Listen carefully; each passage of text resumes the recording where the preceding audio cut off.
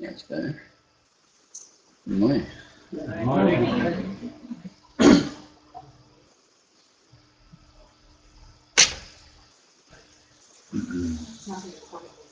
Yeah, I know.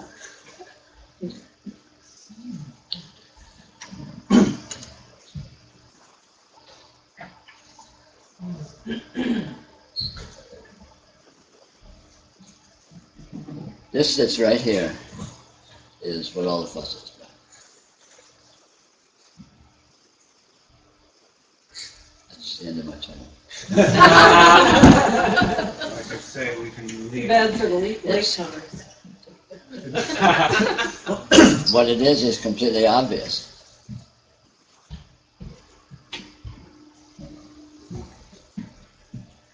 And it only appears confusing, it only appears difficult to understand if you don't let yourself see what's obvious by being distracted by misinterpretations, by being distracted by partialities, partial interpretations.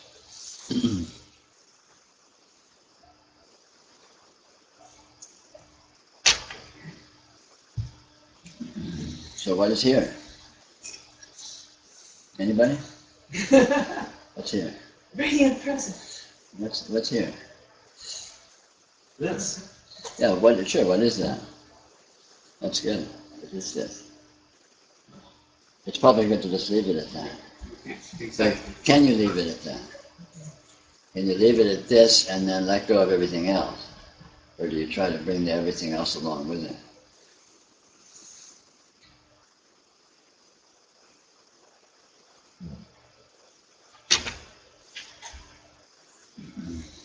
What this is completely inconceivable, completely indescribable, cannot be addressed or engaged with accurately through concepts. But unfortunately, we often don't recognize that fact and try to engage it as if it could be engaged through concepts and then get lost in our excitement of doing so, onward and onward. If you listen to people, I've been sitting here while I've been drinking chai, trying to wake up, and listening to people talking. Every single thing that anyone can talk about is a fantasy. Have you ever noticed that? As soon as you say something, it's not real. It's not actual. It's just it's a concept that one may be pretending is actual. And it's not that it's not actual completely, but what it is completely and utterly transcends what it's being referred to as. So when someone talks about what they did yesterday, or talks about this or that or the other, and yesterday, what you did, the this, the that, and the other are not nothing, but they're certainly not what the words we use to describe them seems to paint them as being. And it is because of this distraction with misdefinition that people get so confused.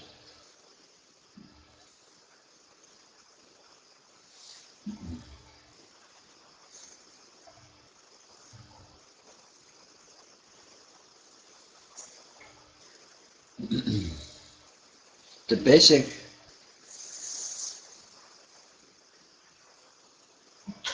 basic nature of this actuality that is most essential to see directly is its unresolvability. It's nothing, no condition whatsoever ever becomes completely and finally anything. So you can never know exactly what anything is. You can never know exactly what is happening. You can never know exactly where anything comes from. You can never know exactly where anything goes to. You can never know exactly what anything is while it's here. And this indeterminacy is not a failure to see it clearly. On the contrary, this indeterminacy is seeing it clearly. The failure to see it clearly is to suppose that it is resolvable. Suppose you can get a handle on what anything is, which is what happens. This is the basic mechanism of delusion, so-called spiritual delusion, is thinking you can know what anything is. And then you think you know what you are, you think you know what the world is, you think you know what other people are, you think you know what's going on in your life, you think you know what you're doing, you think you know what you have, you think you know what you want, you think you know what you don't want. And in actuality, it's impossible to know any of it. And that proves to be a very powerful fact, that proves to be really useful. It's not being able to know what anything is not a failure. On the other hand, it's a supreme success, because then you are able to be with what is really here. You're able to be with what you really are. And this unresolvability is a fullness. This unresolvability is a lusciousness. This unresolvability is a completeness. And this pretense of being able to slice and dice reality into parts and pieces that are separate from each other creates an illusion of incompleteness, creates an illusion of non-fullness, creates an illusion of partiality, where none whatsoever exists. Let me give you an example. You go to sleep at night, basically everything disappears, right? The whole waking world just sort of fades away or whatever, right? But does it feel like a loss? Does it feel like you're losing anything? Or does it feel like letting go into a vast fullness and completeness? And yet what is it? It's completely indeterminate. It's completely undefined and undefinable. But it doesn't. What does it feel like? It feels luscious. It feels exquisite. It feels absolutely full, complete, nourishing, and it feels bulletproof. How can you damage that? How can that be hurt? That very same fullness and completeness is present right here, right now. And in fact, nothing other than that is present right here, right now. And noticing that fact is very easy to do, provided you notice that all the subdividing it and classifying it and slicing it up into parts and pieces doesn't actually exist. It's imaginary.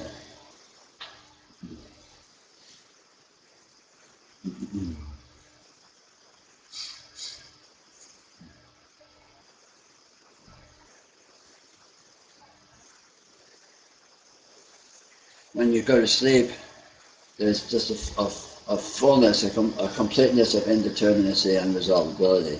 Just a complete fullness, right? This lusciousness. And then say maybe you start to dream, and maybe you seem to be in some situation, and you're involved in something, and you're chasing after something, or who knows what, right? Just some dream, some random seeming chain of events that you seem to be involved in, seem to be present.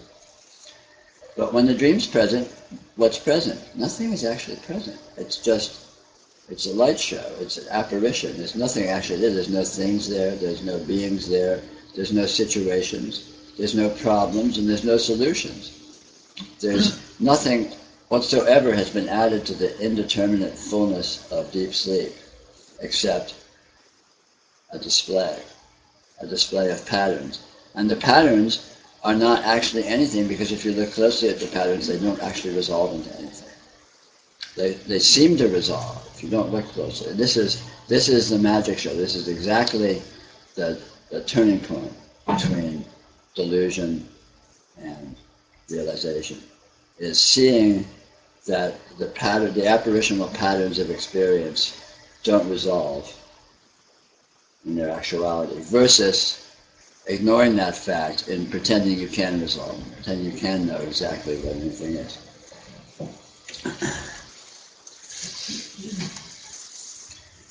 In the actuality of unresolvability, there is fullness, there is completeness. I mean, think of a wave in the ocean. Like, say you're on the beach watching the waves rolling, right?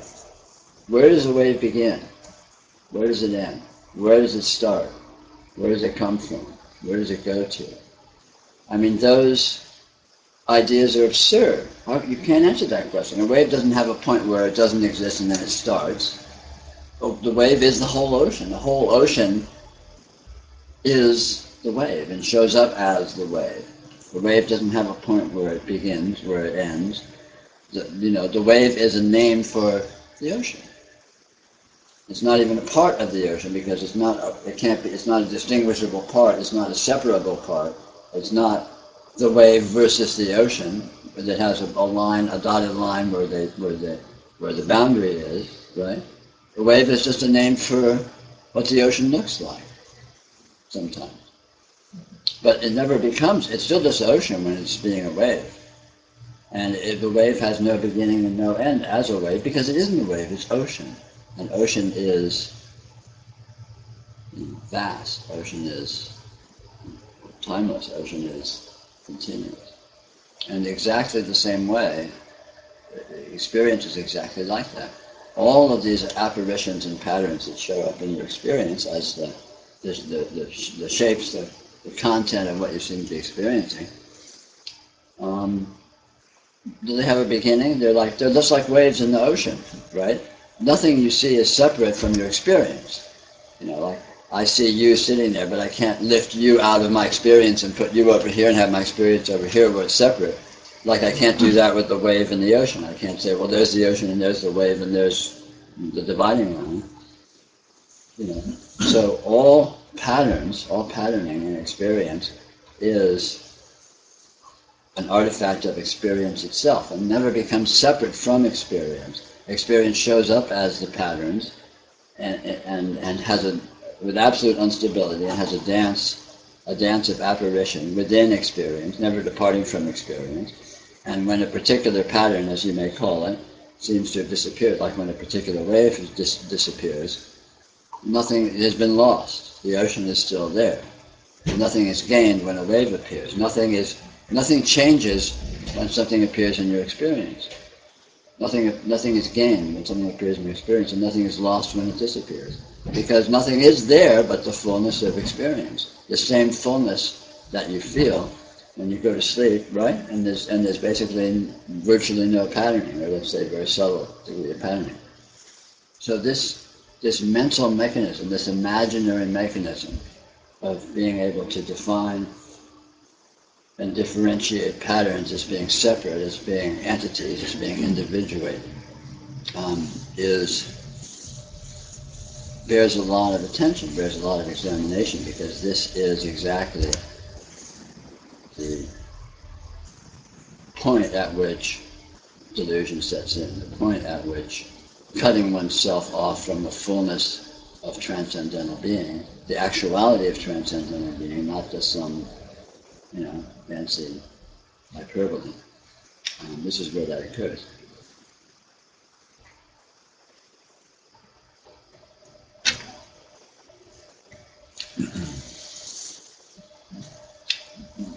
The way this all works, though, is seemingly complicated by its subtlety, its astounding subtlety. The degree of intricacy, of specificity that seems to appear in patterns is amazing. It seems to be, it's very convincing in its seeming integrity, in its seeming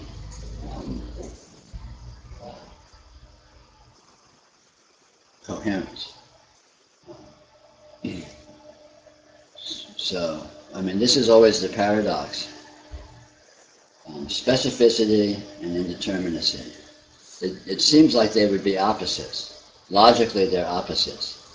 But in actuality, they're not. In actuality, they're one and the same thing. There's an arbitrary, i.e. an infinite degree of specificity in patterning. In other words, if I look at some experience, I'm using the visual field now, but this applies to any and every experience. If you look at a particular pattern, you can study it more closely, and the more closely you study it, the more specificity there is. I can look at you and I see all of these shapes and colors, and I can look closer and see more shapes and more colors and more nuance and so on in the visual field and so on. Right? So there's an infinite, virtually infinite degree of specificity. The closer you look, the more you find specificity. You can just kind of zoom in forever.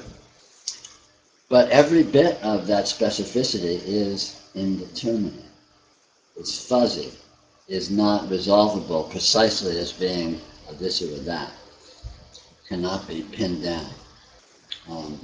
So, you're looking at me, I assume, and I look exactly the way I look. The body that you see here is exactly the shape that it happens to be, right? And that is a specific. It's very precisely that. It looks the shape, exactly the shape it looks, not some other shape.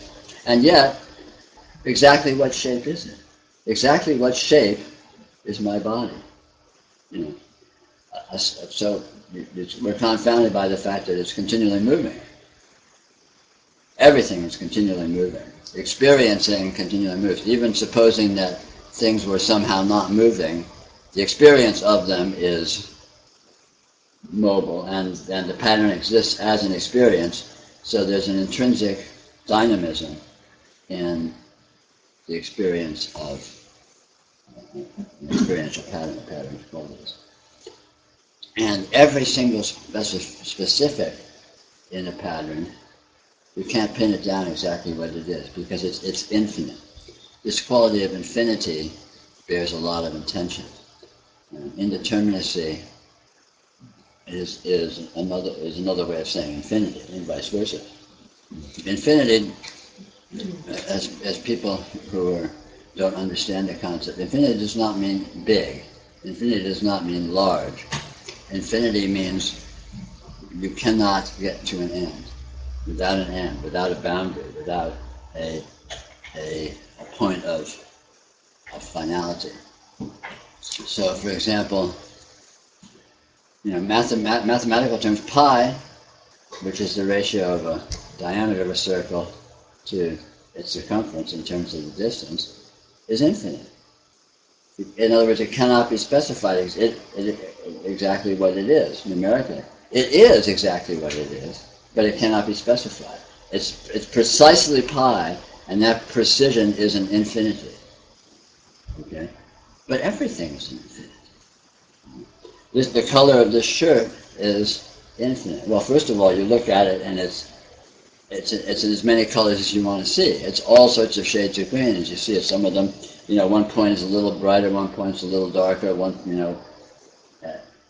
and so every pixel, as you put it, and the pixel is arbitrary how big you choose to analyze it, compared to every other picture, is a minutely different shade, maybe minutely, maybe not so minutely, different shade of the same color. So what color is the shirt? Well, it's a myriad of colors. And you look closer and you get even more of a myriad. So the closer you look, it doesn't converge down to a single color it is. On the contrary, the closer you look, the more colors you find. So what color is it? Well, you can't answer that question. I mean, you can answer that question if you average it. Oh, it's green, right? But when you want to get down to specifics, exactly what green is, you can't say. You can't find it. And even when you look, you see exactly what it is. It is precisely that, but it never is. But even in that being precisely that, it's an infinity. It's a bottomless world. You can never get to the bottom of that world. I mean, this applies. I'm talking about color, shape. The same thing, Virtually any characteristic of experience that we're used to analyzing partakes of exactly the same nature, where it presents experientially with as much specificity as you care to find. There's all kinds of specifics. There's all kinds of shapes. I mean, in visual field, all kinds of shapes, colors, brightnesses, so on and so forth, right? And yet, every one of them, when you look at it, you just find more information and more information and more information, and it never converges down to simplicity. On the contrary, it always opens to greater complexity forever. And the closer you look, the more you find complexity, and it never coheres, it never comes together, it doesn't converge to a singularity, to a single wholeness. This is a fact. This is a perceivable, palpable, experienceable fact. That experience is exactly what it is, but that exactness cannot be specified. It's exactly because it's exactly infinite. It's actually infinite. It's not a theoretical or an abstract infinity. It's a concrete infinity, i.e. it is exactly what it is, very precisely exactly the way it is. It's not anything other than exactly this, precisely this, and yet that precision is precisely unresolvable. You can't say what it is. You can't find what it is. You can study it from now till infinity, and you will never come to a precise determination of what that exactness is, even as it is that exactness. This is is subtle. It's very confusing from the point of view of human thought because it's illogical, it's irrational. But infinity is irrational. Infinity doesn't make sense. But it's real, it's actual. And not being able to be with infinities cuts, and insisting on being rational and logical, cuts one off from reality. Because experience is the only reality, and experience is infinite. In its very nature, it partakes of unresolvability, inherently. And again, this is not a failure or a sloppiness of how we look. We're not looking close enough. Look closer and you'll see what it's not. No. The closer you look, the more precisely you will see that it is unresolvable. It's like a dream. You know, exactly what did you dream last night? Well, I dreamed I was talking to him. Again, the more generally you describe it, the more accurate you can be. You try and get specific, and you get to a point where, well, I really can't say because it was kind of this and kind of that, and you know. And forget about dreams. How about right here? Exactly what are you seeing right now? Well, you're seeing exactly what you're seeing, right? But exactly what is that? What is that? How could you possibly say? You know, there's not enough time to make a list long enough to include everything that you're experiencing in one instant, let alone one continuous flow of unresolvable events. And this is not just by way of analyzing it, by way of listing it, by way of categorizing it and abstracting it, but it itself is that. It itself, that is its very nature. Now, coming to see this is very liberating, it's very freeing, because it will free you from the entrapment of the implications that there are individual things, that there are individual entities that have partake of a certain nature and that you have to sort out and deal with. Yourself included, your life, success or failure, health, living or dying, you know, all those little things that people get so bent out of shape about. They don't actually exist as such. What they are cannot be said because they aren't coherent enough to resolve to say what they are. What is life? Well, this is life. Everyone knows what life is. Okay, everyone knows what life is, but what is it? Well, what's death? Well, death is the end of life. Okay. Right. You don't know what life is, so how can you possibly know what death is? How can you know that death is something to worry about or be afraid? Oh, because it's scary, you know, because I don't want life to end. How do you know you don't want life to end if you don't really know what it is? Well, life is me being here, and death, I won't be here. Well, what does you being here really mean? Are you really here? Is here really here? You know, what is being? Well, this is being. Being is right here. It's obvious. You know, this is existence. Okay, cool. What is this existence? When you go to sleep, is it still existence? Well, yeah. It doesn't stop. The world disappears. Are you there? Is your life as a human being there when you go to sleep? Is your history there? Is your past there? Is your future there? Well, kind of not really. But it all comes back when you wake up. Does it? Does it exactly come back? Is everything the same? Or is everything completely different every morning? Every morning when you wake up, is it a unique experience you've never had before? In every single detail. Oh, you know, but we don't notice it. No, it's the same. It's pretty much the same. Almost the same. Almost the same is a euphemism for entirely different. Think about it. You know, what's happening now is almost the same as the last time I was down here doing a talk in this room, and most of you, or virtually all of you, were here, and it was kind of the same, and I was talking about the same thing, and you guys were kind of in the same place, and we were hanging out saying kind of... No!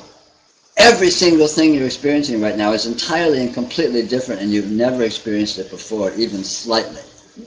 The sameness can only be asserted, can only be claimed by denying the precision of the difference. The difference is very precise and very actual. By insisting on ignoring precision and going to generalities, you cut yourself off from actuality. You cut yourself off from engaging with real presence. And life is presence. Meaning is presence. Intelligence is presence. Functionality is presence. The life force is presence. Health. They don't make computers like they used to. They're fine right now. Until we aren't. So, what? It's done. We're on. So this is, this is really the turning point. This is really the razor's edge between delusion and realization, between life and zombiehood, between sanity and insanity. Is noticing the nature of your actual experience. It is real, it is actual, it is here, it is you, it's unresolvable, it's full, it never gains or loses anything, it never is missing anything, it never gains anything, it never gets bigger, it never gets smaller. It's an intrinsic fullness and completeness and lusciousness. And here it is. And whatever it looks like, it is that. And it always looks different than itself. It always looks different. Never repeats. But what it is completely independent of what it looks like. It does not gain anything or lose anything by what it looks like. It's not affected in the slightest by what it looks like. If you look for yourself and see if that's true, look at your experience and play with that and see if that's true. And if it is true, if it is real, then why bother to pretend it isn't? Why bother to get caught up in all this imaginary bullshit that does nothing but create, craziness? Huh? Says broadcasting, says live. It's just a delay. And that's what we're here to talk about. That's what I'm here to talk about anyway, obviously. So noticing that there is presence and its radiance is on the... Sure. I had interesting thing last night, including Seraphim and Flaming Swords, Guardian Tree of Life. But anyway, I walked into... You think small, I like that. Yeah, I went to do last summer vacation. But I walked in a little late, but kind of a riff on the Shinshin Ming was occurring to me. When the thing no longer offend, it ceases to exist in the old way. And the sense I was having last night was when the thing is no longer a thing, it becomes joy and wonder.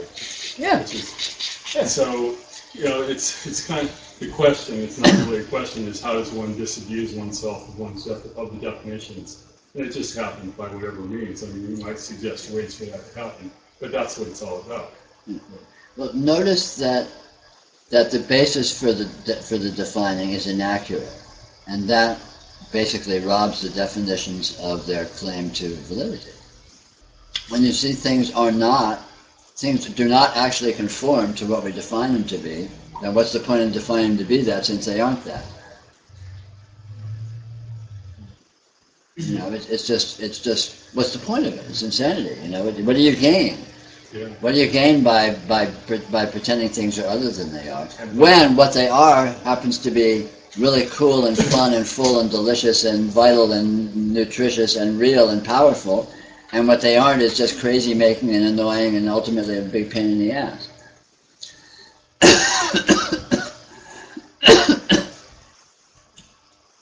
Could it be true that we have no place? There's no place. We have no place, though. Who's we? We attempt to be relevant and we attempt to have structure, but it's all unreal or temporary. Yes, all that. We have no place. Right.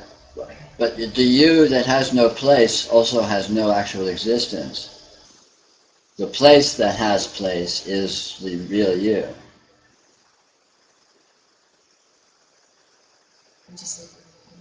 Sure. How Well, was it theirs? sure.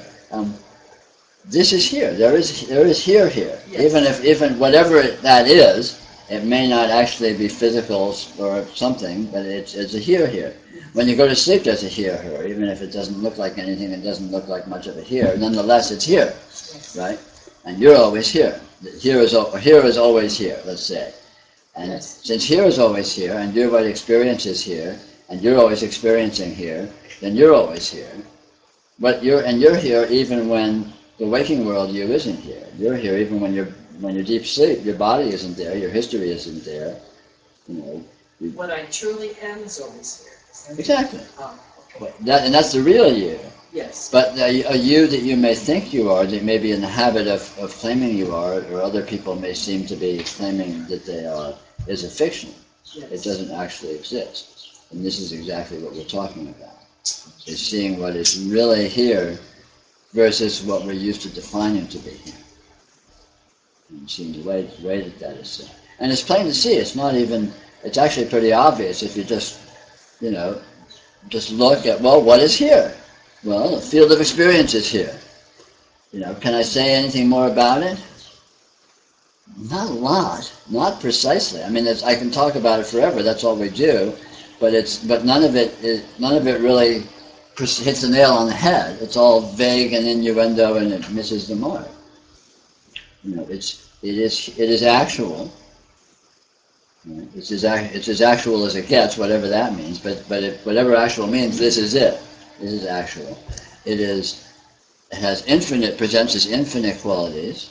The qualities are completely unresolvable and completely dynamic, and that is always the case. I'm very stuck in understanding from the fact that I try to get feedback from the environment to tell me what I am. Right. Well, but then that's fine, but the feedback you get is not by the environment telling you, but by the environment being what it is. That's your feedback. And what it is vibrantly present with all sorts of qualities and actuality and astounding beauty and patterning and meaningfulness of an irrational nature, presence, and complete instability of apparition, but complete constancy of presence. Nothing is ever lacking. In other words, if your experience is always full, Yes. you close your eyes, you don't see anything, but it's still full. Field of vision is full when your eyes are open or closed. Your field of experience is full whether you're asleep, in deep sleep, or in the waking world or dreaming. But what that fullness looks like can be drastically different. It can look like absolutely anything, literally absolutely anything. The trap is that you look for something that you recognize as meaningful for you, Right. and it's not real, Right. But what I saw just sitting here this morning was that all I want to do is feel that I'm relevant. Right. Well, why? No, exactly. Who would I be relevant to? Yeah. Who matters? The you that wants that relevancy, it won't find it unless you manufacture it. Right. Because Right. that you doesn't really exist. It's a Right. fiction. Yes. And fictions, of course, aren't going to find much evidence for their validity anyway, Yes. unless they create it, which is exactly what most people do. Exactly. We look for self-validation, we look Yes. for the environment to prove to us we're somebody, Yes. when we aren't. But it's wonderful if you have no place. It turns out to be absolutely wonderful, Yes. because placelessness, it doesn't need to be defended, it can't be lost, Yes. it's not delicate, Right. and it's always full. Right. Thank you.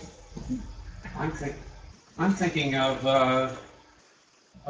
authority figures when they throw these concepts and definitions, and specifically, there's some teacher by the name of Edwin Spina who talks about how sacred sex raises you to, quote, higher levels of consciousness, and I want to make sure I know what can distinguish between fact and fiction here. In his own words, he says something like, you experience higher levels of two partners who are engaged in sacred sex or tantric or some serious commitment experience higher levels of consciousness than either could on their own. And I'm getting a sense of some false concepts here. Exactly. That's I just want to land it. Let me give you an example. Okay. To illustrate that. Suppose you're engaged in a profound quest of sacred engagement with another person, and it's just developing, and it's just really profound and meaningful, and it's going out there, and you're really getting good at it, and so on and so forth. And then suppose it turns out you're dreaming and you wake up. So that other person that was there, there wasn't actually another person there. It was just you. You don't need another person to experience otherness, because all otherness is just you. Even when you're with another person, you're just with yourself, because you're with your experience of them. I can't ever actually be in your world. I'm always an apparition in your world, which you experience in your experience, and you're always an apparition in my world, which I experience in my experience. We can't ever actually meet. So all this kind of apparent interpersonal interaction and engagement with otherness is actually self-engagement. And it's being interpreted as otherness because of the complexity of the experiential patterns. Then dreams illustrates this perfectly. Picture any event whatsoever. Dreams can be very meaningful. They can be very profound, right? But that meaningfulness and that profundity is yours. It's not coming from outside, because you are the mother lode of all profundity. What you are is the mother lode of all meaningfulness. This presence that you actually are, that alone exists, is where everything comes from. So how can what comes be more than where it comes from? How can the wave be more than the ocean? It can't happen. The Atman is like what in Hinduism they call that the Atman. The Atman is where everything comes out of, and the Atman is you. So how can you gain anything by what comes from yourself? How can what comes from you be greater than you and cause it be an actual gain? I get what you're saying. Then it's erroneous to look to a sacred partner as completeness when you already are the completeness. Exactly. Which is not to say that you can't enjoy experience. Experience is totally enjoyable and nothing is precluded. But to assume you're actually getting something is a major confusion, a major misunderstanding. Everything is a celebration of the inherent fullness. Everything is a celebration of the inherent divinity. It's not an acquisition or a development of the fullness, or an acquisition or development of the divinity. It's a celebration of it. Thank you. Sure. Stand, the seat's up here if you want. I'm looking way back there. I know if you're happy, that's fine, but I'm just saying. Just making an observation. I'm late and punishing myself. Very relaxed. Well, I know that. You're here. You must be, right? Very relaxed. Okay, I'll just sit right here then. Yeah. We have a pillory over in the corner. People can throw vegetables at you. So I have a kind of a thing I noticed in a question. Things are coming to a head at work, just at the end of the semester and stuff, and got a problematic Marine who's a little bit threatening in one of my classes. And anyway. The worst that's going to happen is he'll bring in his gun and shoot you one day. So. I think he's going into that. Well, if I make it, yeah. Anyway, but I realized, and I've been chewing this, I chew on things, the obsessive thought that will happen, and I realized that it's actually occurring, but what really fuels it is the fictitious idea of me that can be threatened. That actually, the feeling of me is actually mysterious, and I can't. Yeah. And then all this stuff falls away. It's really bizarre. Well, that's one half of it. One side of it is the fictitious idea of a you that can be threatened, right. And the other side of it is the fictitious idea of entities that could threaten you, that could actually exist in the way that you're thinking of. And neither side of that will stand up to scrutiny.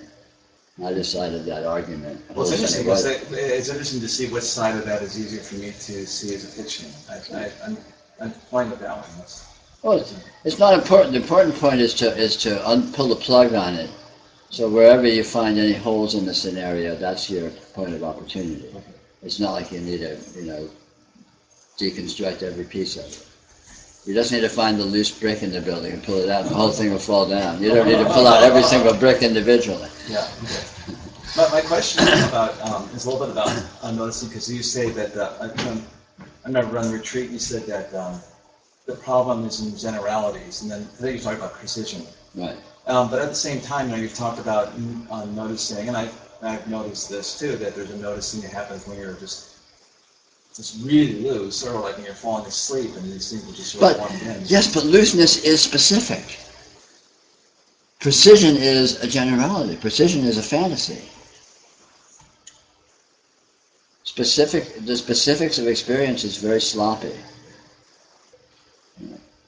Points of focus and all of this, it's all very sloshy. It's all very vague. Vagueness is specific.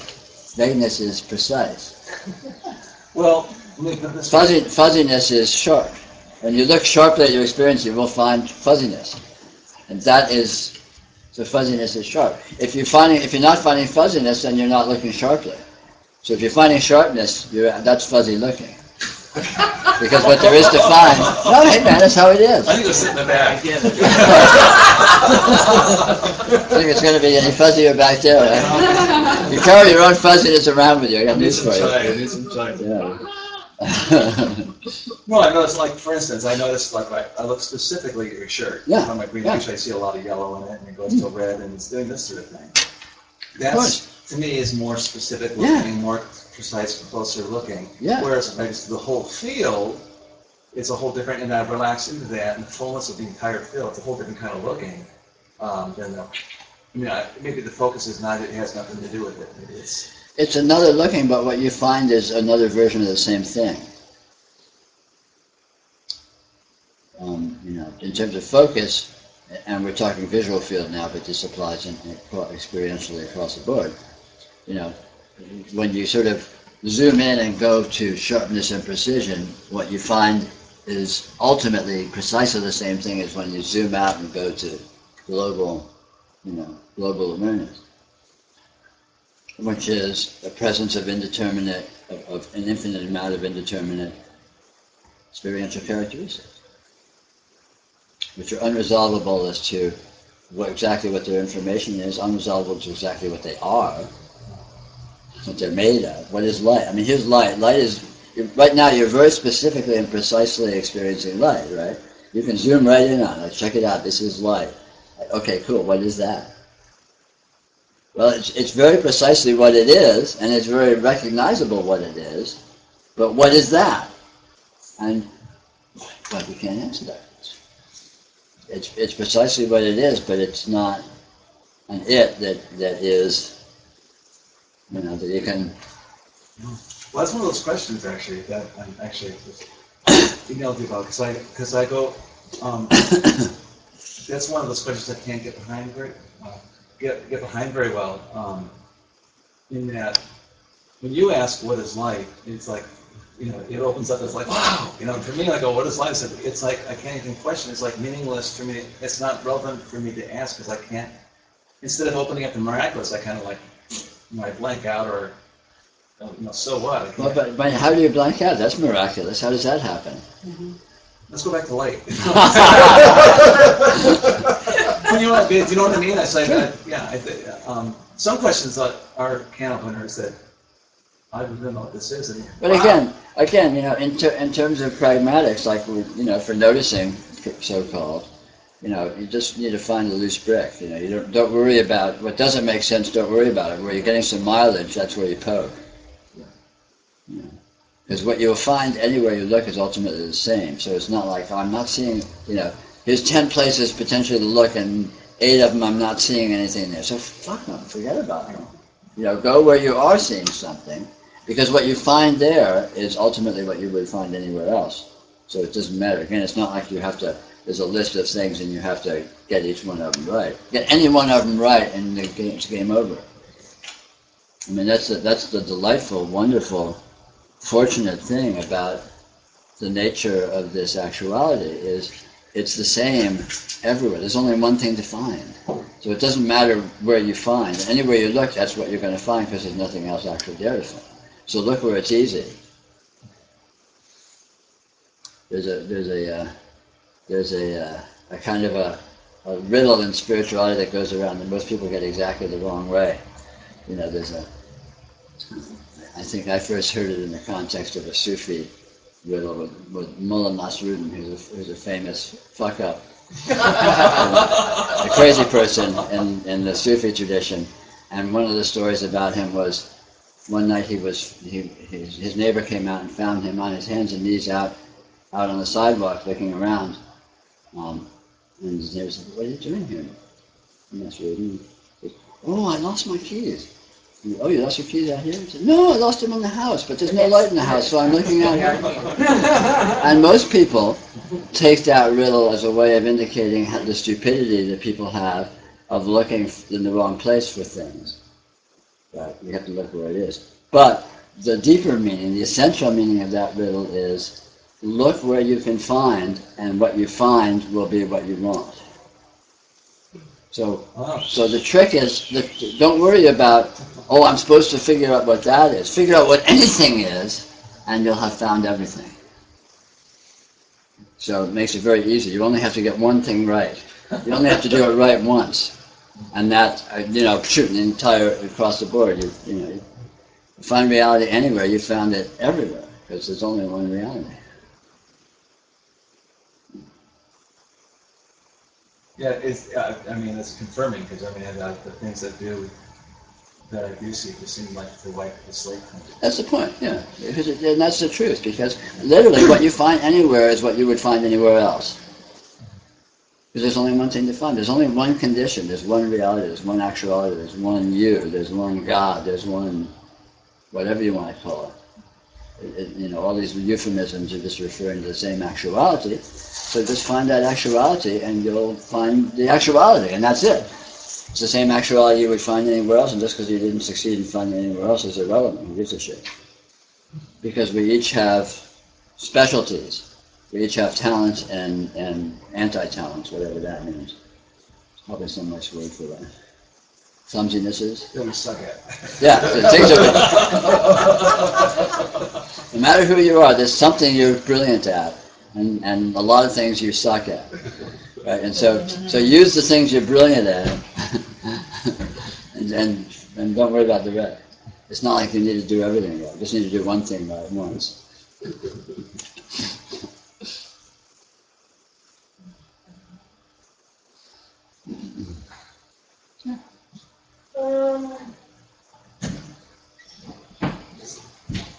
I had an experience in March. I went up north. I haven't been able to afford to go there in a while. And my reaction on coming back was like, okay, pay attention to this, because it was like I'm going to be moving up there, and I'm not sure where I'm going to live or job.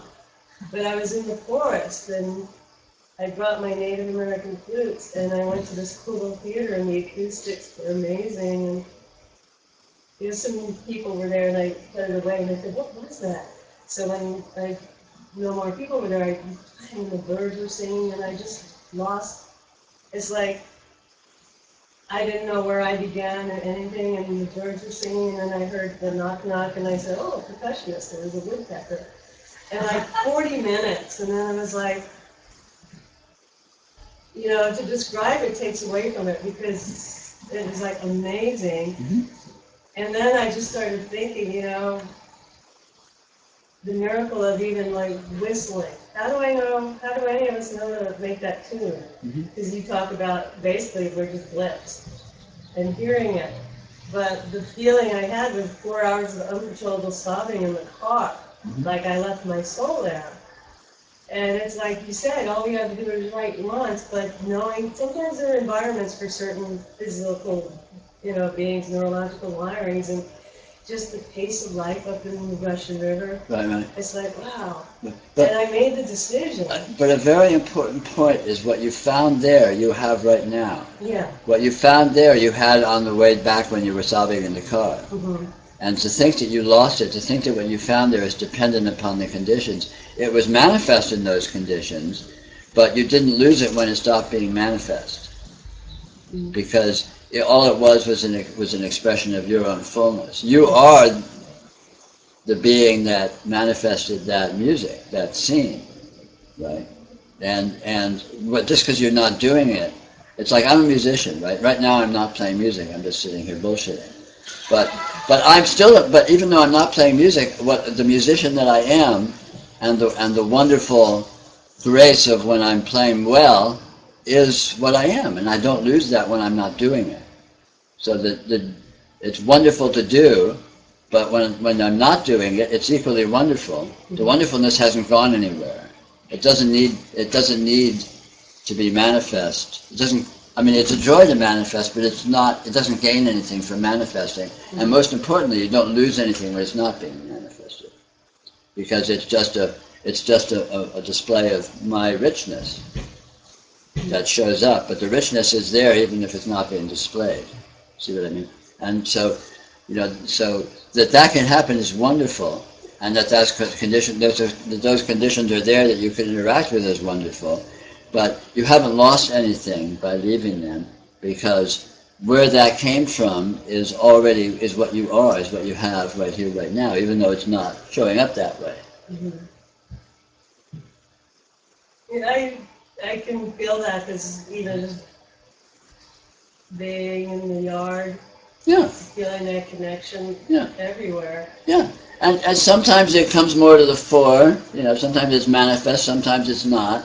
But it's not actually lost when it's not manifest, and nothing's gained when it is. It's a wonderful celebration when it is. Mm-hmm. But again, the important point is when it's not a loss.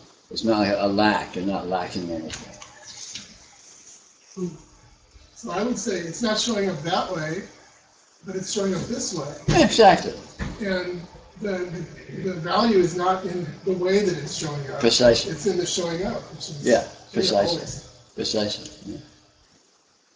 Yeah. The fullness is not lost, and the fullness is not dependent upon circumstances. The fullness is not dependent on what it looks like. It's not dependent upon manifestation. The manifestation comes from the fullness, and the manifestation is a celebration of the fullness, but the fullness doesn't gain anything from the manifestation. The fullness is full, and it's full whether it's manifest or not. When you go to sleep at night, it's just as full as when you're waking up acting it out. And when you're asleep, nothing is being acted out at all, right? And yet, there's not a loss. It's not a lack. It's not like, oh no, the music's gone. No, that's where the music comes from. It doesn't need to be out there to still be, in the richness. The richness that it comes from is, called the background, or if you want. Well, the first thing was I was listening that the occurrences or the times that seem to trigger kind of relaxation of thought or mind or whatever, to open up the possibility of seeing something we normally consciously ignore.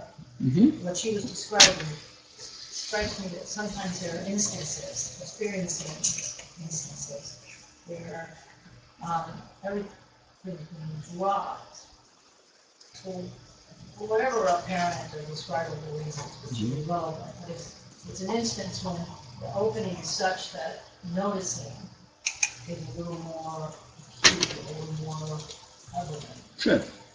Which is why I think a lot of religions recommend what they call practices, meditation and all that, but they happen on their own, and noticing when they're happening on their own is, I think, far more valuable than trying to make them happen. So you're not really letting go. Right. And what gets dropped in these instances is the partiality of erroneous definition, of erroneous defining, and the looseness and fullness and multidimensionality that's found in these moments is being with being with experience from a non-defining point of view, at which point the fullness reveals itself because it's always present. And this is what we started talking about today. Defining creates partiality. Defining creates apparent limitation. Defining it cuts off the fullness. It cuts off the lusciousness. It cuts off the richness. And the less defined, the more full, complete, and luscious it is.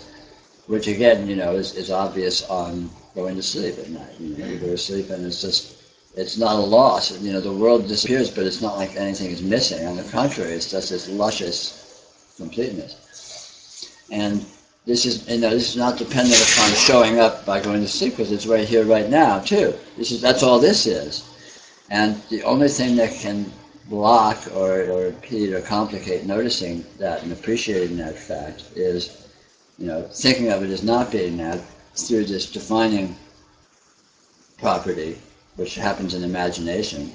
In other words, assuming that the way you imagine things as being, consisting of a this and a that you can know what they are, actually exists. And then you feel like you're a little person in a little world with a lot of big complicated things that you can't get control of, instead of feeling yourself as an infinite complete fullness that is everything, which is, of course, the actual condition, and is palpably so if you let yourself notice that's the case. So,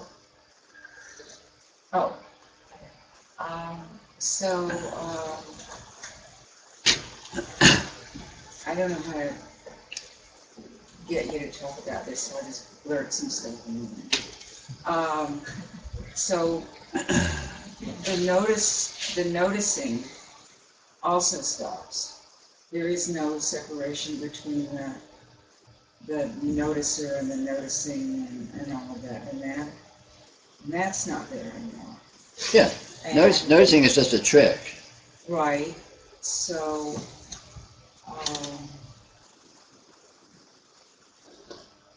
I just don't have anything else to say. Yeah, is there anything you want to riff on that? Or Sure. I mean, noticing as something you can do or play with or explore is basically a Trojan horse. It's a myth. It doesn't actually exist. And yet, noticing can be very powerful by enabling you to notice what this is. And when you notice what this is, you notice what it always is, and you notice that it is a noticing, and that it always has been a noticing, even when you've been thinking of it as not noticing. So noticing is a vehicle to discover the actual noticing, which is what's always happening, is what this is, which is basically fullness, a transcendental fullness noticing itself, which is what reality consists of. Right. And so having that sense of, I'm going to use your words because I don't have English, transcendental and something noticing itself. Whatever it was you said. I'm kind of at a point of really like, who cares? I mean, it's.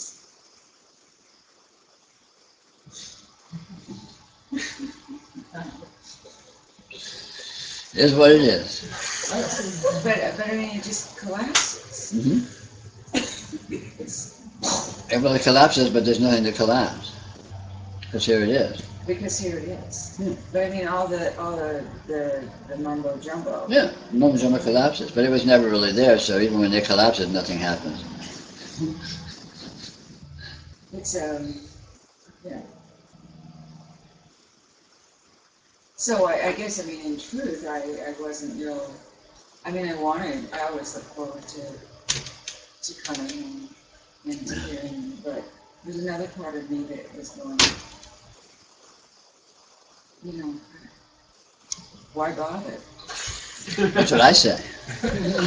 See if there's any good movies playing, But I mean, I'm not being, you know what I'm saying. I mean, it's very reassuring the everyday world that I live in. I, obviously don't have Peter, saying these things or whatever. Well, you don't need me saying anything, because it is what it is, whether I'm saying something or not. Right, And what it is what it is the important part.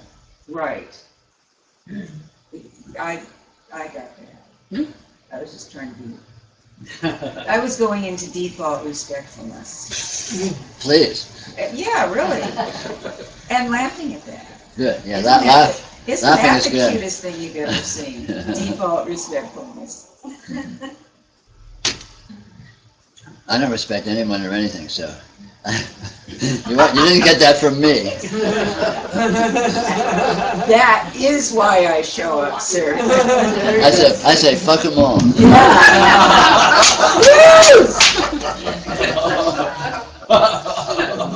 Leif, you had. Yeah. So that when I'm hearing the clarity of what you're saying, I'm manifesting it. Sure, of course. Just like somebody else playing music. Sure. But even when you manifest it, so to speak, nothing is being gained, and nothing that wasn't there before it was manifested, and so on and so forth. It's just a matter of explicit. Something that's explicit or not experientially, nothing is gained when it's made explicit. Nothing is lost when it's not explicit. It's like when you dream a particular dream, you haven't gained anything because the dream came out of the fullness of your sleep. You didn't gain anything. It's like taking something out of the drawer and holding it up, and admiring it and then putting it back in the drawer. When it's in the drawer, you still have it. It's still there. It's just not being, held up, shown up explicitly. And that's not a perfect analogy, but it'll do.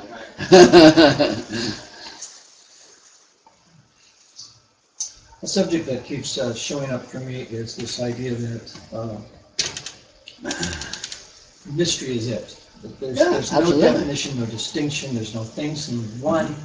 That mystery, and it's not even intermittent. It's not here and there. It's like absolute across the board. That's the condition. Yeah. And it just feels like a swimming in it, like being a child in a big body of water. Yeah. The important thing that I would add to that as a point of clarification, it's the actuality of mystery. It's the concrete fact of mystery, the undeniable actuality, the presence of explicit mystery. It's not just a hypothetical mystery. It's up close, personal, in your face mystery. Yeah, and it's such a reversal of attitude to even as I'm here and something occurs and I go, oh, it looks like I was wrong about that. But I'm okay with that because I now readjust to that one. So I've always got this reference point. And this is the place of no reference point. Yes, exactly, no reference. And it's all arbitrary. Everything else is just down to debating skills. And otherwise it's an open field. Before the debate starts, what's it about? It's about anything. It could be about anything until someone starts bullshitting, and then the best bullshitter wins. But even then, nothing's been gained or lost. It's all just a bunch of hot air. Yeah. Why don't we take a little break, take a few minutes break, just to stretch out so we don't get too whatever.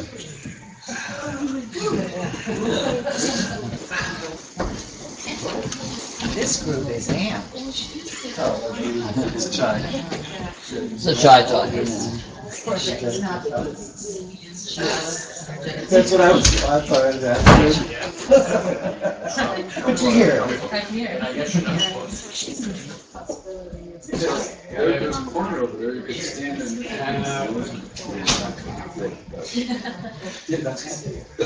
Really? go what for it? Well, actually, I haven't come to this stage, but then looking at folks, I say, man, what the ear thing is. I just Don't believe anything you read. I said there's tanks. And Oh. The Marines knocking on your door.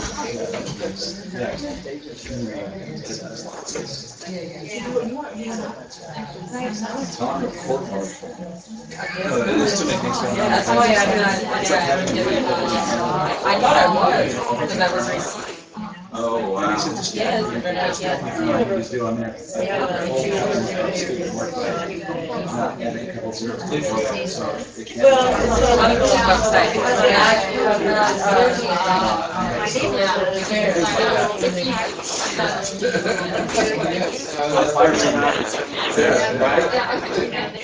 I want to fire you.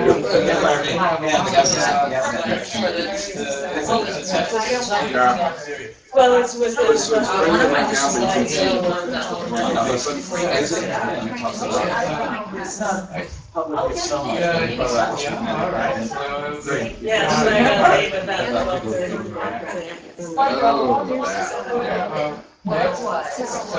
Well, that's okay.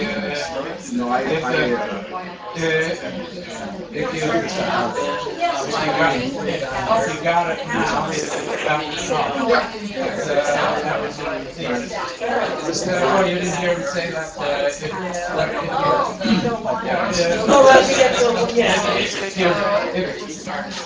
If you catch the time. Oh, yes, I did. And also, we're on a search committee for a fire director.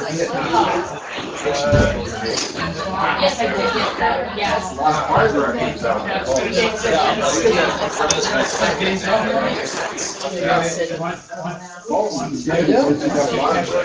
Pretty good, thanks. Whoa! Like that. So it doesn't even matter, actually, you're saying about Costa Lake, whether they got the door or not. It doesn't matter, so in other words, the whole thing about fauna, like I love Costa, he's gonna get Costa musician, actually doesn't matter, it's not the That actually sounds fun. Yeah, I had to. When I wasn't from my air vent,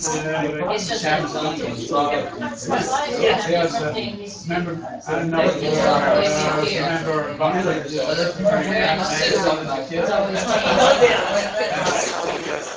Oh yeah, one of the things they made a big to do about was My giving or energetic activity channeled itself to their playgrounds and friends and parents. They would often special forms of things like and one was 75 uses for belly button. Good old Alfred.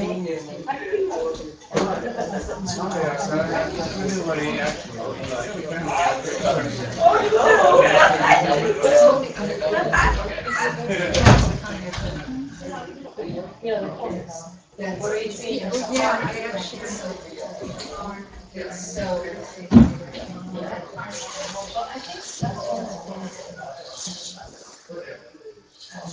What?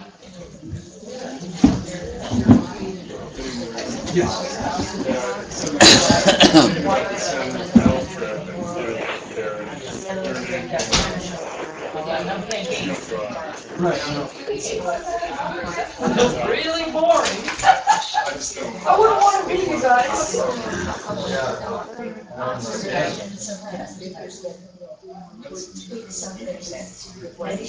It's all, you know, just the party, the way you engage, all of this, it's all good. Yeah, I think that would be.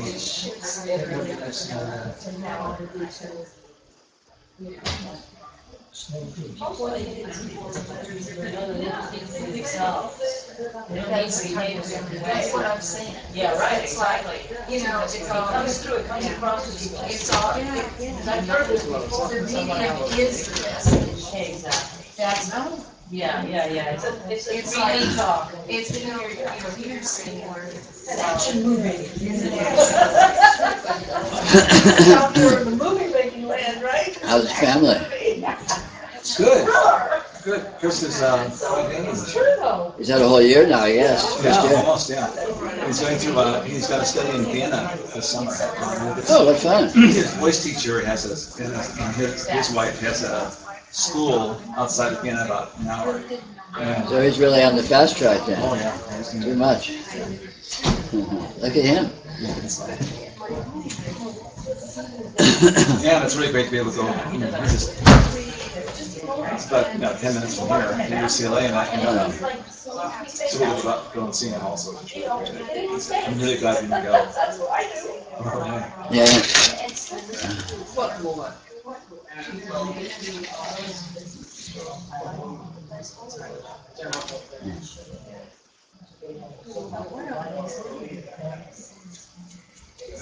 This is great. This is really.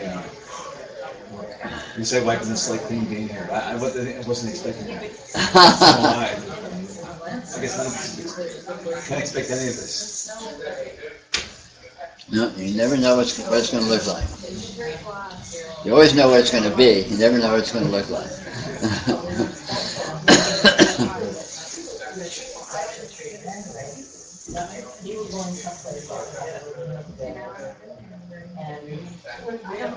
It's really good to whatever works. There's some of these things before, for some reason I just don't recall them.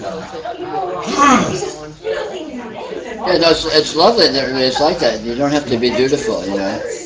You just have to it's like I'm reminded. I don't know that this is what he's referring to, but I'm reminded of the quote from Jesus. You know, be like a thief in the night. It's like you just need to just get it one place. Just like find a place that you can just grab it by hook or by crook, and that does the job.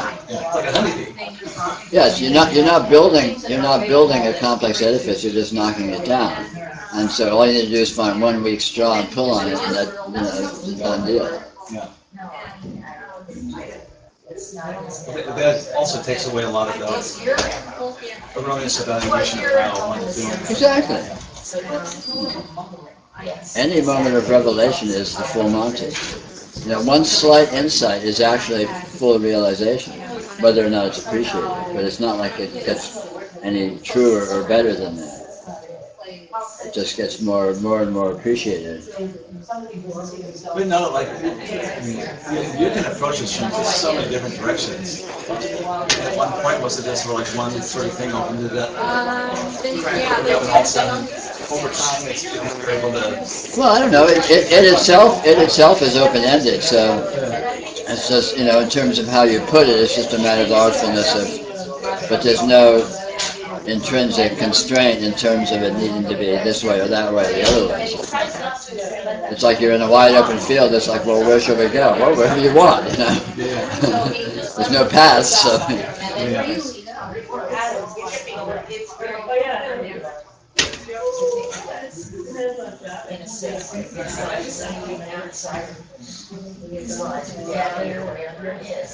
Are you and Lily still coming down?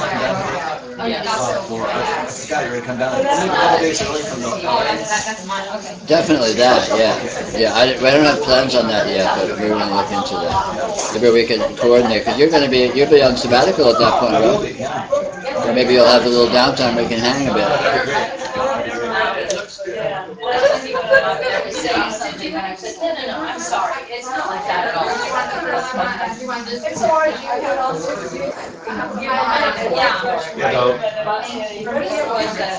The one wild card in this time off is in the day. Yeah, for sure, of course. Well, it's always on the table. That kind of stuff. It's basically the same thing. Yeah, it's not going easily. When you are damaged. Going quietly into that good night. Well, he's going quietly into that with massive diarrhea and bladder cancer and all. Going nuts and stuff. Well, he may take a sudden downturn or something, so it can be a blessing after a while. So, yeah.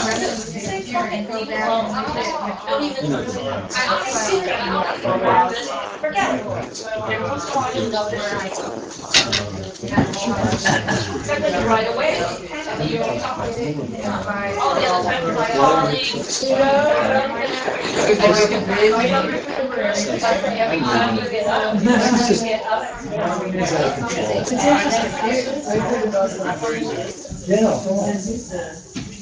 So,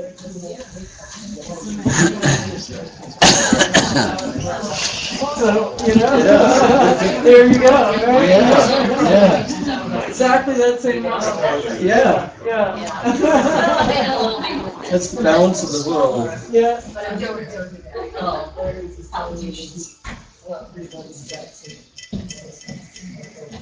I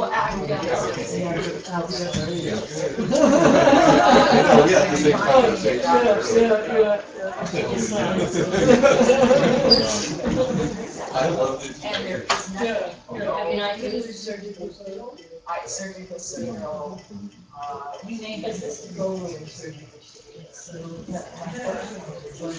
signal.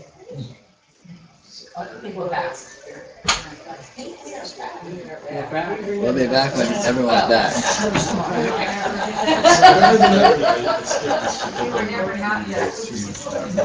We were never gone. We were never missing. And we were, there isn't any more for us to get back.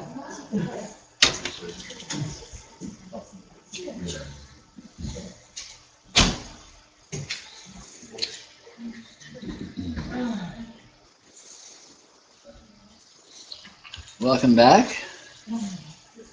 The second fun-filled section of our day.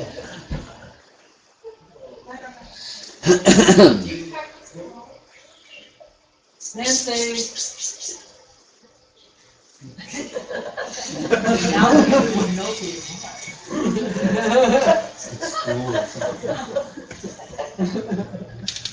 Are we there yet?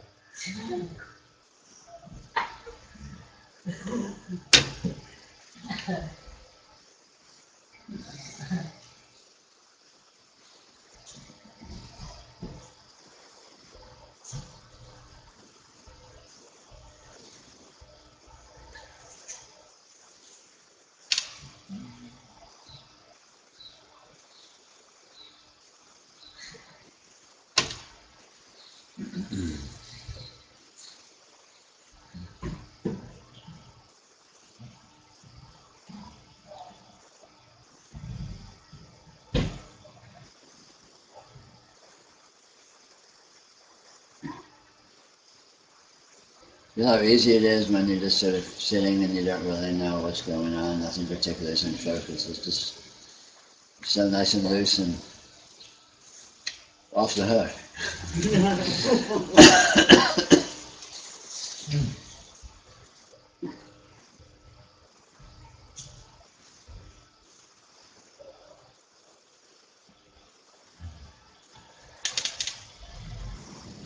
One of the pleasant side effects that I'm finding these days is everyone gets to be exactly how they are, and I don't have to do anything about it.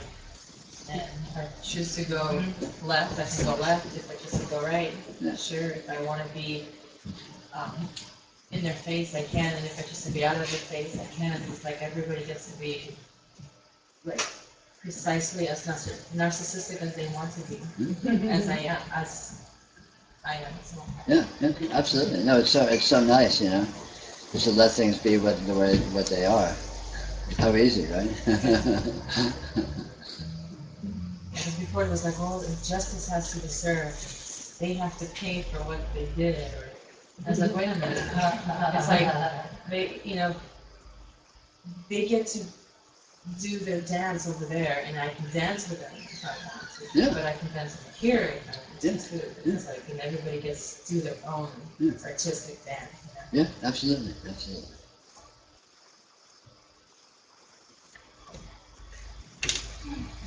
All beings just dancing with their own energy, their own process, any way that makes sense to them.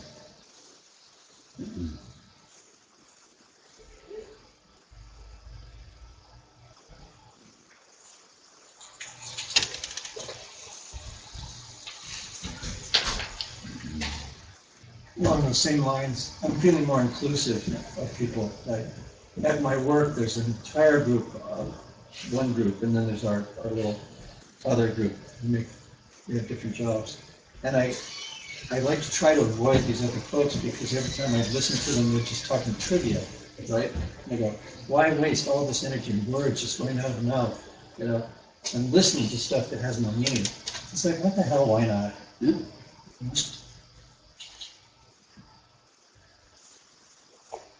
People like different things. And ultimately, there's no scale of values.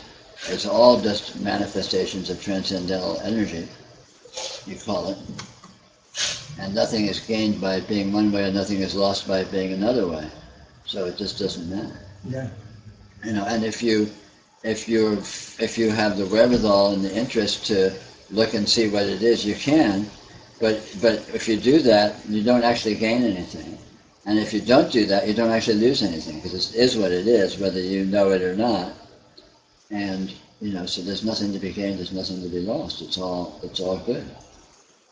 It's lovely. It's just so loose and easy, you know. Yes, things can be however they are, and that's cool. Yeah, the picture of like losing energy through like nonsense talk. Well, there's like a resistance to that was a loss of energy. Yeah. So it just feels like more of a flow now. Because the actual energy can't actually be lost. Nothing can be lost.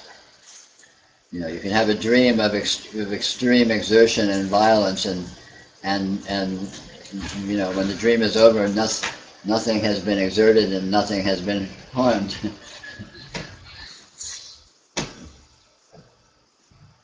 You know, so all these, again, you know, I mean, it's contrary to a normal human worldview, but energy energy can't be lost or gained for that matter. So it doesn't matter what happens. There's nothing to preserve. There's nothing that's delicate or you know, vulnerable. It doesn't matter what happens. Nothing is lost. Nothing is gained. So then it's just a matter of personal preference. You know, if you prefer not to indulge in bullshit, then that's cool. But if you prefer to it, that's cool too, because it's just a different dream.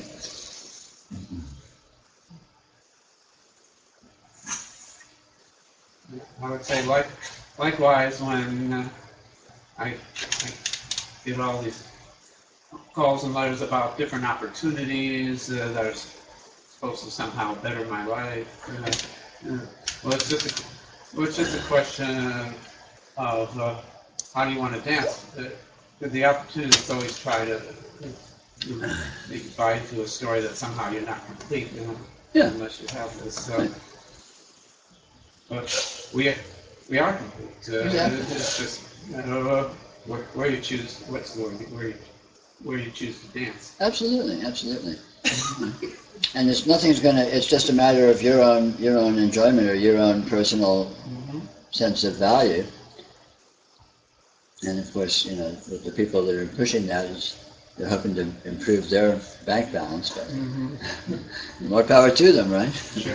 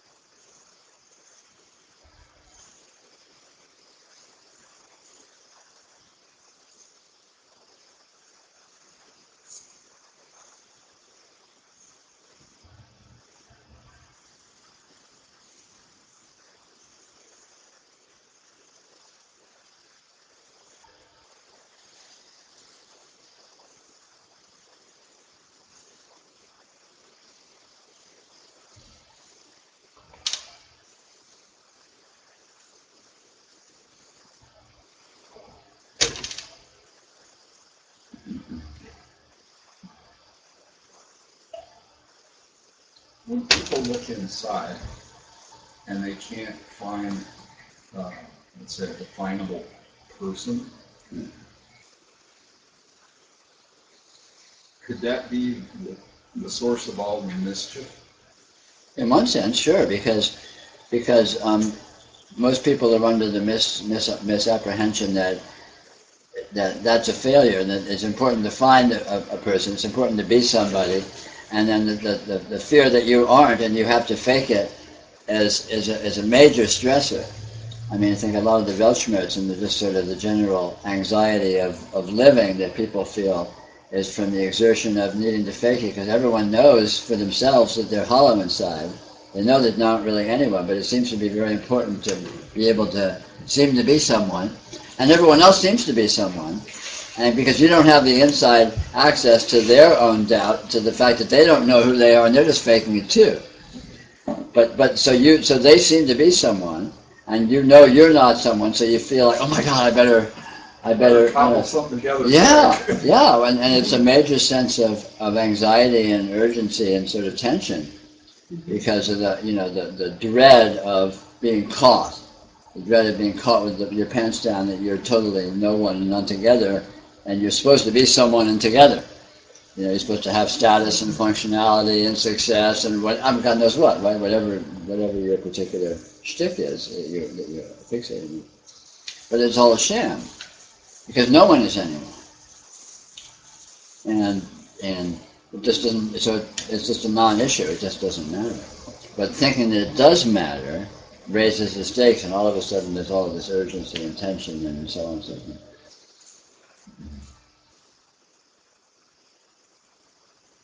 You know, people are terrified of the fantasy of nothingness. I think that's what the fear of death is. I think people aren't really afraid of dying, they're afraid of not existing. You know, and existence itself is weirder than that. Existence itself is actually basically non-existence. So it's all very strange and cobbled up. So if you see that fact, then the tension goes out of all of that anxiety at its core. Because non-existence in a profound sense is at the core of things. At the core of all existence is basically non-existence in a profound sense. That's what that cartoon. Oh yeah.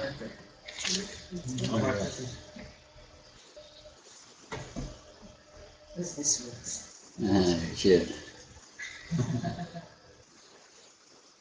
It's the look on the guy's face that reflects what Fritz Yeah, is saying. he thinks that's a problem.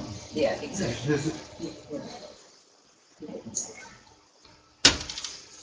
Yeah, no, I mean this goes right to the core of psychology.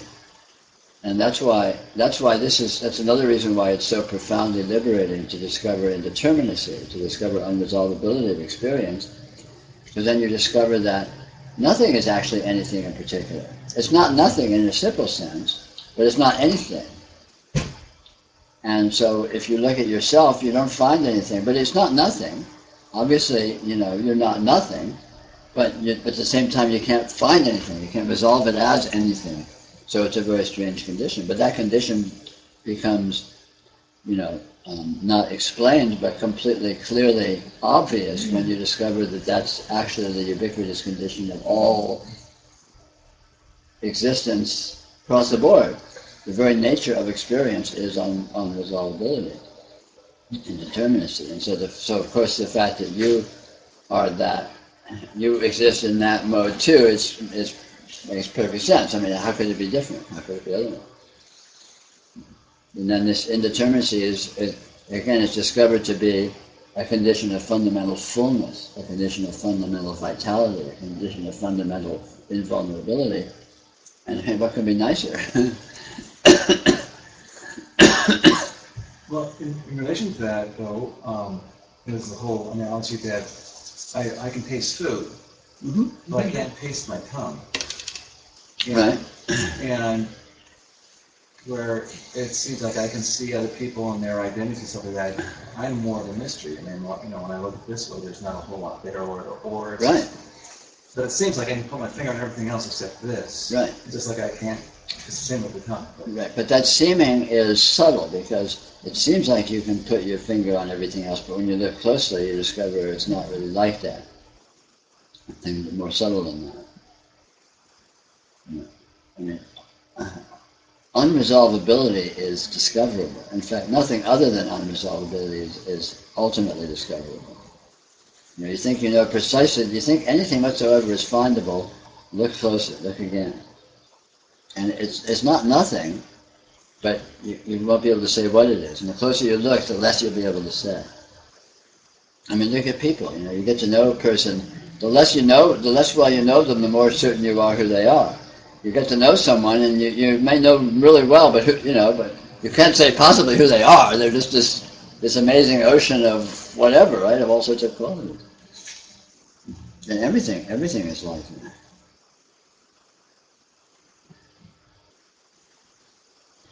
Well, when I talking to people, and sometimes the people change into the light or became animation, something like that, Sure. Self-nature. Yeah. But the majority of the time, when I'm looking at people, this feels so different than before. And before there's the destination, there's the person, and blah blah blah. Mm-hmm. But now I don't know. It's hard to put words in it when I'm looking at that. But in engaging in the communication is more seems like engaging in this energy flowing, things like that. And it's getting more sensitive. Even from with the energy, feel like from here, and I can feel it start. Yeah. And once I saw it, somehow I can redirect, changing the flow or something. Yeah, it's participatory. You can participate with this in very subtle ways, in very fine ways. Yeah, that's great. That's wonderful. It seems like the energy flowing more smoothly in that way. Mm-hmm. It's getting more sensitive. But there's still underlying, there's kind of underlying thing, and like mind stream underlying on the current, sure. And still judging and feeling something. I can caught up. I can see those things now and see those underlying stuff.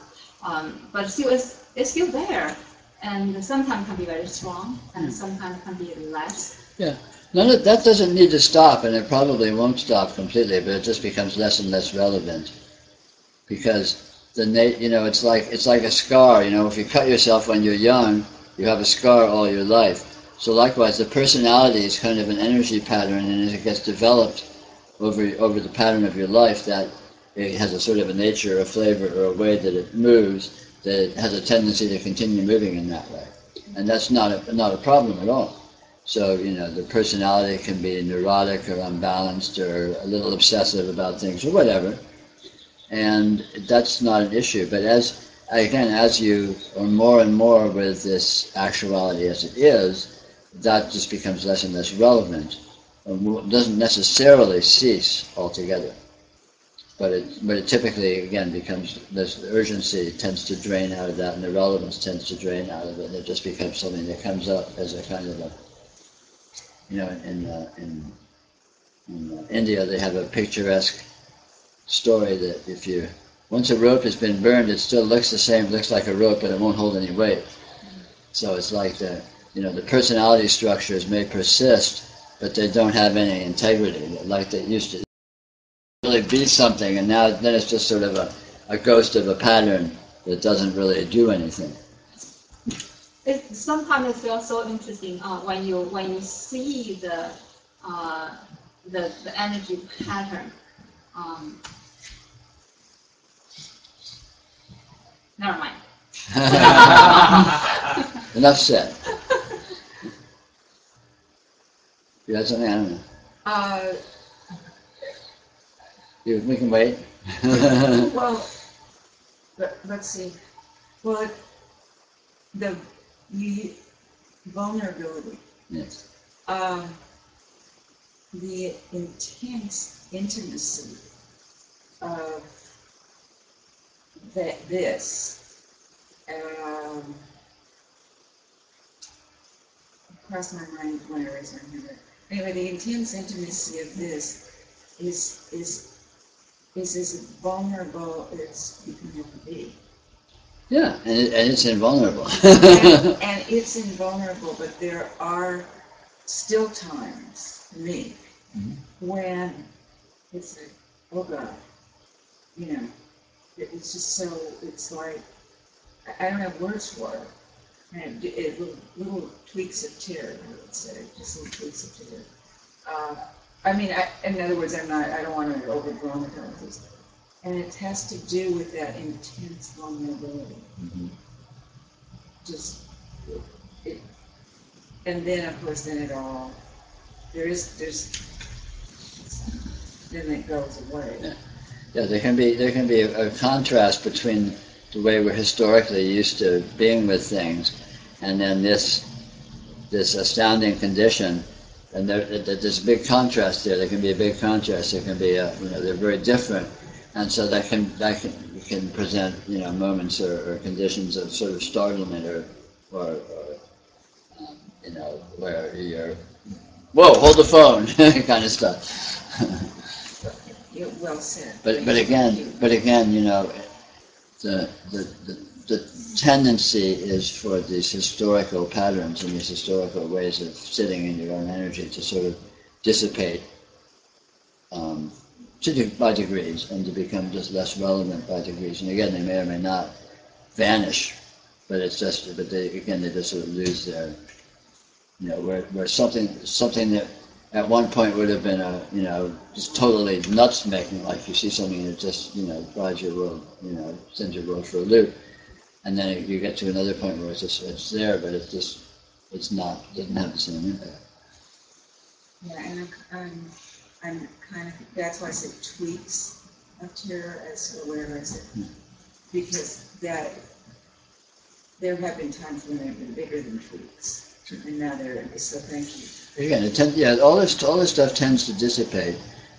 Most of the turbulence and the weirdness in spiritual unfoldment comes from the contrast with what this is discovered to be, contrasted with what we thought it was. And usually there's a wild and drastic disparity there, and the implications of that, again, are quite drastic. And so, but again, as one becomes more and more familiar with the nature of this actual condition, and one becomes more sensitive to it and its nuances. Again, that contrast just tends to just sort of diminish, and one discovers the absolute, basically supportive and nourishing and gentle nature of this condition, that it is ultimately much more trustworthy and valuable than our previous modes, and so one's allegiance sort of moves over to that orientation, even as there remains some degree of contrast between the two. And again, the old modes won't necessarily go away altogether, but they just sort of diminish in their urgency or relevance or what have you.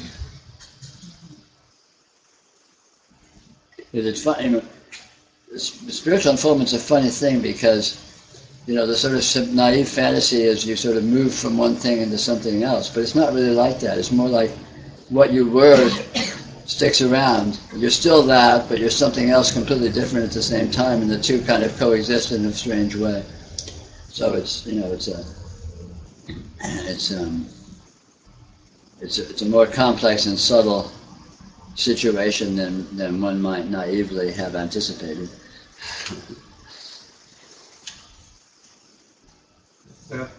Well, an interesting tweet that came up to me recently, and I might have read specifically what they meant by that.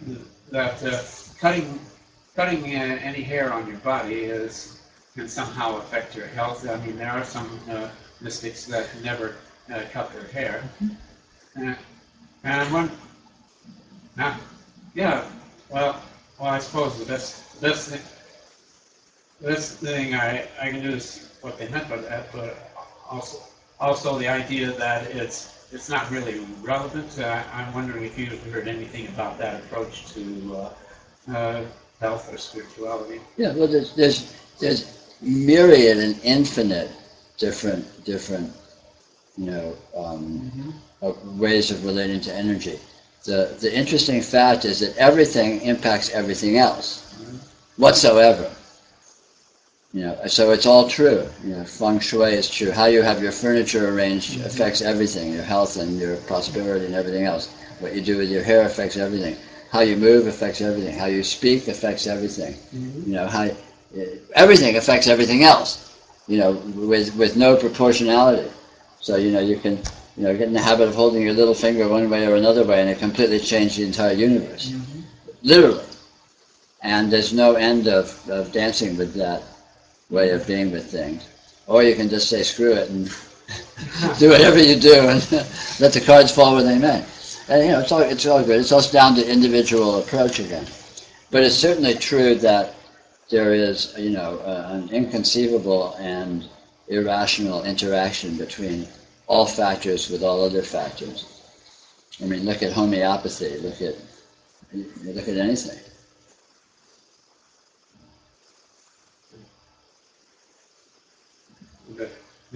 You said that last statement. There is a connection or relevance. Yeah. Yeah. Everything interacts with everything else. So it's really just down to the artfulness of your being able to exploit that, and that gets down to sensitivity and intelligence. Best avoid superstition now. And unfortunately, a great deal of that kind of participation is more superstitious than it is intelligent or sensitive. So.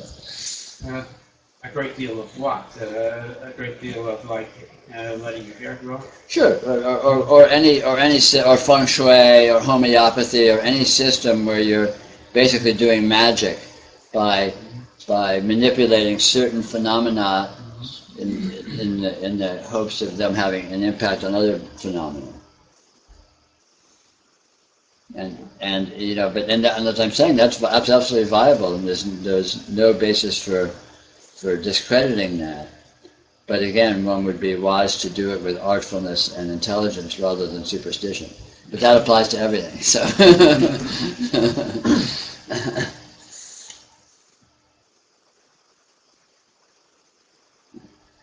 That applies to life across the board.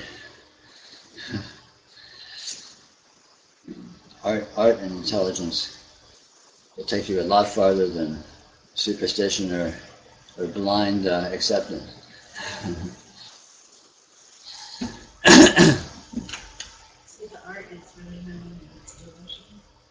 Well, the art is sensitive responsiveness, which may consist of that in some context. It's not, things aren't illusion in an across the board sense, but the way in which they are illusory, with precision, and is relevant, but again, it demands intelligence to see that precisely.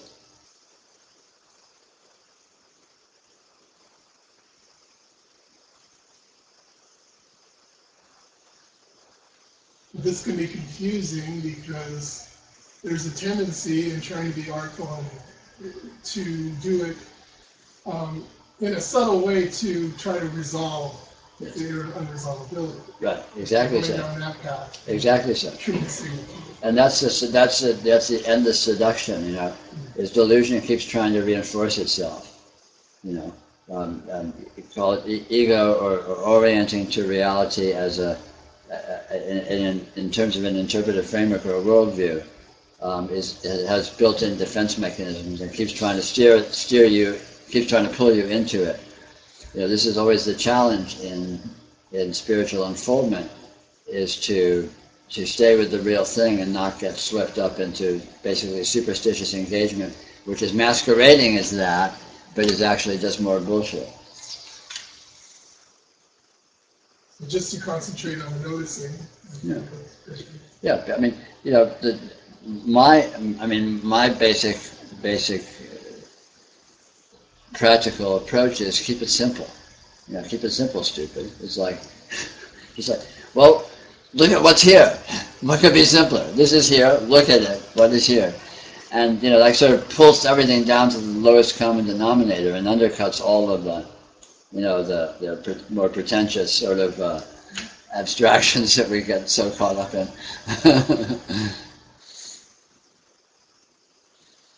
Because it turns out that that's all that's necessary, and so, which is very convenient, because then, because what could be easier than being in the actuality of your experience right here? It doesn't require anything. There's nothing. There's no prerequisites. There's no techniques you need to learn or oaths you need to take or anything. It's just, well, here it is. Check it out.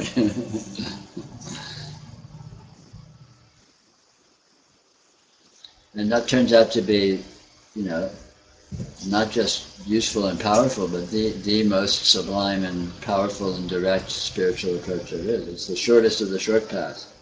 It's just to look at actuality itself.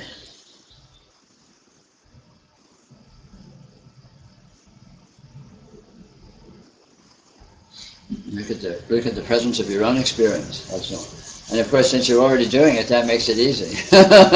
And since we're all basically narcissistic, we love looking at our experience anyway. It's all about me. How nice. I always thought it was, and turns out I was right.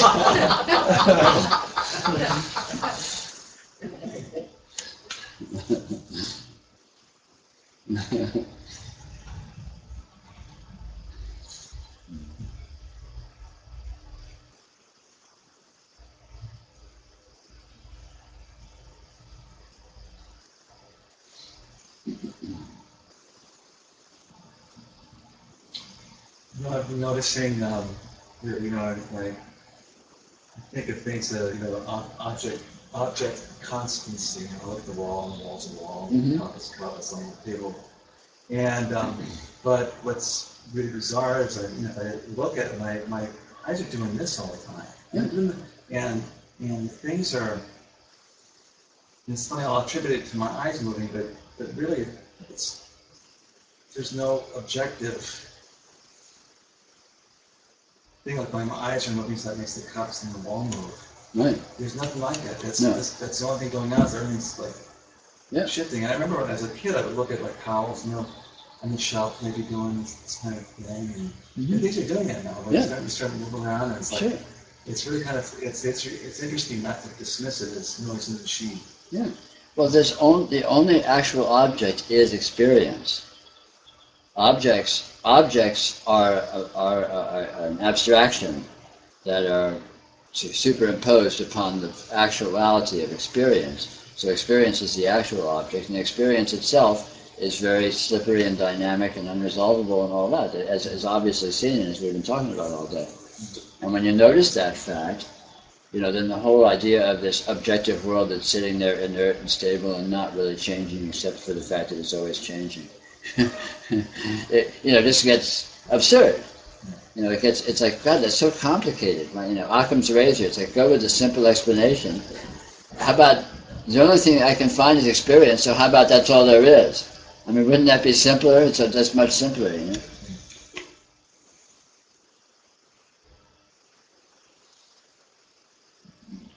And it's actually very self-evident. It's a matter of just being just being an asshole about insisting on empiricism. Look at what you can find. If you can't find it, throw it out and work on what you can find. And if that proves inadequate, then you can worry about trying to find something else, but work with what you have. And what you have is experience. The starting point is experience. Everything is built on that. All theories are built on that. All science, everything is built on the simple fact of experience. So why not just start with experience itself and see what you find there, and see if maybe it turns out to be in itself a more interesting thing than we're used to thinking it is. We're used to just writing off experience as a constant and going on from there. Okay, this experience, well, what am I experiencing? And then what do I do about that? It's like, forget about all that. Just back up to experience itself, check out what that is, and maybe you don't need to go any further than that. Maybe it turns out that is in itself is a strategy that includes everything much more, realistically. Well, a lot of I guess the problem with me is that I'll look at experience sometimes, and actually what I'm experiencing is definitions or interpretations as opposed to experience. Well, this is the subtlety. This, of course, is the subtleties. We're used to confusing the two. So, it's very important to develop a kind of a sensitivity or discrimination to be able to tell to be able to be with direct experience as itself, not as some subtle imaginary qualification. You know, and then you learn how to be with imagination as an actuality, because imagination is of course experience. But imagination is not about some other experience. Imagination is just about itself. So what you imagine about a cup sitting there is a real imagining. But the cup that's sitting there is not a cup and is not sitting there. It's this dancing. And so then you have this coexistence of these, which is the actual condition, a coexistence of these different, you know, bandwidths or what have you of the conscious experience. And they coexist, but they don't have anything to do with each other. They aren't about each other. But that's the fallacy, that the thoughts are about the things. And there's no aboutness. There's only coexistence.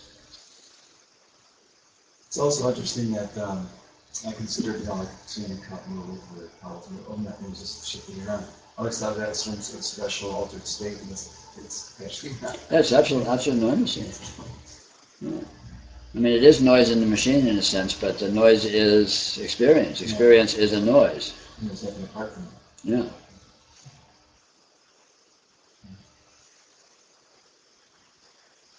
And there's not a problem with the noise. That in itself is not a problem. No, exactly. The problem, I would say, comes when we try to use the noise in this effort to complete or to resolve experience.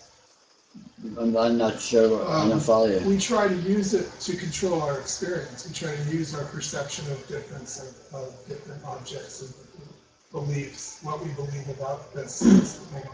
That solidifies it. But even just it being solid isn't a problem until we try to use it. Yeah.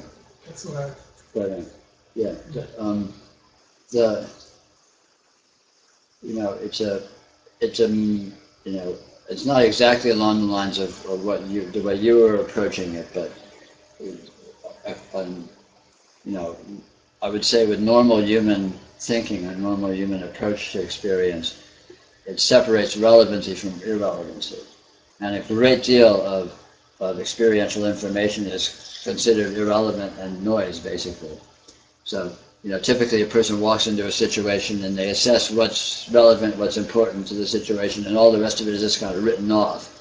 You know, the birds singing outside the window are written off. You know, this particular leaves waving in the breeze are written off. You know, the fact that, you know, I didn't sleep enough last night, so everything's kind of waving around is written off, and so on and so forth.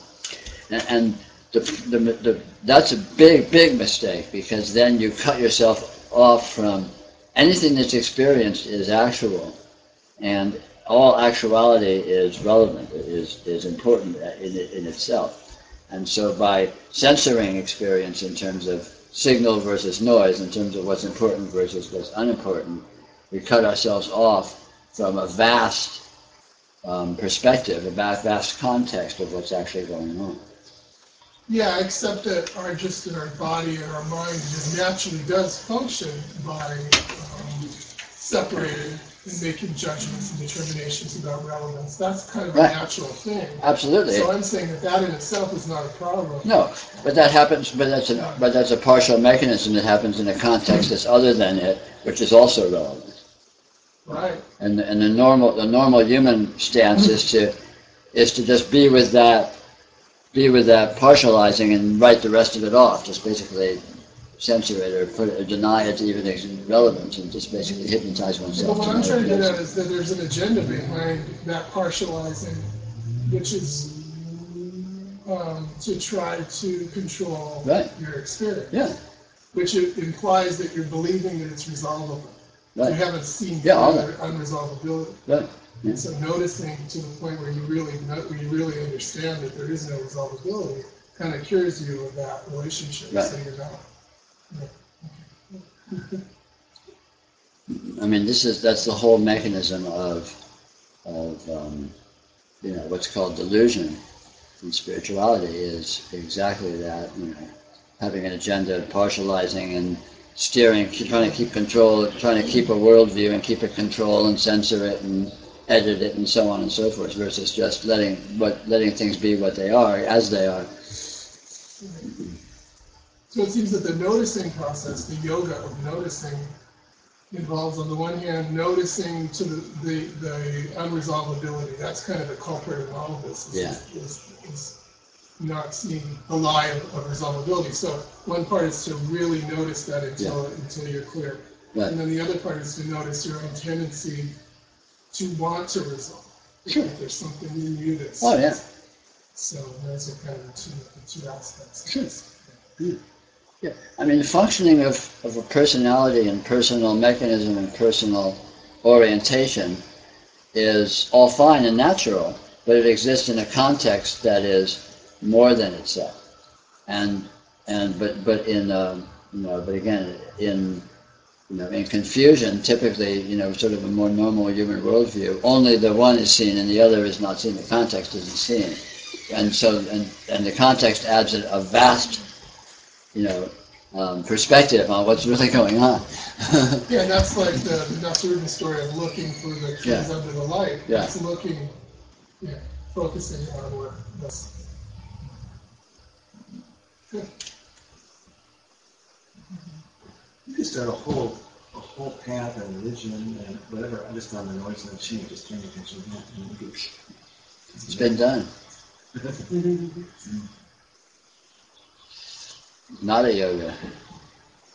Listening to the ringing in your ears. It's all, it doesn't matter. I mean, there's all kinds of yogas where you basically, attend to aspects of experience that you don't ordinarily attend to, and they work because again, anywhere you look, when you find what's there, you find what's everywhere else too. So. I mean, that's the wonderful, the very fortunate fact about this condition is it's simple and it's the same wherever you look, even though it's infinitely diversified and infinitely subtle. It's what it actually is ultimately exactly the same anywhere you look. So when you find what's anywhere, you find what's everywhere.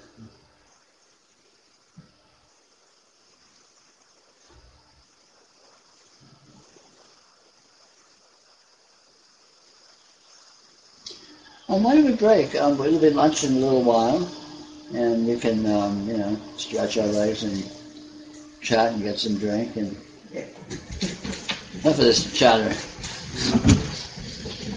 Okay. Curious about what you think of the after-death experiences that are amply reported after accidents, surgeries, etc. Well, anything that's reported any time is a fiction. And what it's a fiction of is the question. But all experience is ultimately the same. All reality, all being is ultimately the same. So what anything looks like is just what it looks like, which will be different from how it's reported to look in the first place. And if you want to know what any condition is, look at what any other condition is, and they'll be the same thing. If you want to know what death is, look at what life is. But it's subtler than it may seem at first. This is life, but what is it?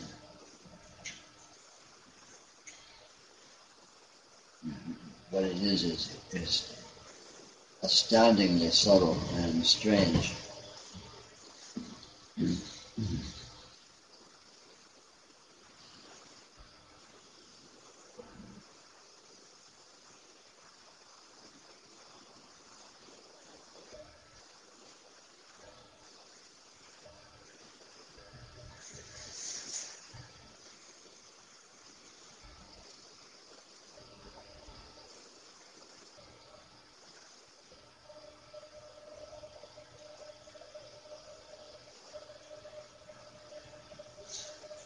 I was reading, it might be called The Wonder of the Natural Mind or something about Dzogchen.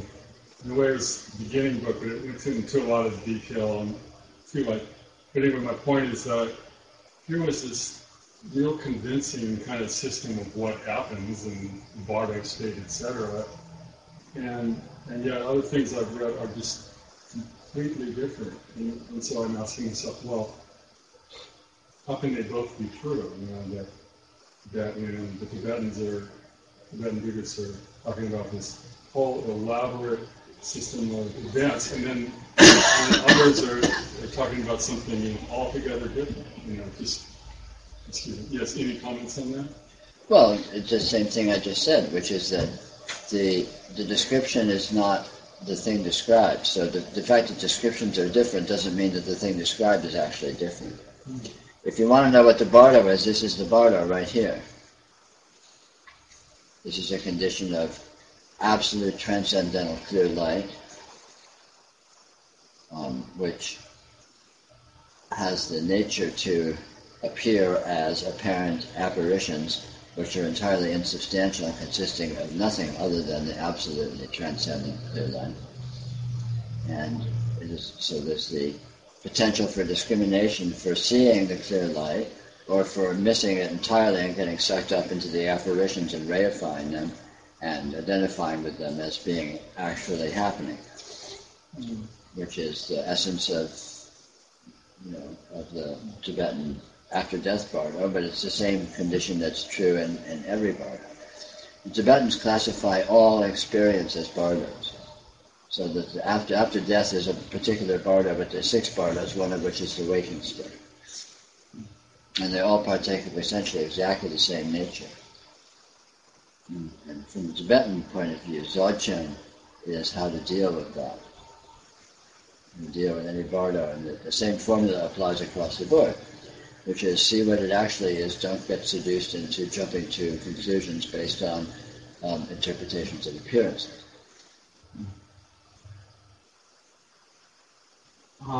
Another common question was,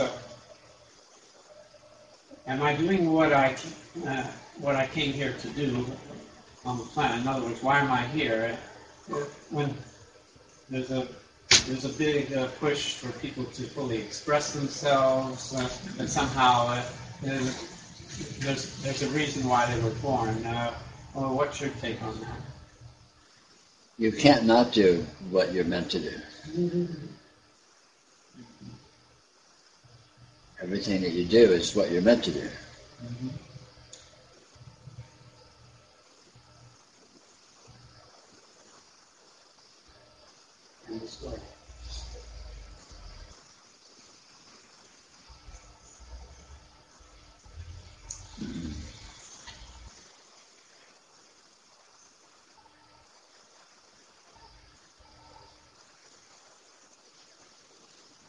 But, in the grand scheme of things, the basic mechanism that's going on here is the acquisition of sensitivity, the acquisition of subtlety, the development of you could call it discrimination. And this is what life is. This is what experience is.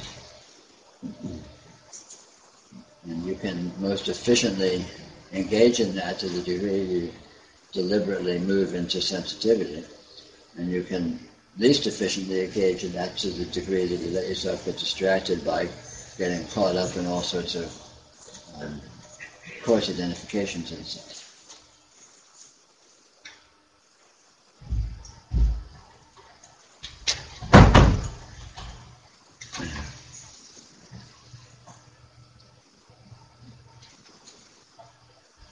But it doesn't matter what you do because you'll never actually achieve anything.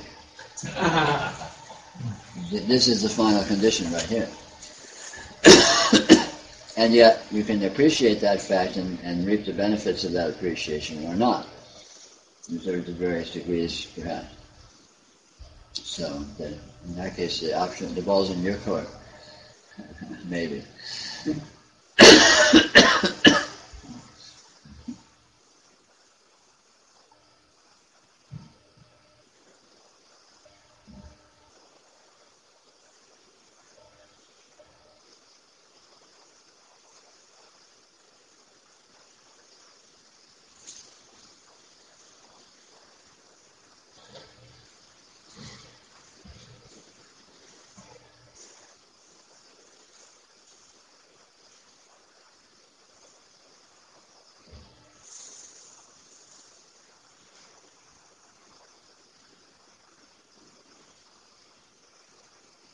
In a profound sense, it doesn't matter what you do, because you're going to do what you're going to do, and that's the right thing for you to be doing.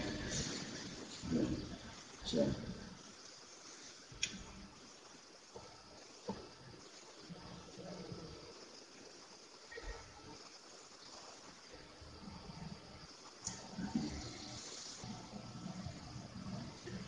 In an even more profound sense, none of this is actually happening the way it looks like anyways.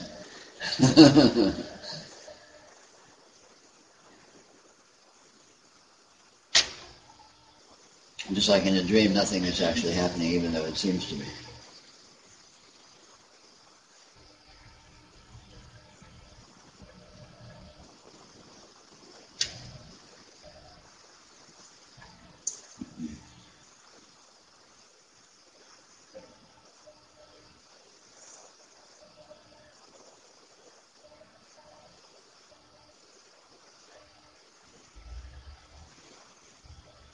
And what about the urge for self-preservation? Whereas for everybody I know, if there's a threat to their life, or if they're about, or if something's going to cut off their limb, there's this instinct to preserve or to keep oneself alive and intact. Sure, there's nothing wrong with these instincts. Mm-hmm.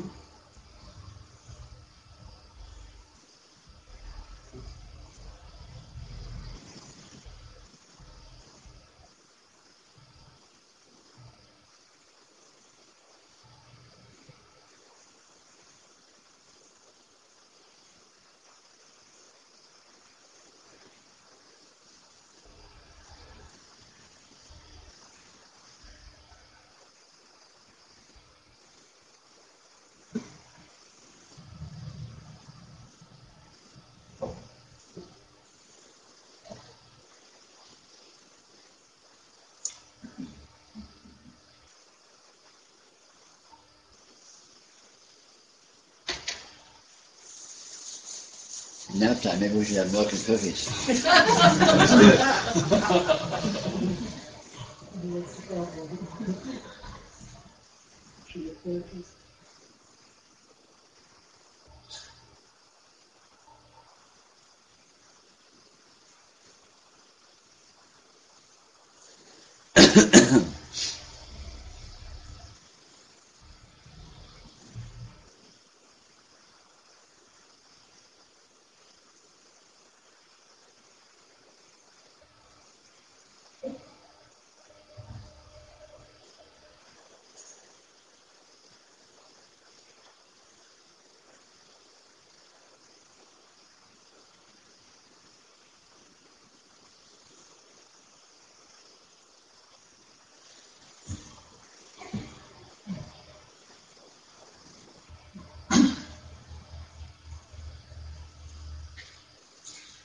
I just want to say what is happening and to see how you feel on it.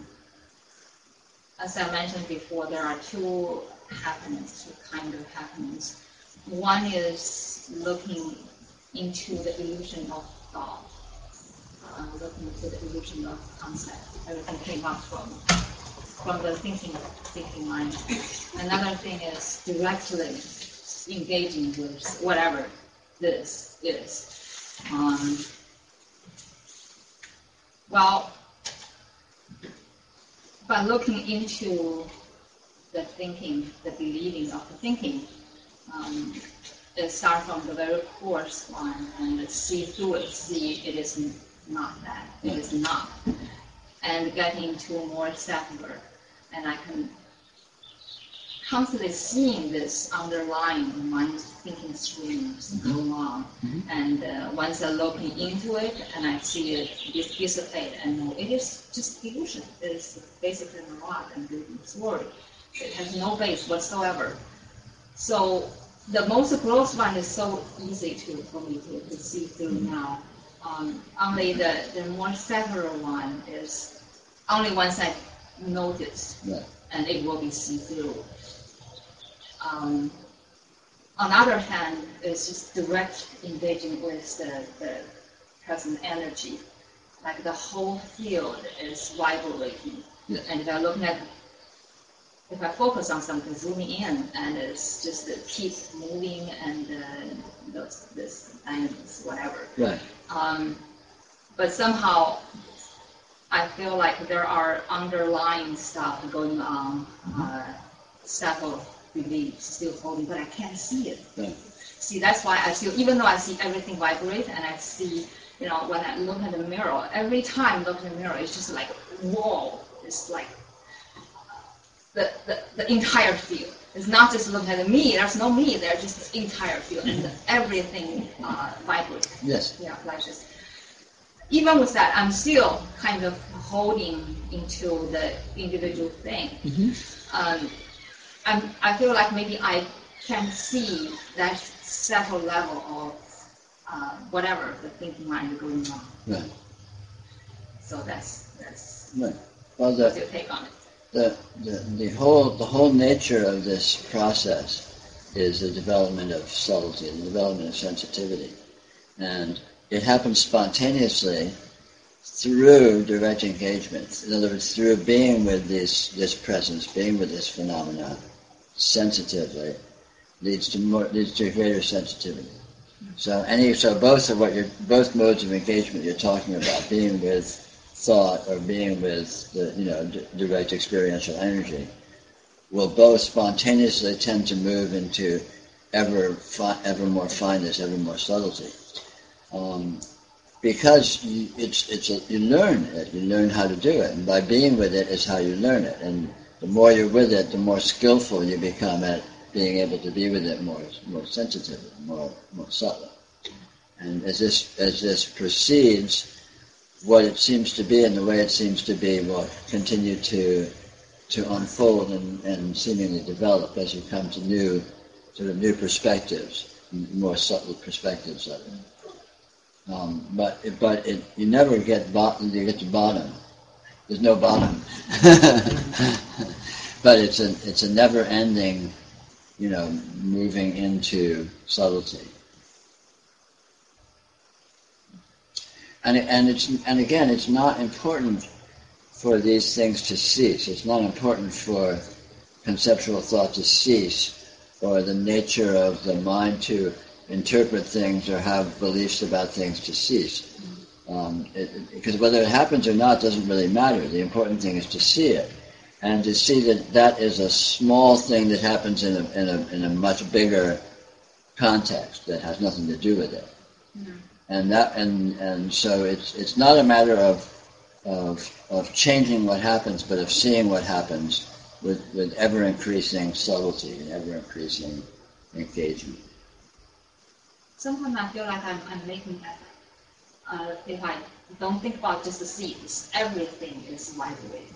And sometimes when I think, oh, is it vibrating? I'm trying to see it, and then it came to, but still there's effort in there. Yeah, but again, it's not particularly important to see that. The fact that you can see that is fine, but it's not like you need to see that all the time. It doesn't matter, because there's literally infinite perspectives on the way this seems to present, on how you are being with this, and none of them are better than any other ones.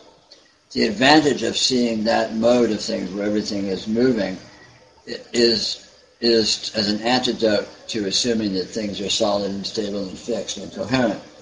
But once you get that they aren't solid and stable and fixed and coherent, there's no particular advantage in that perspective. See, so that perspective is like a learning tool. It's like a way of deconstructing a certain erroneous way of holding things to be. But once that way of holding things to be gets lighter and lighter, then seeing it is less important. And sometimes you'll be in a perspective where that's more apparent, and sometimes it's less apparent, and it doesn't matter at all. Ultimately, there's no preferred perspective. There's no way you need to be in your experience that's the best. It's not like you're striving for being able to be with your experience in terms of some kind of absolute formlessness or absolute conceptlessness or absolute anything. It doesn't matter. But concepts can be present, beliefs can be present, all these things can be present. The thing is to see what it really is and know what it really is. But then once you know what it really is, you don't need to hold it that way. You just let go of it, let it be what it is. It doesn't matter. So loose and easy is the best. But to get there, I mean, there's sort of two phases. And one phase is investigative, where you look very carefully at things in order to see what it is. But once you see what it is, then you don't have to stay there or hold it. Let it go. You see what it is, and then let it go. You know what it is, and then it is what it is, and then you just let it do whatever it does. And you don't need to maintain any particular perspective. So these perspectives are useful for investigation, but once you've succeeded in investigation, it doesn't matter. Then you can let go. And then your attention may go to these perspectives or not. It doesn't matter. I just feel like the tone, feeling tone of everything is different. Sure. Right now, it's changed. You know, no matter where I am, that can happen. You know, what this seems to be will always be changing and developing as your sensitivity changes. You know, you sort of go in and out of different whole phases or different whole ways of being with it. But again, there's no goal, there's no ultimate way, there's no preferred way. It's not like you're trying to find something and then stay there. It's not like that at all. It's just looking for the sake of discovery, and once you've discovered, then you know and you let it go. But it doesn't matter where you are, you know, in terms of your perspective or how you're, you know. In other words, once you see what it is, then you don't need to look for it anymore.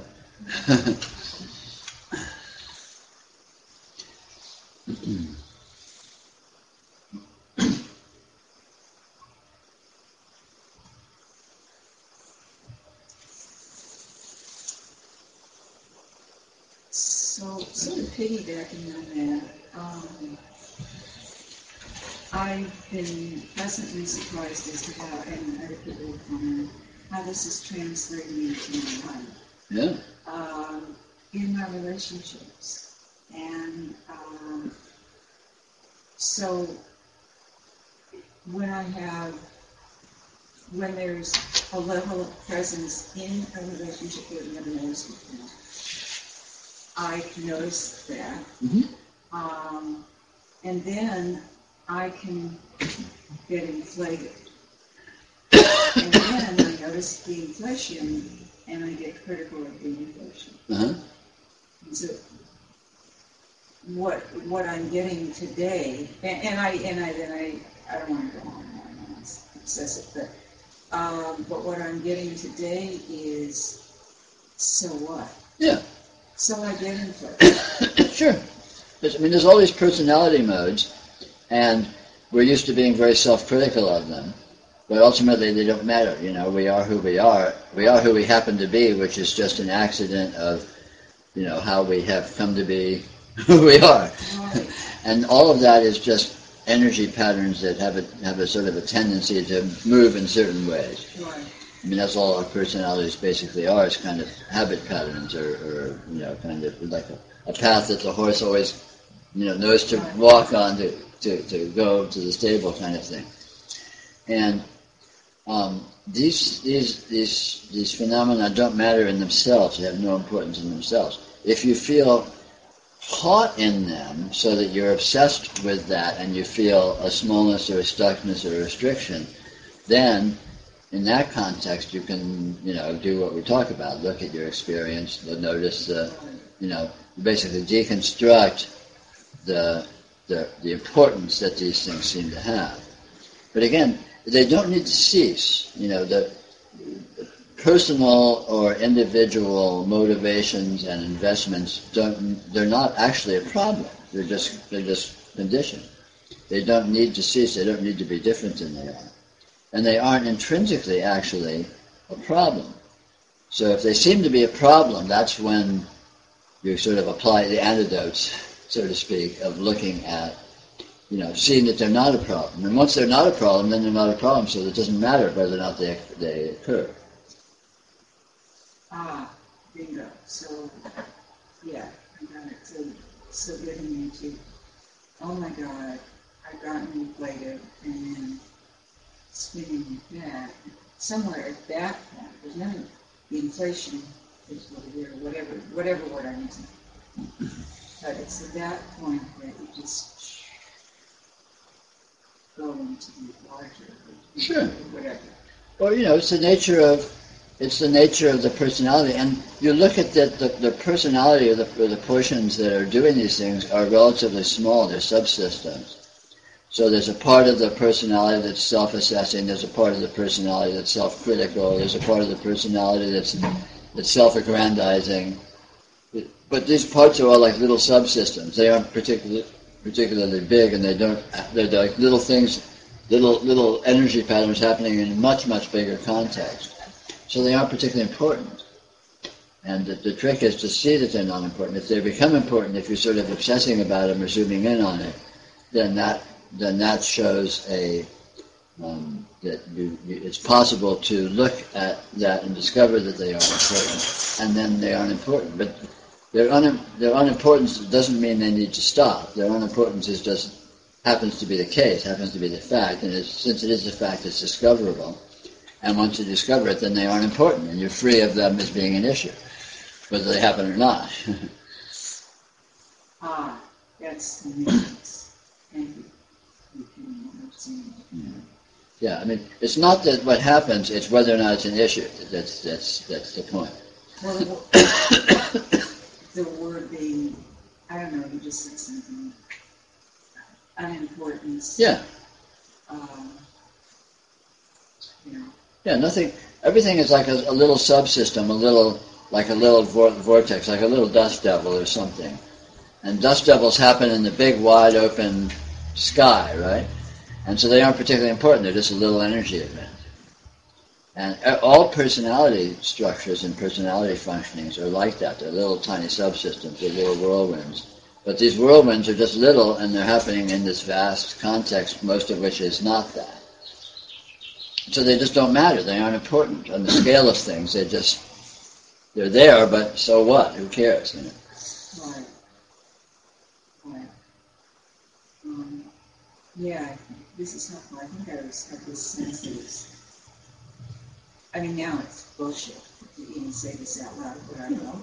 I kind of had some sort of sense that, oh my God, if I'm into that self-aggrandizement, then this is a mistake, or it's antithetical, or it's something other than, and this is real helpful. There's all these personality mechanisms, and they aren't important in themselves. Personalities are basically neurotic and unbalanced to begin with, by and large, Right. and that's not particularly important. All they get blown out of proportion. They can get blown out of proportion, and all of a sudden it really matters. And that's when it's a problem, becomes an issue if it's an issue. But in just being what they are, and being unbalanced and being neurotic is actually not a problem. Because if it's not debilitating, then it's just a quirk. It's a quirk of your nature that, I'm an egotist, or I'm this, or I'm that, or I'm judgmental around it. It doesn't matter. It's just a little personality subroutine, an energy subroutine that has a tendency to run. And so the trick is to see that it doesn't matter by seeing the actual perspective, by seeing that these are like little ripples in the vast sea, so to speak. And then you get that they just don't matter, and then not as they do, but it's not an issue. It's just a small event. The idea that everything needs to be perfect, that everything needs to be ironed out and straightened out and fixed, that's egotism right there. Good luck with that one. Try and make that happen. And so each of us have our little idiosyncratic yes. little things that will pop up and we'll feel like they're impediments, or we'll tell ourselves, whatever it is, it's some kind of irrelevant. And then just, like we do with thoughts, all thoughts, we can do that with our personalities exactly as well. Yeah. As we watch the energy Right. rather than the content. Exactly. Because these are they're just like small little energy subsystems, Right. and they have no particular importance, and they don't need to be one way or another. They don't need to not be what they are. They don't need to be fixed. They don't need to not be fixed. They're irrelevant because they're small in a vast context that is, inconceivably more than that. What's going. The person, by and large, the personality aspects are very superficial relatively to what you are. You were like a vast sea, and the personality is like, sort of waves on a beach. They're there, but it's like they're not particularly central. They're not really the bulk of the issue. They're more sort of little side artifacts. Right. Just parenthetically, I'm super grateful for this teaching because I can't think of any specific right now, but in general, I feel like it has come from some readings or teachings that certain things are not, that are impediments. Oh, yeah. Okay. Well, this is very common, So this is so helpful to be able to see them just like anything else. Yeah. Like a belief. Yeah. Everyone has a quirky personality. Everyone has, let's say an eccentric personality, or has ways that their energy works that you look at and you go, gosh, it would be nice if it was different than that, but what the hell, but what are you going to do? It'd be nice if I was, blonde and young. It would be nice if I was this and that. Yeah, sure, great. It'd be nice if I was rich and famous or whatever, right? Like fill in the blank. But that's all these what ifs are totally irrelevant. But the fact is that the individual personality is eccentric, or let's call it scarred, or bears the traces of the slings and arrows of outrageous fortune that our history tends to consist of, it's not a problem. Just like if your hand is scarred because you cut yourself when you're young, it's a fact, but it's not particularly a problem. It's just a condition. It's there. It's an imperfection relative to some idealized perfection that doesn't exist. And the fact that it is an imperfection doesn't matter because all actualities are imperfect. All energy patterns are imperfect in the sense of not ideally symmetrical and not, whatever, right? Everything's a little wobbly. Everything's a little off-center. And that's, again, it's not a problem, it's just a fact. And when you see that, it doesn't, you don't need to not, to be not eccentric. You don't need to be totally sane. You don't need to be, there's no, personality by its very nature is insane. Personality by its very nature is neurotic. And that's inevitable to whatever degree. And it's not a problem, And because again, personality is a relatively small part of what you are. From the sort of consensus reality human framework, it's normal to think your personality is everything. This is who I am. I'm here. I'm acting in the world. But that's absurd disproportionality. You are a vast and subtle and rich energy system, and most of your engagement with reality is happening completely below the table and invisibly. So what's visible as your actions and your thoughts and your words and your behavior is really superficial.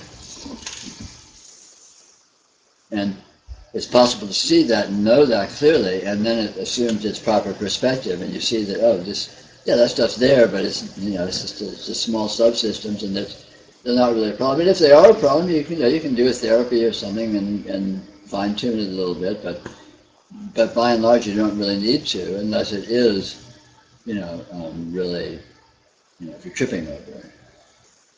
Like if you have hardcore drug abuse problem and it's causing you issues in your life, you can join a 12-step or something and deal with it. And okay, cool, that's doable. And then you remove it as a problem, but it's not that you need to do that. It's not that it's only a problem if it is functionally a problem. And if it's not functionally a problem, if it's just an imperfection, who gives a shit? Everything's imperfect. Or you could say imperfection is a fantasy. Nothing is balanced. Everything is unbalanced. Unbalance is the true balance.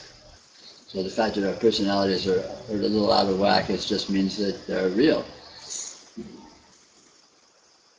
The big thing is nothing is an impediment, or can be an impediment. Right. That's some good stuff. Yeah, really, absolutely. It is. And that's true in the most profound sense. I mean, you can adjust things to the extent you can if you want to, but you don't need to.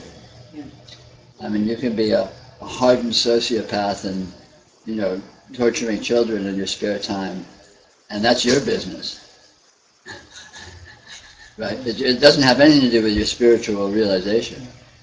It may have a lot to do with your cultural enculturation, but that's the problem. But that's between you and the culture. That's has nothing to do with spirituality. It has nothing to do with what you are, with realization. And our topic here is realization. Our topic here is not being a good citizen. The two have absolutely nothing to do with each other. You may or may not be a good citizen, but from the point of view of spirituality, it's entirely irrelevant. It's such a load of mentality, it's okay. That's I know you would think that. We're all thinking these things. You concealed it well. You're very well.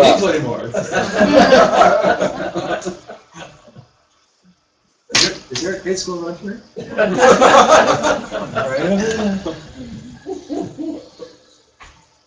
I want to see if I'm on the right track here. It seems that history isolates and freezes presentations into objects that become lifeless. Yes. It pretends to. It doesn't actually. Right. Nothing is ever actually frozen. Yeah. Nothing ever actually becomes an object, but there's this kind of a hypnosis that it is frozen and it's an object. And without history, through noticing and through direct energy engagement, then things are freed up from being things. Yes. And I wouldn't say history causes that. I would say history is that. But it's a splitting hairs. But yeah, essentially, yeah, absolutely.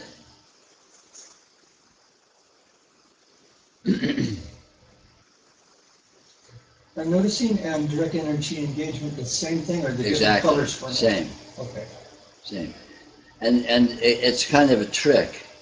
It's a little white lie I'm telling. There's no such thing as noticing.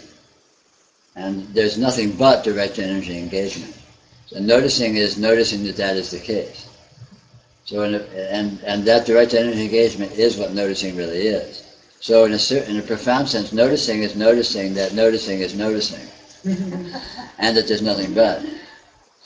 So it's kind of a trick that there's noticing that you could do or not. And yet, you can do noticing to discover that's the case. So it's a useful trick. It may be a little white lie, but it's a useful lie. Maybe.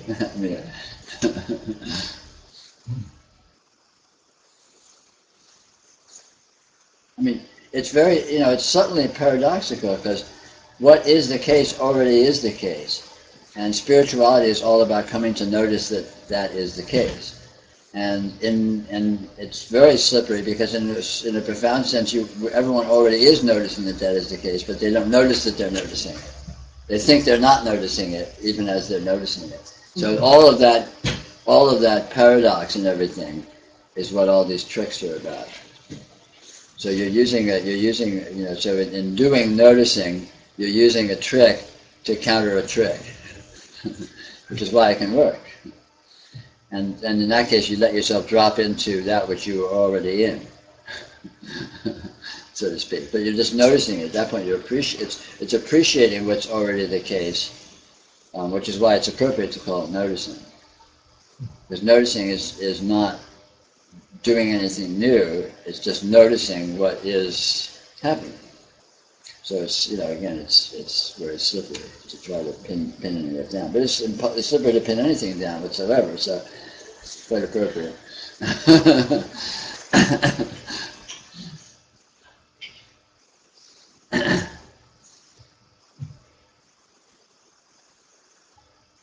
But all these energy patterns do themselves, like the patterns that constitute our personalities, and like we've been talking about in this conversation and so on. I guess you were referring to that as history and so on. But all these energy patterns do themselves, and they basically have their own sort of a pseudo life arc, or trajectory, or destiny, or nature. They have the nature that they have, and the nature that they have makes them move into what they are becoming, and more or less autonomously. And this is true for every energy subsystem, so to speak, even though there aren't any actual subsystems, on every level of the patterning. So, the world is going where it's going, and your personality is going where it's going, and your body is going where it's going, and your life functioning society is going where it's... So all these things sort of have their own sort of a pattern of arc of unfoldment, or what have you. Let's call it a virtual arc of unfoldment, because in a profound sense nothing is really happening. but it's all doing itself. So these energy patterns have a kind of a life of their own, and so that's why they don't need to be different. They don't need to be controlled. They can't be controlled, in fact, and they don't need to be controlled because, again, they aren't actually a problem. They are subsystems, or let's call it sub-perspectives on the fundamental event, which is inconceivably doing itself. And again, the whole point is simply to notice that fact, not to do anything about it. And once you notice it, you discover, in the most profound, absolute sense, it's the way it's not a problem, and in fact is a blessing, the ultimate blessing. And this image of solar flares coming off the sun, like they're energy movements out of something big, it's all the same thing. Yeah, and the sun is the flares, and the flares are the sun, and it's all one system. The subsystems are the big system. And nothing's a problem with anything else. They're all just aspects of the same unfoldment, of the same event. So biological compulsions will also be part of that. Absolutely. And it's not controllable, so your nature in that regard is what it is, and it has its own life, so to speak. I mean, it's essentially an autonomous subsystem, even though it's not really autonomous. And again, the point, from our point of view, the overarching point and the importance of all this is that the thing is to see that, not to try to control it or change it, and when you see it, you will discover that these things don't matter in terms of personality, or in terms of biological drives, in terms of all of these things. It's just, they're just conditions. They're not problems. But in seeing, I find that sometimes that changes. Yes, paradoxically, seeing it can change it. But the point of seeing it isn't to change it, although seeing it can change it. So yeah, it's very strange, very slippery.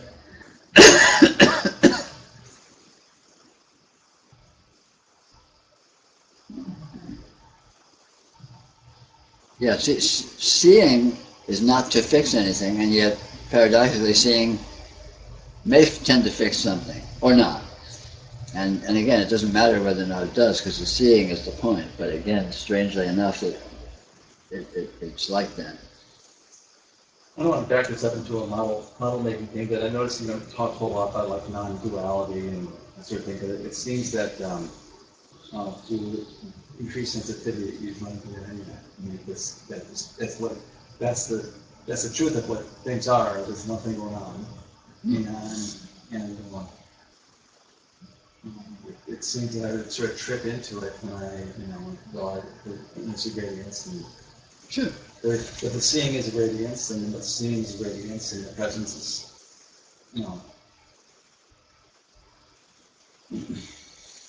So, Sure. Yeah. It's one in that it's not alien. It's inclusive of itself, but it's not one in the simple sense that it has a unity. What this is very strange. You've probably noticed I don't use the term one, and I don't use the term non-duality. even though they're not without meaningfulness in their context, but they're potentially misleading. The important thing is this is as it is, and what that is completely unqualifiable. And you would say, yeah, it's partially qualifiable or indicatable by non-duality or unity, and I'll agree with that. But what it is what it is, and it completely transcends any qualification. Because it is a unity, but it is also all diversity. It's very strange condition that is infinitely differentiated from itself, which is completely irrational. I mean, how can that happen? And yet we see it. Look at all the differentiation of your experience is one thing whose nature is to appear infinitely differentiated in itself in the moment, and in the next moment it's different than that. So it's just endlessly spitting out alternatives, apparent alternatives to itself, while never actually becoming anything other than itself, which is entirely irrational, right? Entirely transcendental, and yet that's the case. So basically, the less modeling about what it is, the better. It is what it is, and the only thing that can model it is it itself. And you don't need a model because you have the real thing right here. Just check it out, and it's really very obvious what it is. It's very obvious that this is infinitely diversified, and it's very obvious that it's always just exactly this. So the whole point is just to keep feeling you don't come in. Yes. Instead of coming to conclusions. Yeah, stop making sense. What this makes absolutely no sense. So just as well let go of that that quixotic urge. you're just gonna keep tripping over it.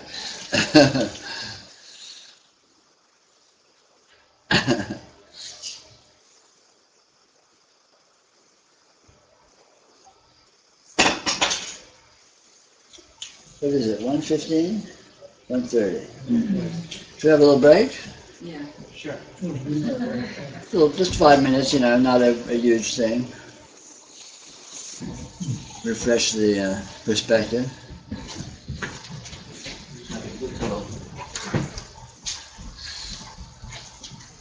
This is like the Matrix. The blue pillow with the brown pillow. Oh.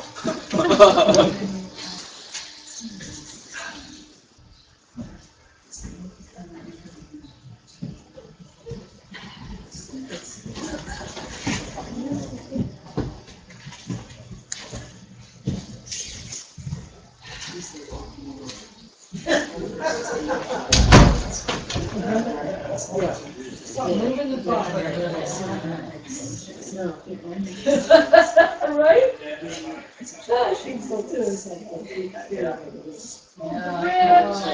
after all that food, to sit down, it's like, to me, it's like, no, this is the time to go for a walk. It's like, do a few stretches. I want to show you my. Oh, yes, show me your blueberries. Sometimes it's I was getting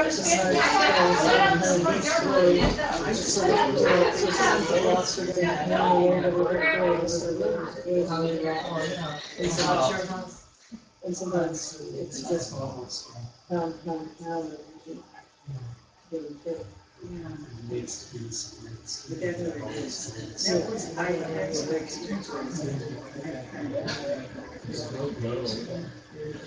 Yes. Well, I think would you figure out if I'm driving working on this.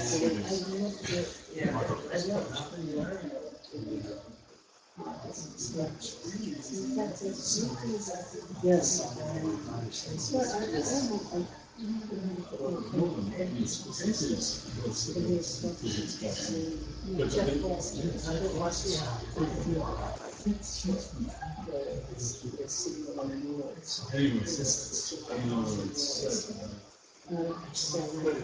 was aware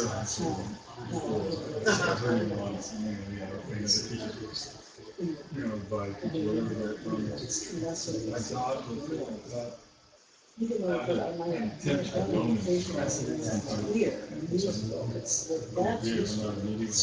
Well, the other one. LACDs? Right, I really saw it. Yeah. It was very profound. It's like, we have to think about it deeply allowed and accepting what's going on. Because again, that's given that ocean doesn't say, oh, I like this way, I don't like that way. Yeah. Deeply accepted in some fundamental. Yeah. And so, Or whatever, the energy of just. Yeah, exactly. well, to touch on something like this, it's just yeah, it's about 7% off on the 6 cities graduates. Usually don't think of yard sales. Yes, You're all, you're First one, yeah.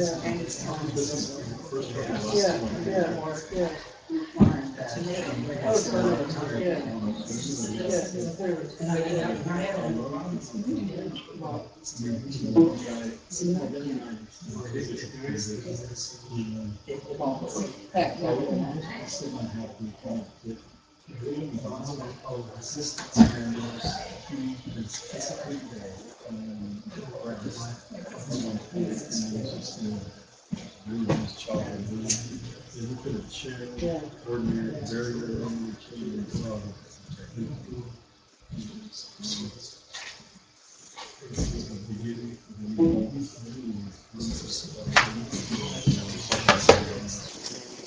and instead of doing the treatments and seeing all the back and there's one supposed experience,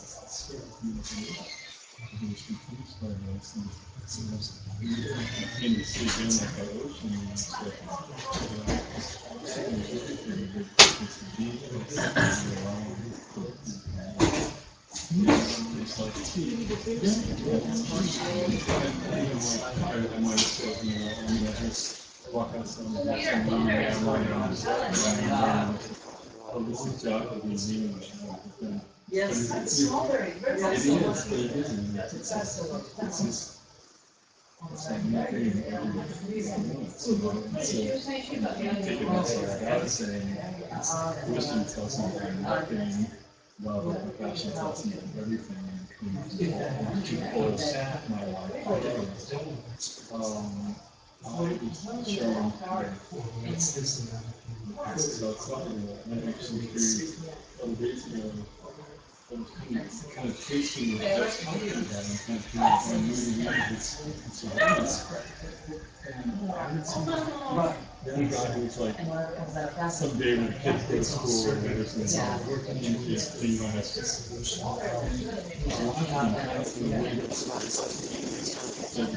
it's such just the divine expression, kind of getting to feel that and doing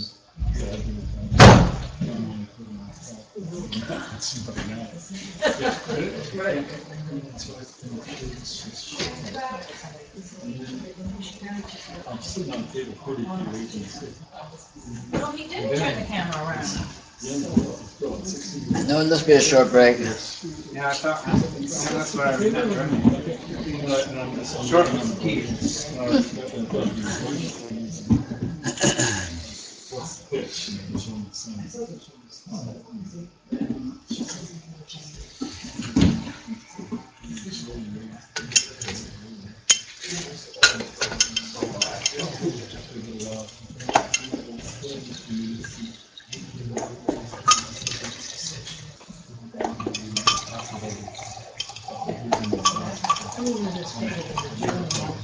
Alright, I'm gonna find, no, I'm gonna find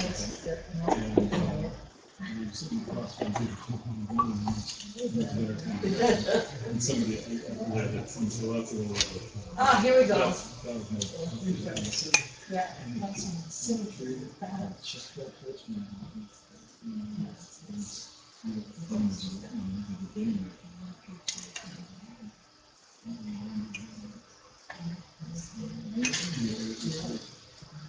My whole life was like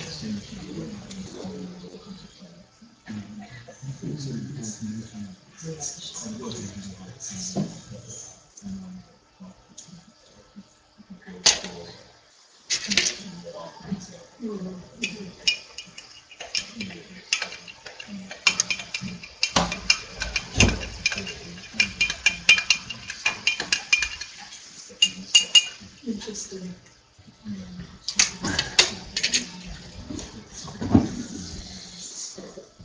Where's my can?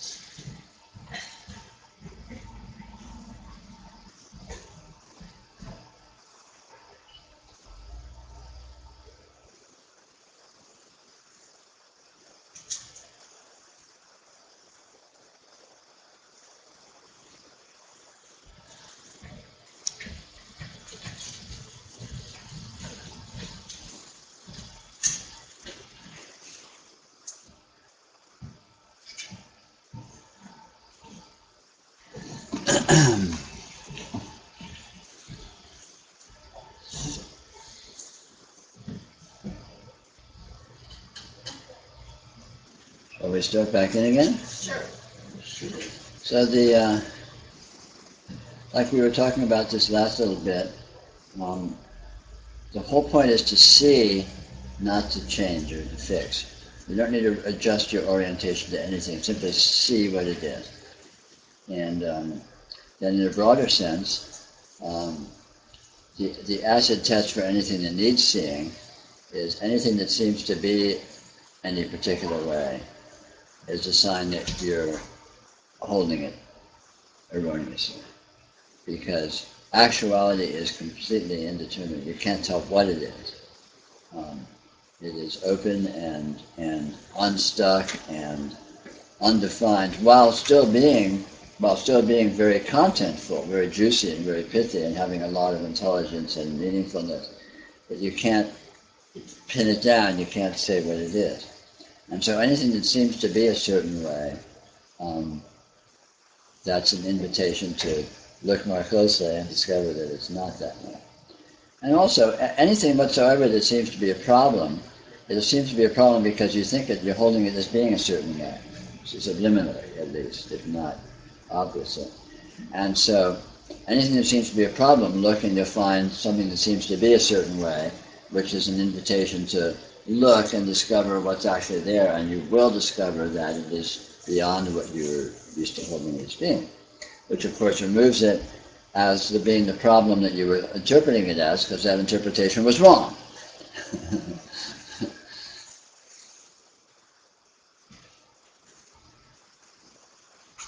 And then ultimately you discover your life to be a condition of open transcendentality, of just openness that cannot be pinned down as being this, that, or anything in particular, and at the same time being a fullness, a lusciousness, a meaningfulness, a profound intelligence, and fulfillment.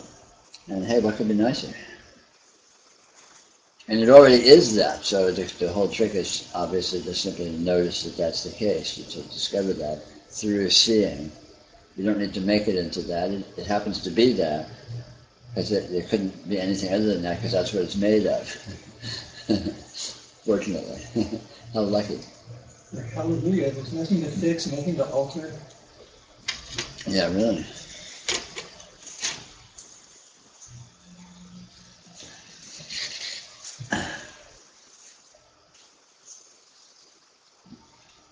And seeing is always possible, it's always available, because nothing is actually blocked, nothing is actually hidden whatsoever. Everything is right here available, because there's nothing whatsoever other than the experience of conditions. The experience is right here, or it wouldn't be being experienced.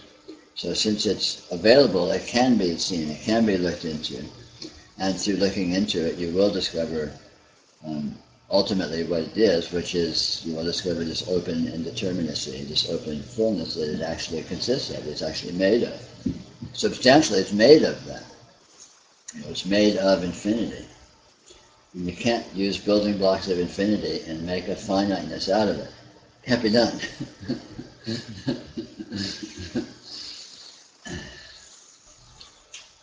Can't build a jail out of infinity. Too many loopholes. And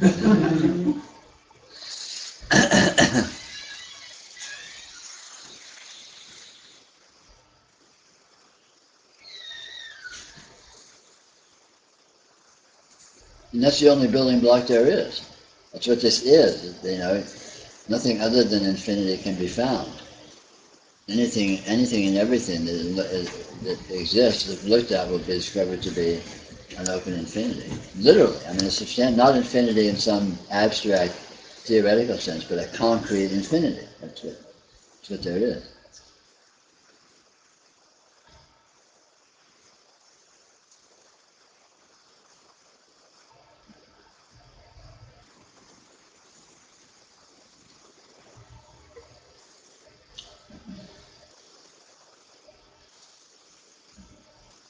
Is the obviousness of this also what makes it so elusive in general, of like how it's like hidden in plain sight?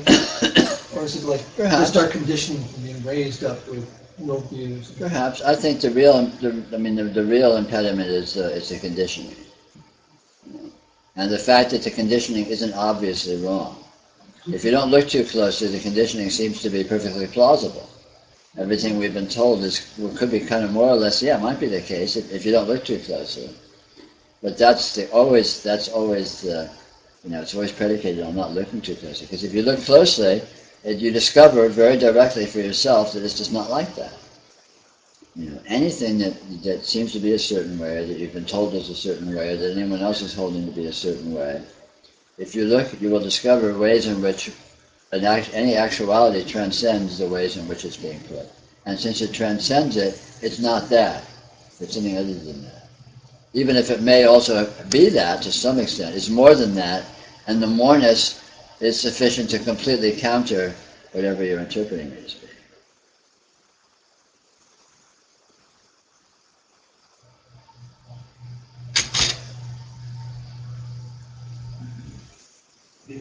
I think you forget about this idea of infinity, that it doesn't have to do with distance. No. Or boundaries. Like what I'm seeing right now, let's say my field of vision is infinity. Yeah, and every portion of it's infinity. And that's because there's nothing that can be taken out of that field and have any identity apart from that. Right, and even within the field, you can't find any identity, because there's literally an endless information you can get with it. You can take anything like, that light switch on the wall over there next to you, and you can, how many different ways can you experience that light switch? Is there an end to the number of ways you can experience that light switch? And the answer is no. So that light switch is an infinite array of experiences, or just even in an instant. Exactly what that light switch is, there's too much information. Just in that little small area, it's still too much information, because it's infinitely fine. It's infinitely detail. It's infinitely unresolvable. So could you say infinity then is like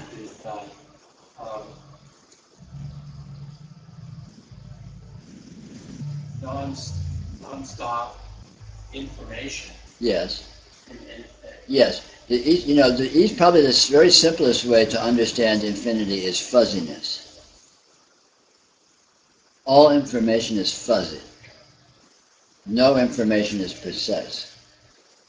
And exactly what that fuzziness means or what it looks like will depend upon the particular, bandwidth of information you're looking at. But all experience is fuzzy. If you look closely, it's fuzzy. And this fuzziness is what is the most obvious and concrete expression of infinity.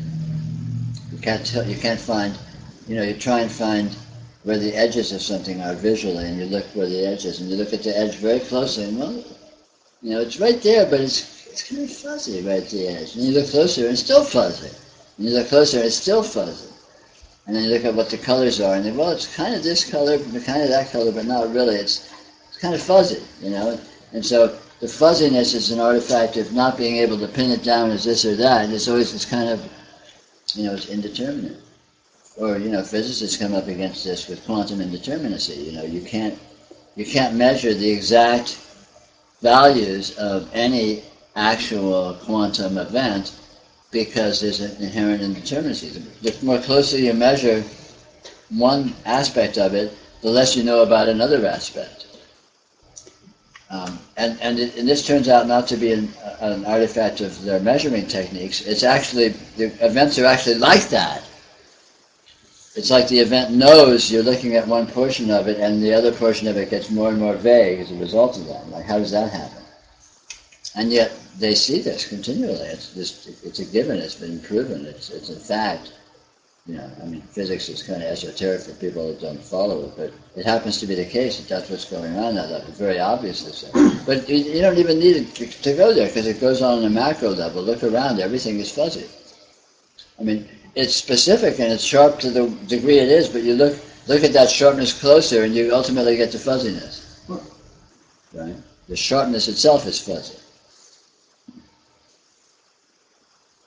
It could be vast also. Sure. But vast it could even be spatial, but it could be like, you can't figure out the dimension. Yeah. The dimension is fuzzy in that case. Whatever aspect of it is that you're considering to be infinite, you will find it fuzzy. You can't pin it down precisely. And every aspect of it will be found to be infinite. If you look close. Could you also say that infinity is, you could say that it means whatever it is, it's just one thing? Yeah, but I don't know if that's a particularly useful way to put it. I don't know, maybe.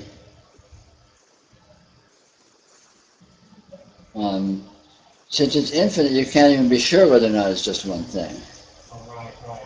Infinite means you can't get to a period. You always have a question mark.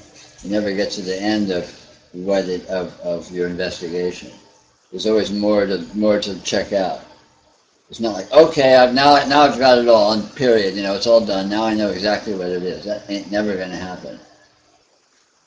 You give up is what happens. You say, well, I've seen enough. It's close enough. It's like that. It's about like this, and that's exactly what we do. It's about 4 feet. It's kind of like that question. What's the edge of the universe?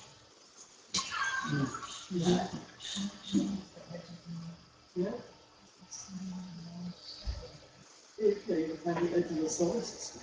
I can't find the edge of my thumb. I was just going to say, edge. Which is bigger, my thumb or the solar system?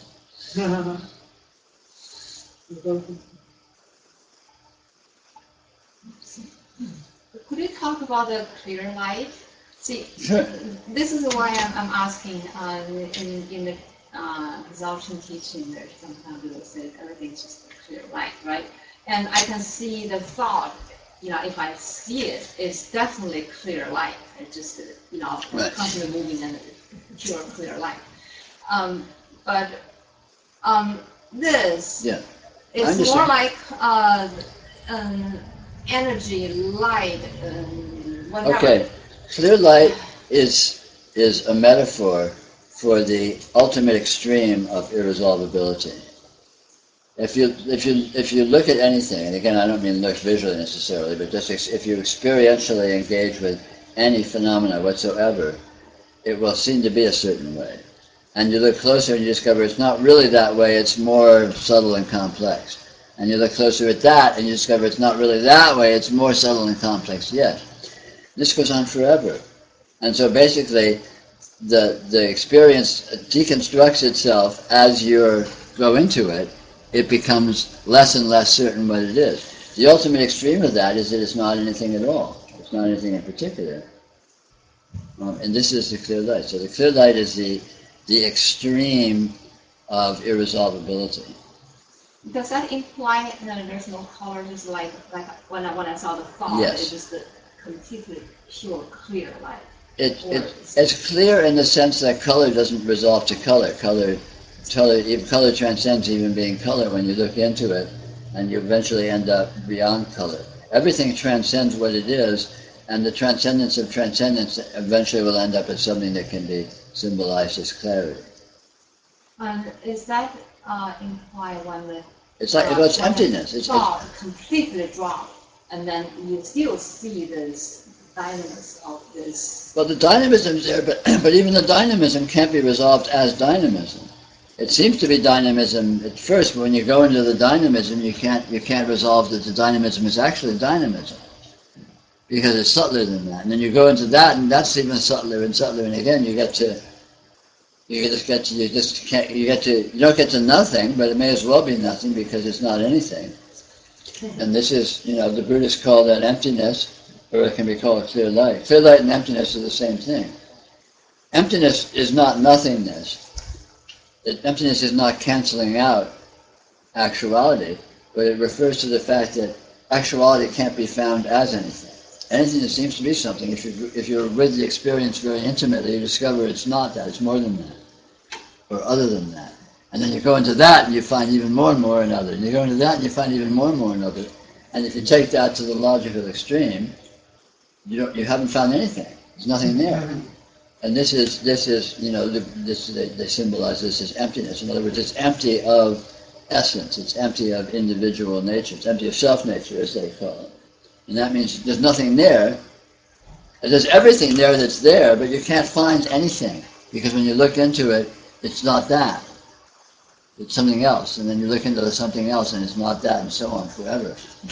And the logical extreme of that is emptiness, or clear light. Clear light is just another way of symbolizing the emptiness. So it's not what we think of. No, it's unthinkable, but it's real. It's actual. Clear light is what's really here. All these qualities that seem to be here, at sort of a superficial assessment, are here as that. But when you look closely, they aren't really that. They're more than that. And if you really, really, really, really look into what's really here, you don't find anything. And that not anything is something. It's not nothing. It's this. And that's clear light. It's not nothing, but it's not anything. And then you have clear light. Or I call it, radiant presence. So it's not just simply drop the concept. It's more subtle. More subtle. Because it's an actuality. It's not an idea. It's the actual ultimate. When you find out what's really here, that's what you find. And it's paradoxical because you never actually find it, because you can't, because even it is not resolvable, and yet that you can't find it is it. So it's very paradoxical. As they say in Dzogchen, when you look for it and don't find it, that's finding it.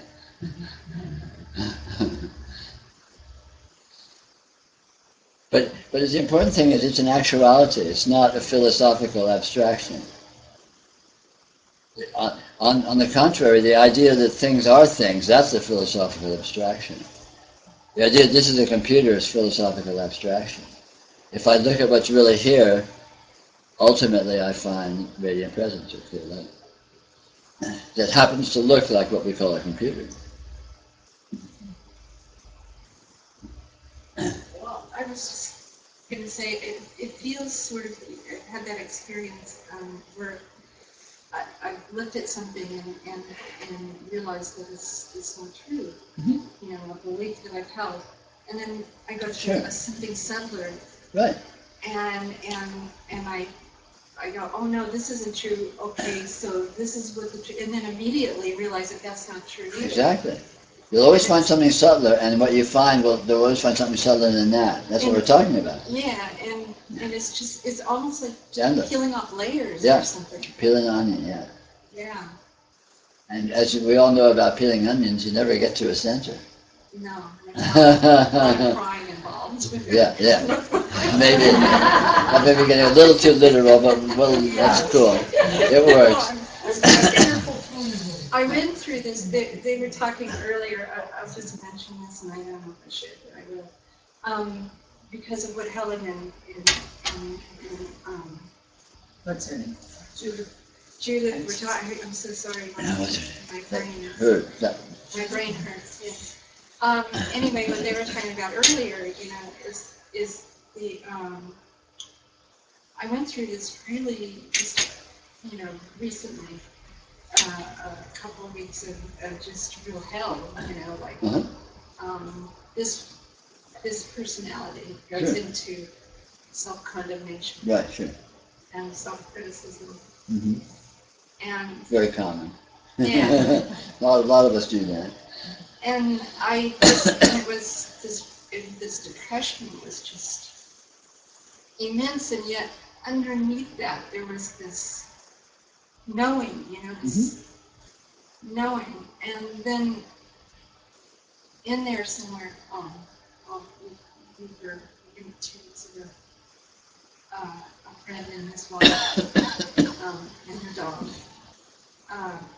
went into the garage and they're all gone now. They went to sleep, they chose to leave this world.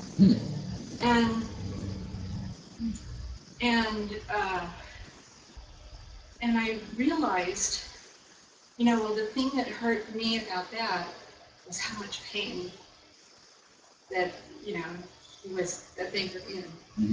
And knowing that I just know he suffered from depression, bipolar, you know, on the side, tremendously. But I realized, in the context of what I had been going through, that we do not choose that. No, of course not. You know, I mean, I didn't choose this depression that keeps.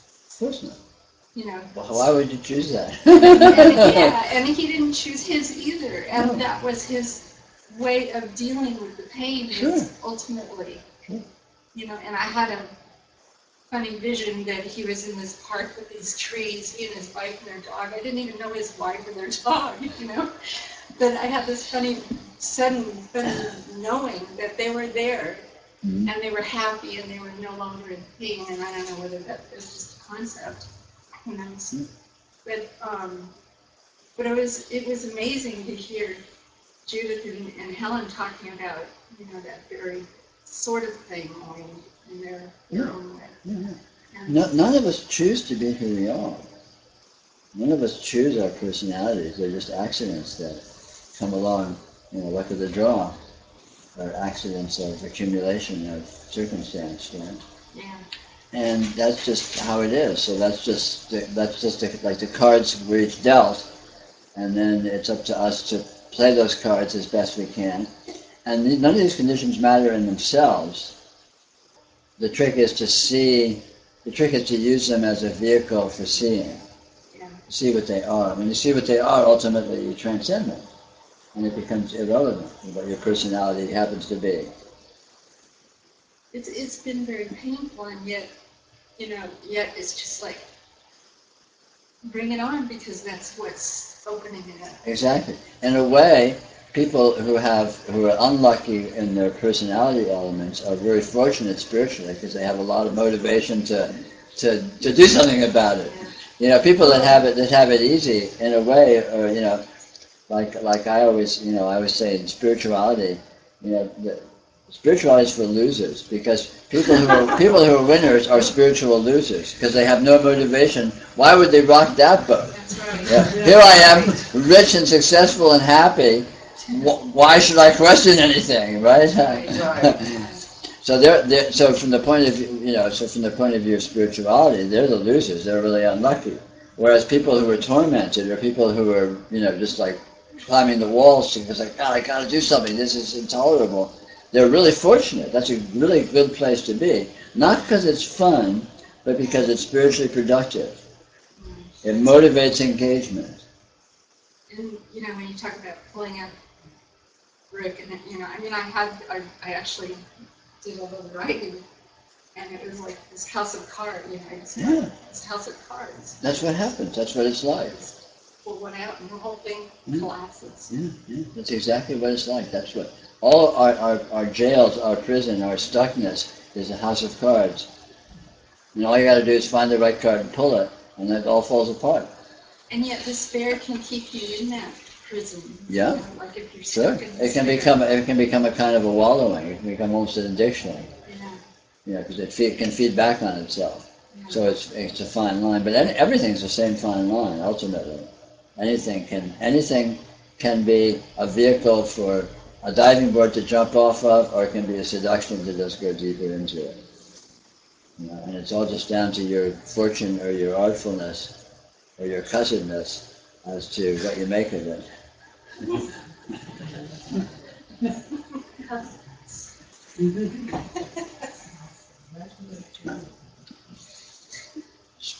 Spirituality is not for nice guys. It's the assholes and the jerks that go the distance.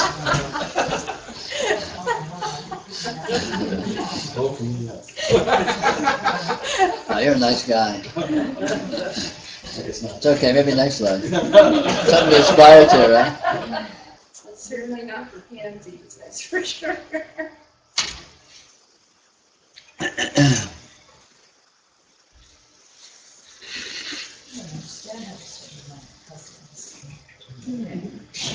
Thank you. Feel better now? Not too much, Dad. You want to do some lights?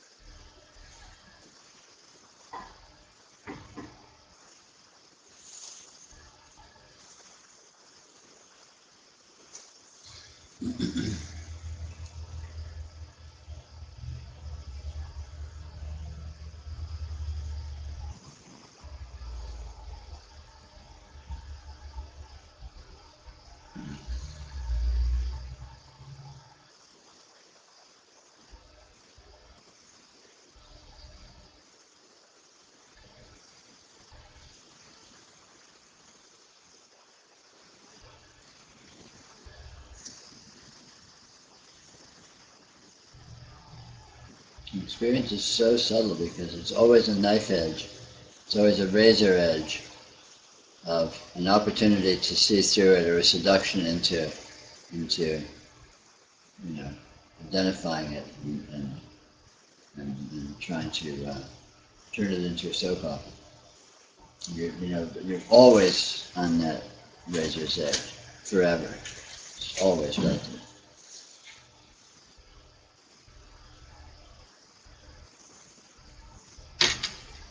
It never settles down, it never stops. But there's no work involved in being on it. No, it doesn't matter in the least.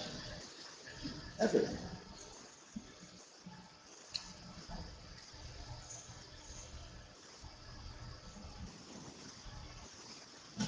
Sometimes it's really, I don't know, fun, if that's the right word, to actually work with it. That things that really, in whatever moment really wants to deeply seduce you into its story is like, there's a way of sort of diving into the noticing of the story that unravels it rather effectively.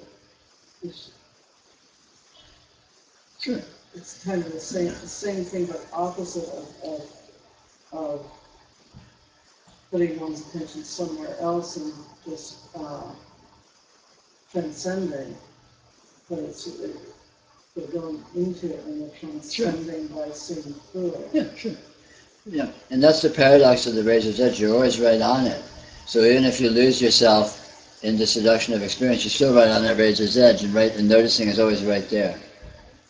Mm-hmm. You're never actually moving away from noticing. Noticing is you're always on the edge of noticing, just as you're always on the edge of not noticing. And so going into not noticing, you're not actually going farther away from noticing. Noticing is always right there. Yeah, and sometimes it seems to me that sometimes by really allowing myself to go into the drama of it, shines a brighter light onto the fiction of the story. Sure, absolutely. Yeah, it's a dance. I mean, all of this engagement is a dance, and you learn to dance with it. It's an art. You learn to dance with it artfully. And the art of it is that there's no rules, there's no linearity, there's no right or wrong way to do it. You just do it, and like all art, you do it and you learn how to do it well by doing it, and you do it your way, and that's, well, whatever that happens to be. Right. Mm-hmm, absolutely. There's no rules to break. It's not like, don't do this or do that. It's like, no, it doesn't matter, do anything, just make it work.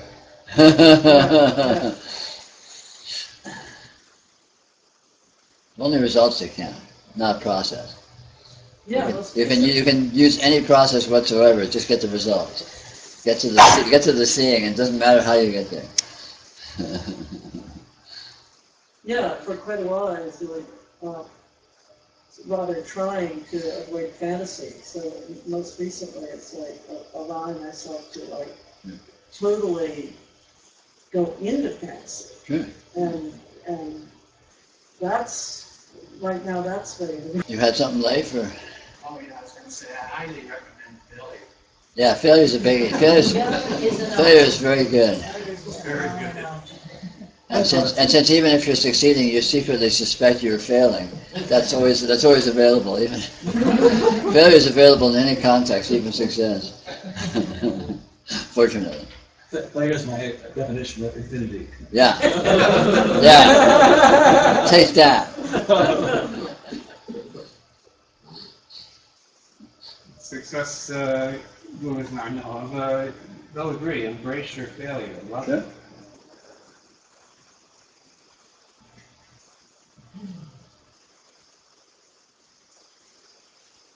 Failure is very liberating because you have nothing to live up to. You have no standards to maintain. You're like, well, I'm fucked. I've lost everything. Okay, cool. So, I mean, we'll load off. You're not even contenders, so you're out of the game. So, gosh, that's nice. You can check that off. Load off in a spiritual project.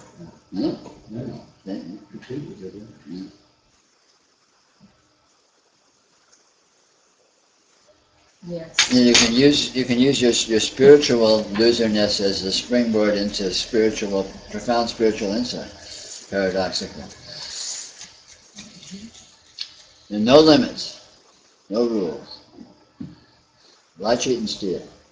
I like that. Just get the results.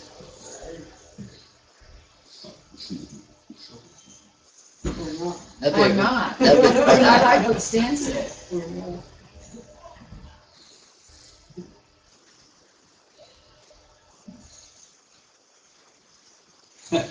Just my experience, I think spiritually, it's just, I look back at all the things I've done, all the techniques, and I just go back and like, well, that didn't work.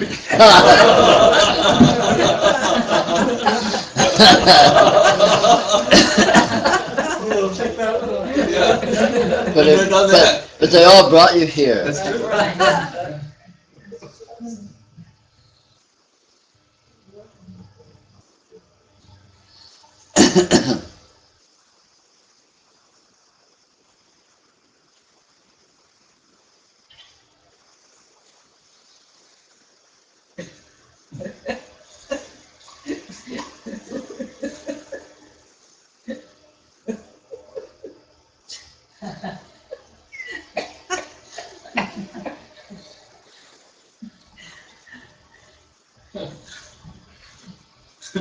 The chemotherapy just really fucked me up.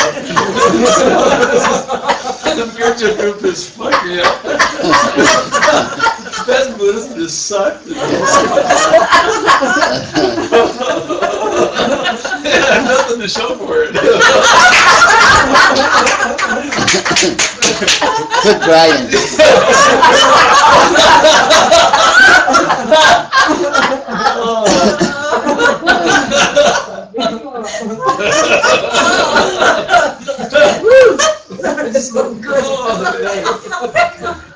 Oh, all those books, man.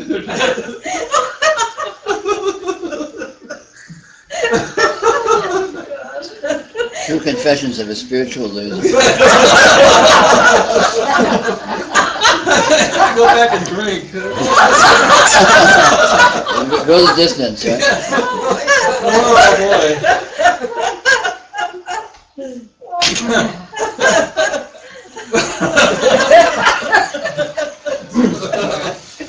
Am I missing a joke or something?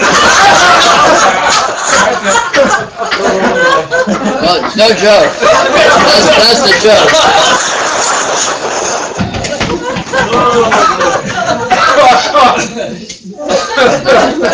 This isn't fiction, this is real life. This is really happening. Sort of. This is your life.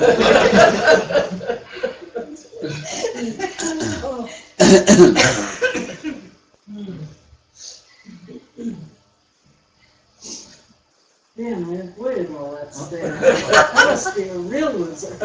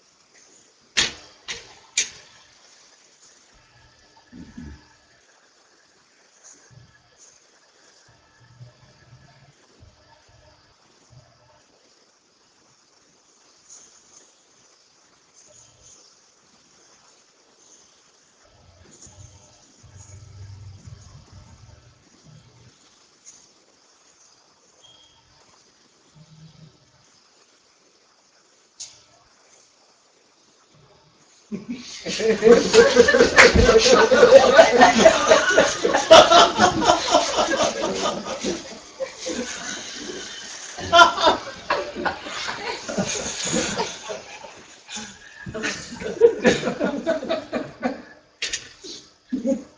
spiritual soul here.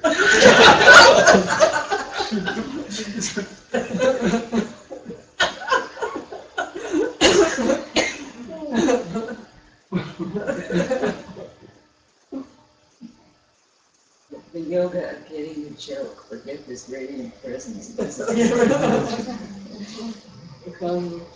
cosmic joke. The human joke, whatever.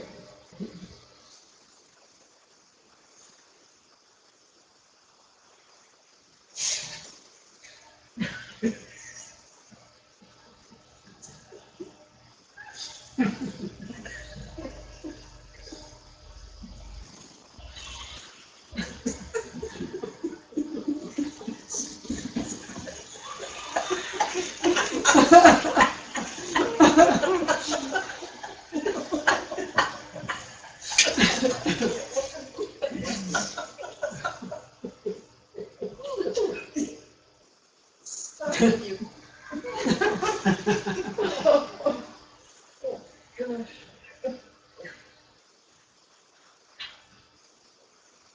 And we have yet another thing to blame on Stan.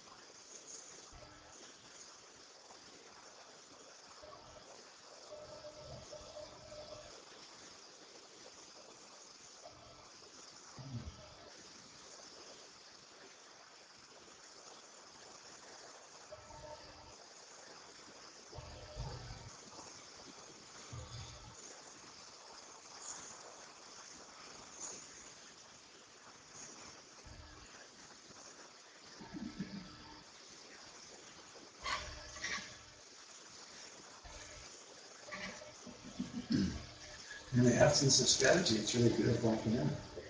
Mm-hmm. The balmy breeze, Well, everything's massage. mm-hmm. Very nice. The absolute absence.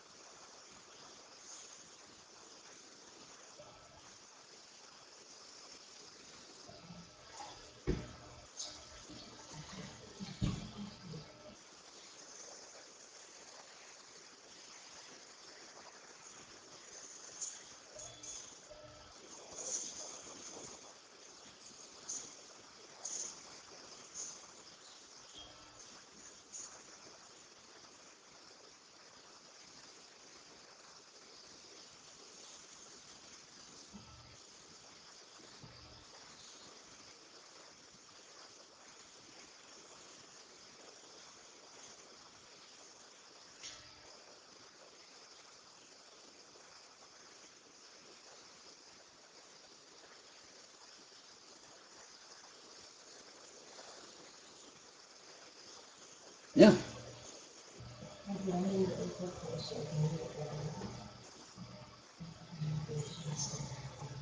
Okay, since almost all experience seems to be affected by and through the body, it's super difficult to not naturally assume that the body is the vehicle for experience. Read the first part of that again. Okay, since almost all experience seems to be affected by and through the body, it's super difficult to not naturally assume that the body is the vehicle for experience. Well, you don't need to assume it's not. If the body's a vehicle for experience, that's fine. But that's just giving it a name. You know, what the body is completely transcendental. What experience is completely transcendental. You look at either one, and they're not resolvable as anything simple. This is not a matter of downplaying the body or denigrating it or trying to belittle it. On the contrary, you discover that the body is inconceivable transcendental actuality, which is what any and everything else is. Not that there is any or anything, not that there is elseness. And that the body is that, and that the body comes along with that is fine. You know, I would say I don't emphasize the body as a point of focus in all this, simply because it's easy to get caught up in all sorts of side issues of things like health and various other issues which are largely irrelevant. Whether or not, whatever the vehicle of experience is, if any, it doesn't change the fundamental fact that this condition that is here is directly engageable, and through that engagement one will discover something astounding, that what this is that is here is inconceivably beyond anything one has thought it to be. And that includes whether or not it's a body, that includes all of these other issues are irrelevant. It's subsumed in that.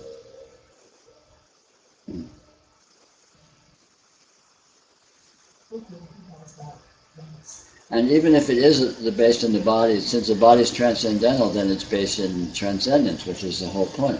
And again, this is not theoretical. This is experientially discoverable. This is self-verifyingly the case. To discover that what is happening here is literally transcendental, i.e., impossible, miraculous, infinite, etc., etc. And that applies whether however you're looking at it. I mean, you can be a complete materialist and look at this stuff in exactly the same way. Just suppose that the materialists are right and that, consciousness is a slight byproduct of biochemistry, and biochemistry evolved as DNA can be combined out of the primal ooze, all of which is inherent in just the nature of matter, and so the universe is just this matter just sort of doing its dance of being matter. And what we think of as life is just an artifact of that. Fine, cool. What's matter? Then you look at what matter is, and you find the same thing. You discover ultimately whatever you're sort of holding up as being the root, the central root or central focal point of things, a body or matter or some consciousness or whatever, it doesn't matter, because when you look at what's actually happening here, what's actually here, you discover the same condition, and any and every aspect of it is subsumed in that, is subsumed in this astounding, irresolvable, transcendental completeness that it is. So whether it's the body or matter or not, you're just changing names, you're changing labels on what this actually ultimately turns out to be. And again, this is not a philosophy or a great extreme. It's the immediate fact, which is directly perceivable with, very simply and very immediately. Just look at what is here, and you will discover very immediately how bizarre it is, how slippery it is. And this bizarreness and slipperiness are the indicators of its miraculous nature. Well, I think from this way, in that, I'm sitting here in my life, I've got doing things in my stomach, and the airplane is going by, and there's cars. It's all, so there's inside experience and outside experience, it's all like one big body of experience. Sure. It's not like that. So the body is a whole different thing. It's all it's all happening at one time, it's all experience. Yeah, experience is experience, no matter how you qualify it, how you organize it into subcategories. Those all end up being provisional and they don't create any actual divisions. Experience is experience and turns out to be astounding. And what's more, everything turns out to be nothing other than experience. So experience becomes the sort of the black hole that eats everything, whatever it is, whether it's matter or bodies or, whatever, it doesn't matter. You end up with the same actual condition. It's funny because the whole meaning of experiences loses its meaning when you start going. Yeah. I don't know what you're talking about. I mean, in that. Yeah. And it has no meaning because it's beyond meaning. It's beyond indicating in words or ideas. It's beyond defining or saying is this or that. All you can do is say it's this. And it's meaningless in the sense that it's very specifically what it is, but you can't say what it is. So all of a sudden it's beyond sayability. It's beyond semantic meaningful. Yeah.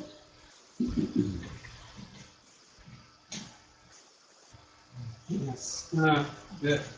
Did you say that categories such as health become irrelevant? Yes. That I haven't dropped yet. I've always considered health a good barometer as far as my existence, as far as feeling whole. Well, health is nice as far as feeling healthy goes. But, health is an arbitrary condition. Health appears sometimes and disease appears sometimes. And disease is as much an intrinsic process of life as health is. And, you can't pin down ultimately what the role of disease is. People who are health-oriented, it's commonplace for them to think of disease as a failure, and health is everything's working fine, and disease is there's a problem. But maybe it's not that way. Maybe that's a misunderstanding. Maybe health and disease are both aspects of a process that is completely inconceivable. Actually, I do see the disease as a complement in that the body is doing its job. So. Exactly. Yeah, and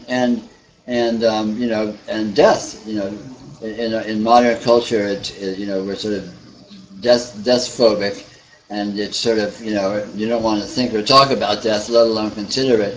And death is the ultimate failure of life. Death is the failure of health. It's like avoid it at all costs. Oh, I'm dying. I better go see the doctor, and he can fix it if possible. It's like, well, everything dies. Why assume it's a catastrophe? Why assume it's a problem? Why not just assume it's a natural part of the process, whatever it is? We don't know what the process is, so there's no basis for assuming what is a part of it and what isn't.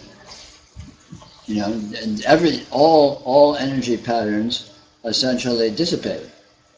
And it's the nature of energy patterns to dissipate. And as they dissipate, new energy patterns arise. And we see this in terms of birth and death and all these phenomena. And there's, absolutely no reason to consider any of it a problem. It's all intrinsic to this event, whatever it is, doing itself. The biosphere exists by birth and death. Energy patterns come into existence and then dissipate and go out of existence. New energy patterns come into existence, dissipate and go out of existence, and that's the endless cycle. And that is the life of life. So it's all good. It's all the process. So dying is as much of a part of the process of life as living, as being born in it. There's no less of a catastrophe than being born. Well, who knows? Who knows? We'll consult you 5 minutes after you die, and we'll get the results if anyone can listen, can hear you.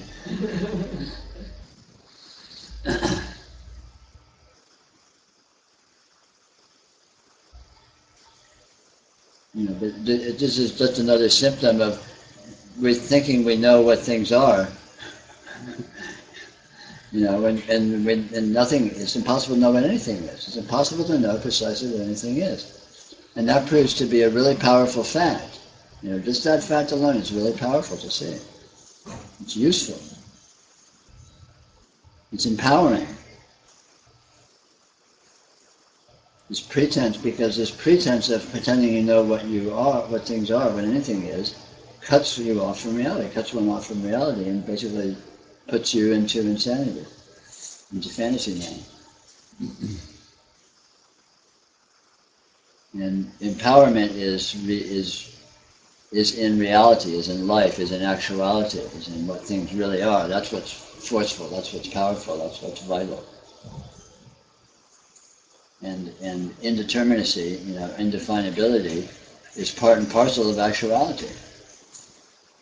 So it's empowering, to see you don't know what things are, is empowering. It's huge.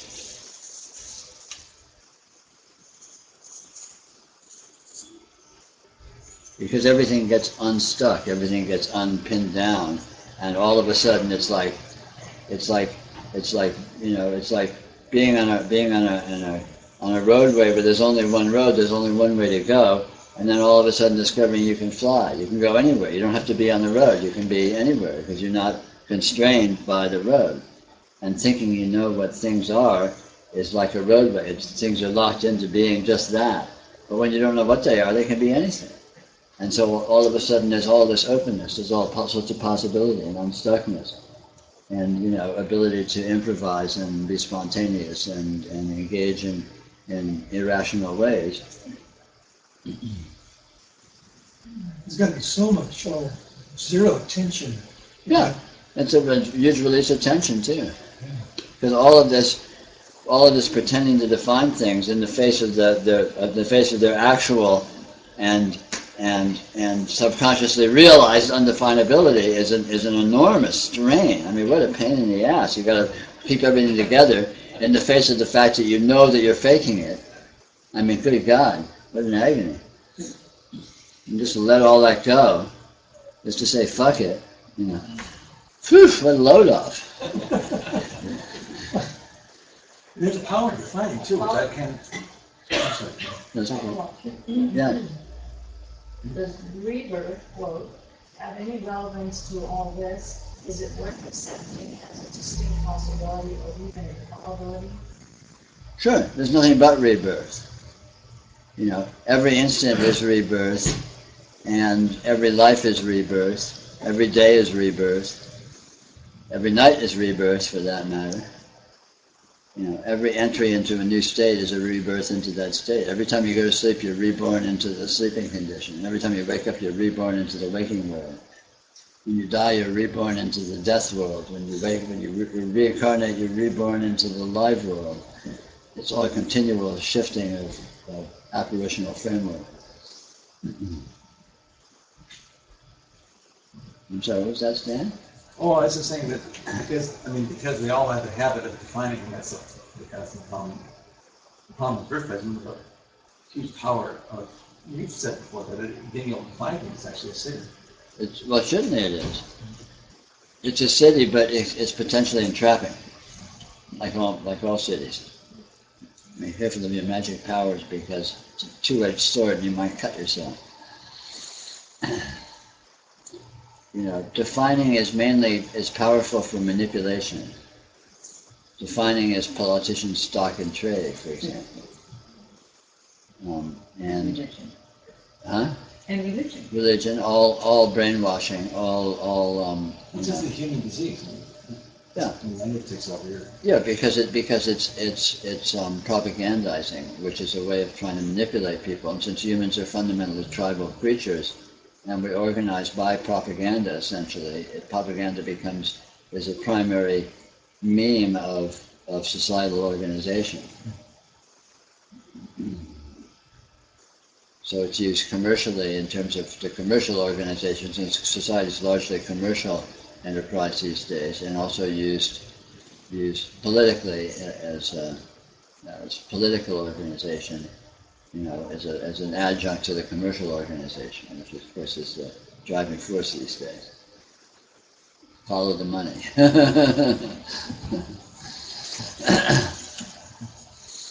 And the main tool in that is defining, as propagandizing. And because human psychology reacts so, is so susceptible to propagandizing, any kind of human manipulation can use defining as a vehicle, as a medium. I mean, what we do here is a lot of defining, but it's hopefully in the service of liberation and empowerment rather than in the service of financial manipulation. Those are short circuits of stuff.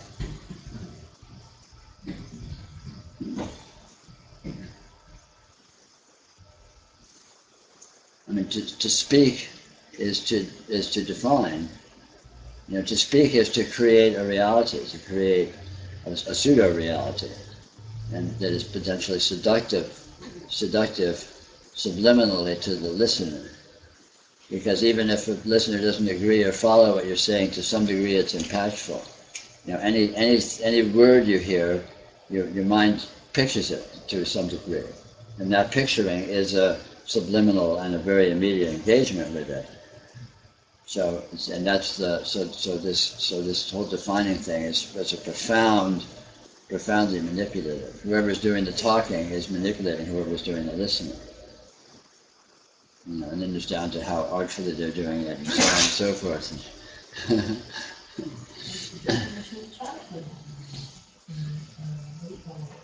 What's that? In childhood, that's exactly what happened. Oh, well, sure. Well, in all our lives, that's what happened. Yeah.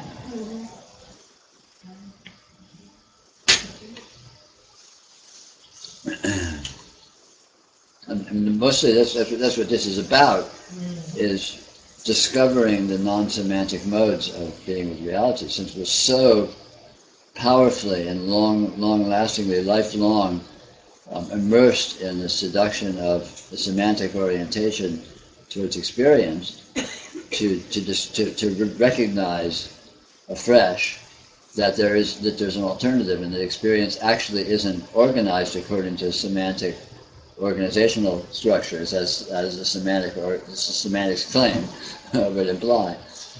And noticing that is really empowering, because it gives you non-semantic alternatives, i.e. all this indeterminacy and stuff we talked about, which is it's outside the whole game of semantics. It just can't be touched by the game of semantics. And yet, here we are. Right. We're really here. This isn't a semantic fact that you're here. You're actually here. I am, yeah. But I mean also... Well, semantics are happening, but they're happening in the service of noticing the non-semantic aspect, ideally. Right.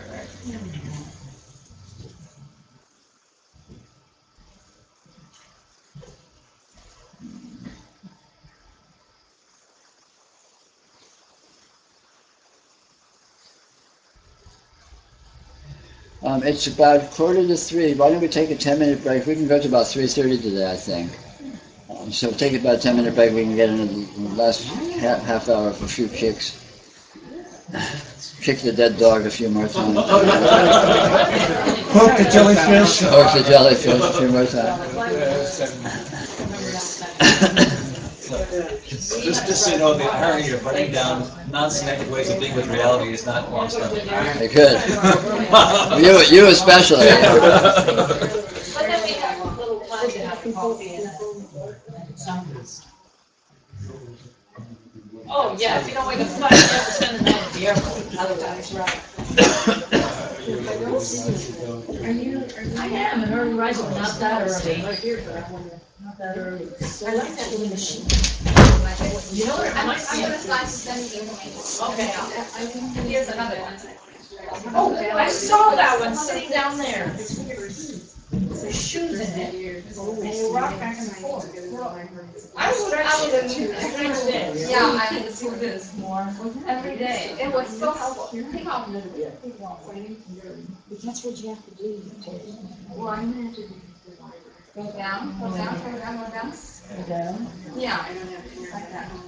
I do that in yoga a lot. Oh, okay. I do a position where it stretches. Okay. But this, I don't do yoga, so I just do this at home when I want to do it. Stand here and do this. Yeah, you can stand there. Oh, what's really fun about that machine, you're standing there, you're just standing very relaxed. Everything's moving. But if you go like this real fast with your eyes, the jiggling stuff stops. Be right down. It's really? Yes, because what you're doing is your eyes is only taking a shot. Oh. So one of the two things, the up or the down. You see? Oh. Try it. Try it, yeah. You have to do it at the same speed that the jiggling is going. No, the chicken is go back. He says it's more than 30. Yeah. In a second. Well, because you know, it's like a reel of film. You're taking some, you're only looking at every other shot. And so every other the shot, the tree is in back in this position, this position, this position. Instead of this. I was sitting there and I went like this and I thought, wait a minute, everything stopped moving out there. I thought, oh look, it stopped moving as long as I do that. Real fast. Good discovery. So it was fun, but it really felt good. I felt all my bones and all my lymph nodes, everything getting massaged. It was great. Those are big things. Those are really, it's And not when really you're going high. like this, Right. and if you move, it'll move your joints badly. Whereas this is very subtle. It's like a shivering thing, you know? Yeah. Oh, which machine is this called? There's something Vibration, like vibration. The vibration machines. there's one such Turn the machine at the camera Gateway around. portal. I think it's a team out. Oh, yeah, there's so many out there on the market. Yeah. Oh, I tried. Those are all motor operated. Yes, I tried because they have a good deal there. You could for $50 a month you could come in every day for a 10-minute. Oh, I know which ones you mean. Those are different. There's a machine that has a table up here and handrails, and it teaches you like this. The 2 feet separately, and you can give the movement. Yeah, And you it's have to supposed to visualize be, there, and they're supposed to Are you afraid to ask them? it's supposed to give you a six-pack. I don't know, but anyway, a few months or something. Yeah, right. And well, I tried for one session. I feel difficult a six-pack. Six-pack. A six-pack. No, Six-pack abs. I know. Six-pack. He wasn't, but you're right. That's what I want. It's a six-pack, not the ass. But you'd rather have a six-pack. Okay. Well, that's what the claim about these machines are. What I started to say was they're basically they're vibrating machines. There's different kinds of T-zone. I tried the T-zone at the Gateway portal, and I don't know. After 10 minutes, I didn't feel that impressed. So I don't Be know. careful with those vibrating machines. Some of them can really mess up your bones and, like this. Well, the Mayo Clinic has other ones, listen what he says. I didn't feel. I tried it twice, and each time I hurt me. One time with my shoulder, the other time was my neck, so I never tried it. I tried it once, and I got a really bad feel. Yeah, I didn't like it at all. No, Read the Mayo Clinic's paper. I was trying to say my experience was neither good nor bad. I just thought it was a better experience to go back to the gym and lift the weights and do all of it and work on the different machines. Yeah. There's a Those vibration machines are a gimmick. maybe there's although there is I wish I knew the name of it. A friend of mine gave me a whole DVD to describe something as an alternative to working out in the gym for an hour or two each day. And it's not just a mere vibrating machine. You move in different ways. It addresses cardio. It addresses weightlifting. It addresses talking about one of these kinds of machines, like that or that one, right? I'm not talking, well, right now, I'm not talking about that one, it's a much more. Yes, it's different. These are different vibrating machines. One Yeah, no, like of that. course, but I can't find the very If I could specific. give you a name, I could, Oh, there's if one- I knew the there's one subject near our matter, house. There's one out in the valley that, somewhere out in the valley, if you buy it, it's a $15,000 machine.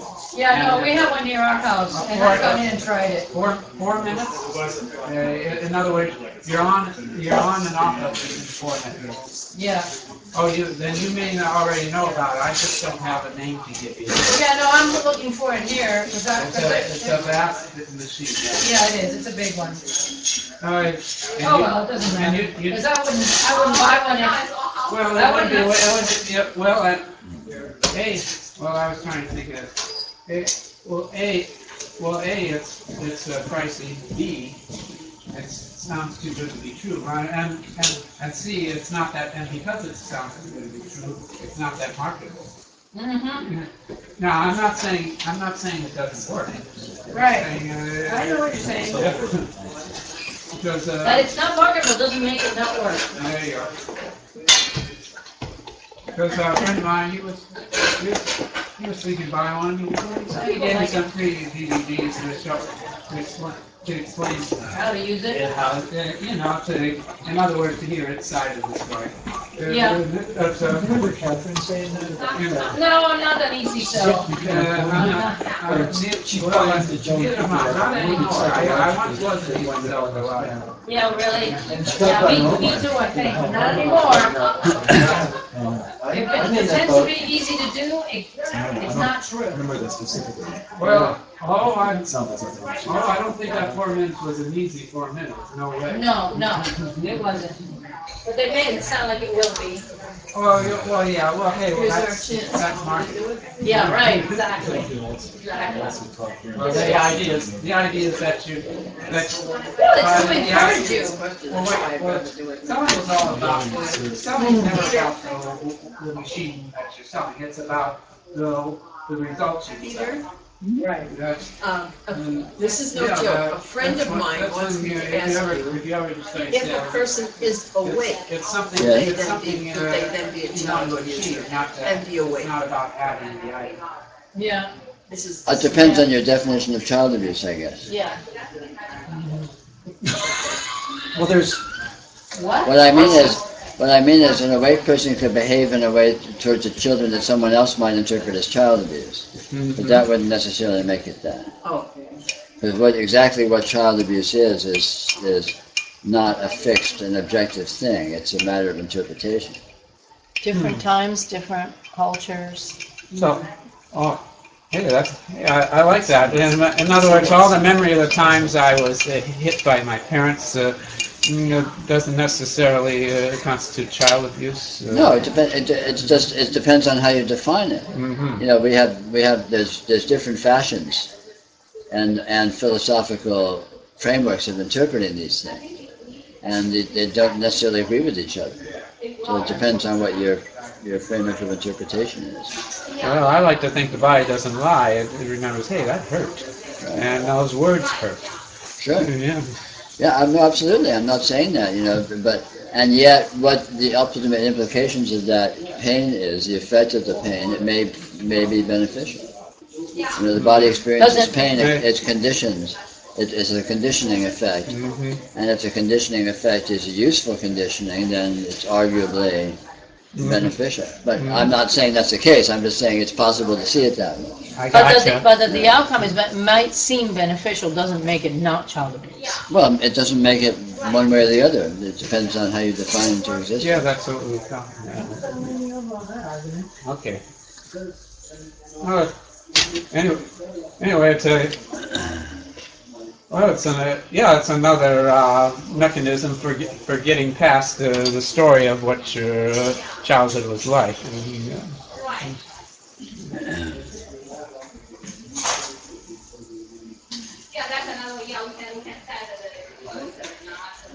Well, I didn't enjoy the way I was raised that much, but I used that as I got to be I really enjoyed parenting because I got to do it completely different. Oh, Getting okay. hives raised, and I mean, it feels like it did a completely different.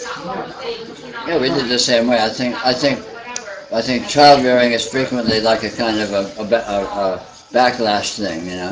I think people often raise their children as a reaction to the way they were raised. Yeah. Not necessarily just a simple repetition. I sort of like, I gotta be an asshole for my kid. This nice stuff. In fairness to my father, I mean, he recalls a lot of memories of how severe his father was to him, and so he modified it. He didn't want to pass the same thing on to his kids. I mean, he still believed in not sparing the rod, but he did believe in give fair warning, explaining why you should do this and not that. His father just struck without warning. Yeah, that could be crazy making, I'm sure. Yeah. I was a fourth boy, and my parents thought they had it down by that point, so they were sort of like an automatic pilot, like, oh, we know what's bad. No, we've done this so many times that we know it. So well, you probably also had the benefit of their excesses on the older sibling.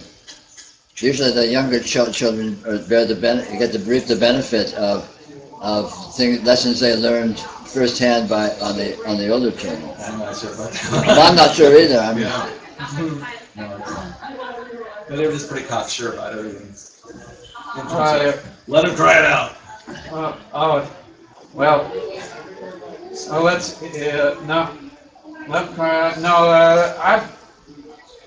I don't buy that. It's because touch is considered the neglected sense for that reason. So. Anyway, well, you say you're a parent. How do you perceive the concept, the idea of the need for touch? Oh, you did that. There's a book that came out by Sears and Sears about attachment parenting. So they propagate, wear your child. So wear them, like put them on a backpack or here and carry them around. And, well, that's how the third world. Yeah, exactly. Family bed, and then the child is telling you, and when they're crying, it's not time to discipline. It's they're telling you that they need something. There you go. And so it's they come with their own instruction book. They tell you how they want to be treated.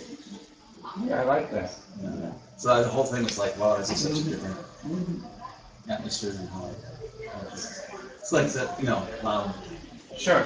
Okay. And they said, spoiling a child is leaving it on the shelf and not touching it. It's a spoiling, as opposed to giving them what they're asking for. Okay. Different. Okay, what we're saying, a different perspective, a different concept of what constitutes abuse. I mean, some people thought we were way too permissive, and maybe we are. I don't know. Right? That's the thing, but there's no final word. Different. No. What are the results? I take it they're old enough now for you to get an idea. Oh, they're awesome. They're awesome, yeah. They're great. Yeah. Yeah. Well, noticing the results is a good way to see how you do. Yeah, but at the same time, he was born with. I mean, Yeah, you can't tell because so much of it is genetic. So much, who they are is so much is already there from the get-go. Right. It's it's astounding with that. Yeah. Mm-hmm. I know people probably had similar approach. I mean, their kids were like hell on wheels. Ours is really easy. He's really easy to raise. Do you believe what Khalil Gibran said? He said, you may not give your children your ideas. Your children belong to the land of tomorrow. You may not go there. Your children will go what? Your children belong to the land of tomorrow. You may not go there. Right. What do you think? I think that's wonderful that you don't give them your ideas. Well, you can't help but give them some ideas, but you can't give them all your ideas. Your philosophy and stuff. It's important that they choose their own religion. Oh, I agree very much. Yeah. The main thing to give your kids is the ability to think critically. I think that's the most important thing to teach them. To give them empowerment and give them a sense of critical thinking, so they can so they aren't gullible, so they can think for themselves. Because I'm extremely, I feel very gullible because I have, you were teaching me. Yeah. I'm just so sweet. Well, I think, I got the opinion both from my parents and from my parochial school that I was supposed to regurgitate what they told me.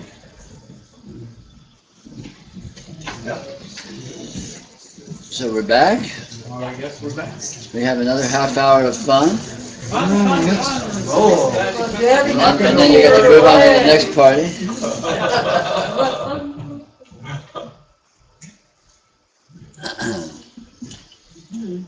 We've covered a lot of ground today. I feel like it's been a good day. Yeah. A lot of fine points. So anything we haven't covered that is lurking in the back of anyone's mind? Or any fine points of what we've been talking about that are occurring to you? You know what? I was wondering if you could take one thing, like you were talking about the light switch to life. Yeah. You take one, you say, okay, this is infinite, and there's no final way of seeing it. I mean, I can look. Where you could just almost like break down, like if you're looking at something, the different kinds of noticing it going on, how it leads to another thing, as opposed to I can see things in one or two or three ways, but infinite, I don't know if it's infinite. You know what I'm saying? Yes. I don't know if it would be productive to do a too heavy-handed a concrete example of that, but it's a matter of noticing the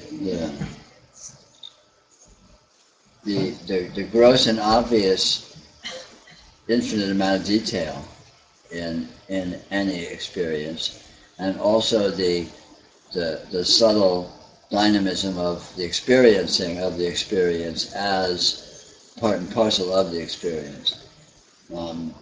So, you look at this table or something, and, first its shape, you see straightness, you see curvature, you see, different textures, you see, shininess, you see dullness, you see darkness, you see intermediate tones, you see light, you see the kind of adamantine sort of high frequency texture of glass versus a sort of the more amorphous, coarser texture of wood. This is just beginning to scratch the surface, and then you get into the incredible varieties and details of shape and texture, incredible variety and details of color. And brightness, incredible variety and details of reflectivity, of shape. There's limitless. It's like, imagine how many different ways could you see this table. You could spend, years doing nothing but experiencing this table and not repeat yourself. How many different angles can you see it from? Or if you're seeing it from just one angle, how much detail is there? And the answer is literally infinite. You can never get to the bottom. You can never get to a point where, I've seen absolutely everything there is to see it here. What's just that? And we're just talking about seeing that. And then exactly, then there's the dynamism of the experiencing of it, because the experience of it consists of the flavor, the sort of subtle experiential flavor of experiencing it. And that itself, what we might qualify as moods or insights or associations. There's a whole sort of a gestalt of things that spin off from it that are part of the experience. You can't find a clear demarcation, but then it all kind of diffuses out into, ripples in a pond effect or something. Remember you said Ryan Lane about the coffee bottle, how it's replenishing itself not coffee, but it's replenishing itself instantaneously all the time. Yeah, sure. Yeah. I mean, it's really, the point isn't to get too heavy-handed about specifying that, but just to notice the freshness and spontaneity every instant and how you never revisit the same thing. It's impossible to have this, instead of qualifying it in terms of making an infinite longer list of the ways you could see it, qualify it as just notice every time you see it afresh.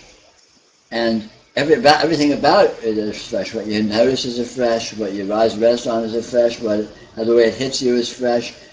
And that would happen, you could live in this house for 30 years and have this table sitting there for 30 years virtually untouched or whatever, and still, every time you saw it, there would be a fresh experience. And so that embodies the infinity of the experience of this table, the unlimitedness, the limitlessness of the qualities and characteristics it presents. You can never say, I've experienced every single thing, every single way that it's possible to experience this table, and now they're starting to repeat. That would never happen. It couldn't happen. And this is explicitly what the infinity of experience, how it shows up. So when you say, I experience anything, it automatically implies a Gestalt. Yeah, because the phrase "I experience it" is already very heavy-handed, because all you can really say is experience is. That there's an I and an it is already too heavy-handed, and in the experience you can't separate out the experience of it from the context of experience, because in that sense, experience is always holistic. Experience is always a Gestalt. Experience is always, you can't separate pieces of the experience. Like, this is my experience of the table, and it stops right there, and everything else is just not that. It's not like that, because it doesn't have seams. It doesn't have, boundaries. It doesn't have, places where one thing stops and another starts. It's a continuum, essentially, and it's inclusive. Experience is always of a field, and that field has infinite variation, differentiation within it, experientially. That's the characteristics that are present. But they're all present essentially as a whole, and you can't, even though they're differentiable by their differences, they aren't actually separable from the field, from the continuum of the field. Like, for example, in terms of vision, your full field of vision is present as a whole. And I can say, well, I'm seeing you, and I'm seeing that sofa, and I'm seeing the cushion, and I'm seeing the lamp up behind you over your head, and I'm seeing this table, and all that. I can say I'm seeing them, but that's an abstraction referring to the fact of the field, the continuum of the field being present, which is the actual thing that's present. The only thing I'm really seeing is the field of vision. And those other little things that I could claim to be seeing as subsets are, abstractions, and they can't be separated from the field. You can't take this table out and hold it over here and have your field of vision here and the table here, right? Right. I close my eyes, and the entire field of vision disappears. The table disappears with it. The table comes with the field of vision. It's not a separate thing. So to pretend it is to go into abstraction and to cut yourself off from the actuality of the way your experience really is.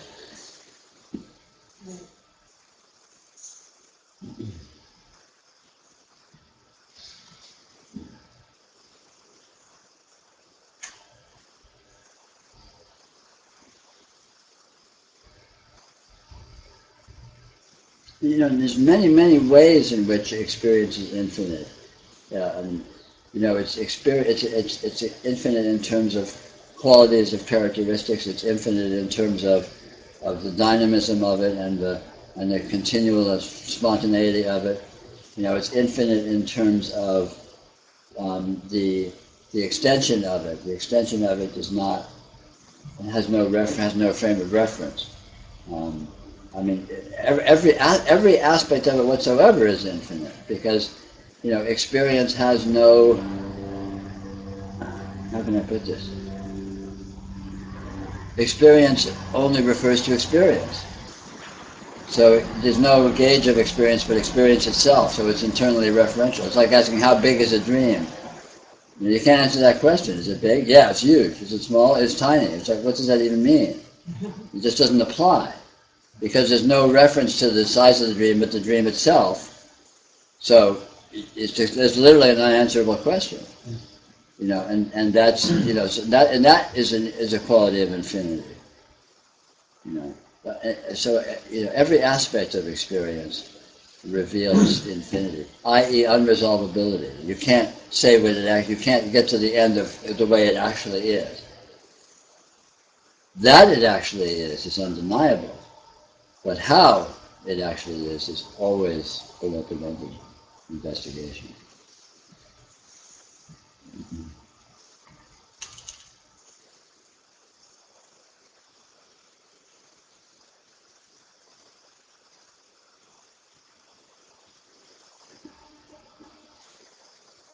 And the trick is to just play with it for yourself. Poke at it, just trip on it.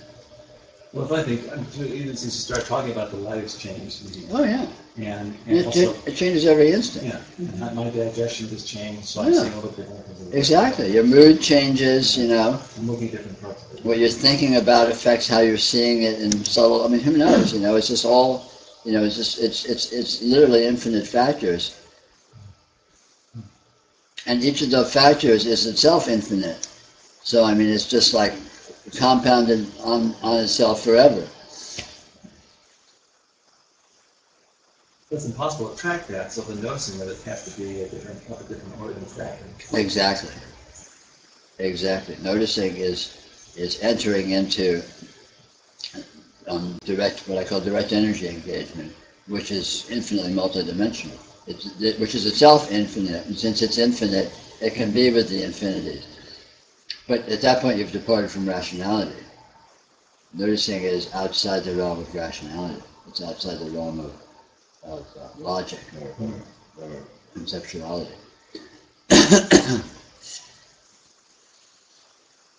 It's outside the conscious mind. You enter the unconscious mind when you notice it. In sort of pop psychology, you've heard me say this before probably many times, but in pop psychological terms, this is all about training yourself to lighten up on your identification with your conscious mind and relating to your experience in terms of the conscious mind's framework, and letting yourself experience the unconscious mode of engagement with experience, which is already ongoing, and which of course you're already doing, but the conscious mind isn't used to acknowledging it. And so this whole noticing thing and all of that is just a way of sort of eroding the boundary between conscious and unconscious, because ultimately there is no boundary.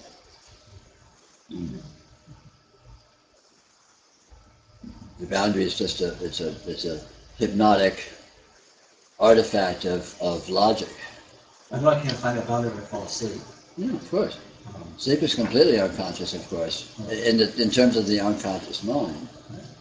And falling asleep is leaving the conscious mind, and yet you don't ever consciously know when you do that, because of course it's not a conscious event. And noticing is the same way. Noticing is a little bit like going to sleep.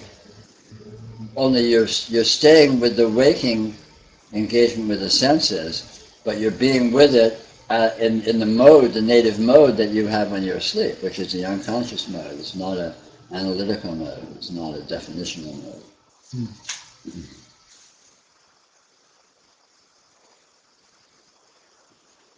I think it's a simpler thing to describe. Yeah, and so that's why, it's pointless to describe, it's impossible. But it's fairly easy to experience, so that's why it's all about experience. It's about experiential investigation, what I call direct energy engagement. That's not being general. That's not general. Well, calling it that is general. Calling it that it's all euphemism. But the thing itself is not general. The thing itself is very specific. We're noticing, even though it's bordering on unconscious, it's specific. Yeah, it's specifically the unconscious.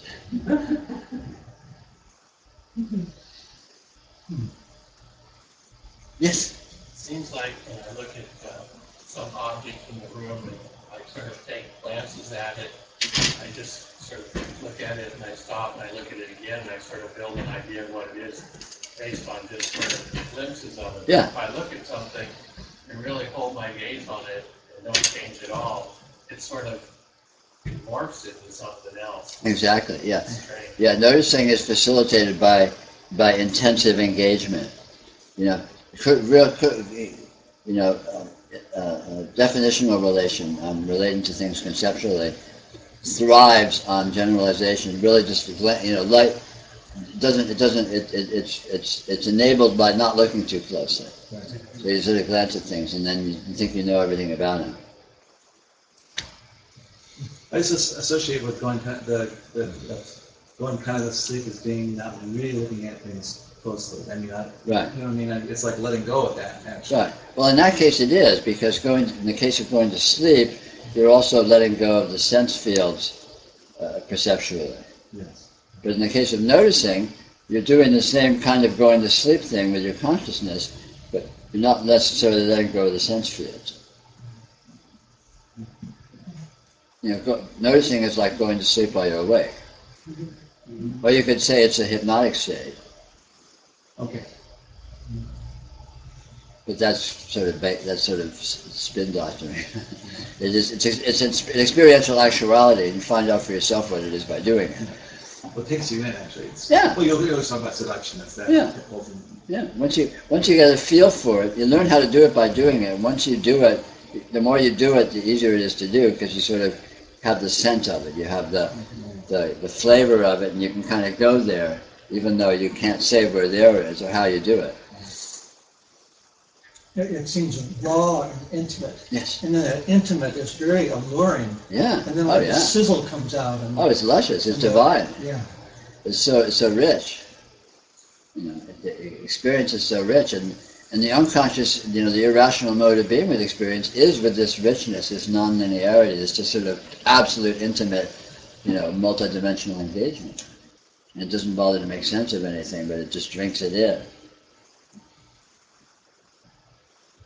And it's very powerful to give yourself access to that. It seems to evoke almost a ravenous love. Well, it is love because it's beauty, it's luscious, it's essentially just astoundingly rich, and it's intimate, it's inclusive. So it's engaged, it's like embracing. Its whole mode is essentially a love mode. The whole hippie thing, the whole summer of love thing, everyone's high on acid, and they're all just stoned on noticing is what it is. The acid and the weird social experiments were just symptoms of facilitating, or vehicles for facilitating noticing. Yeah. Tripping on things. Tripping is noticing. When you trip on something, that's noticing. I mean, that's the sort of the euphemistic, for our generation, the euphemistic way of saying what noticing is: you trip on things, trip on your experience.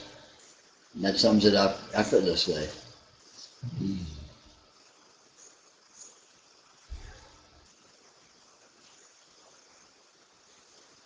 Our generation, loosely speaking.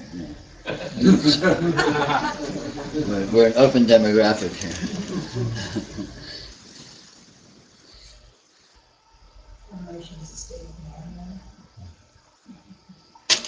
Yeah, man.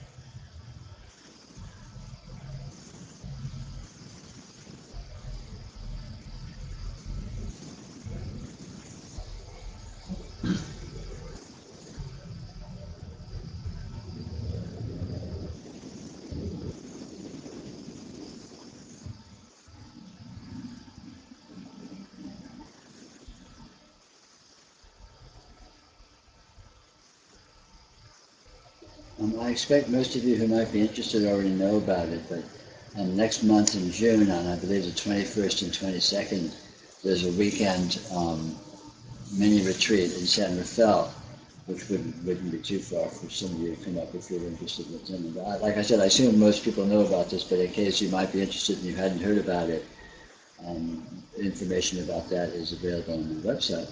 If you'd like to come up and join us, we'll have some fun. Mm-hmm.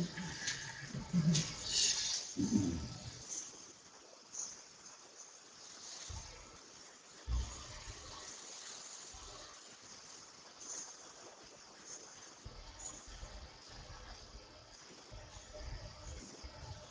I made a real spiffy poster. I was going to bring one down, but I forgot to.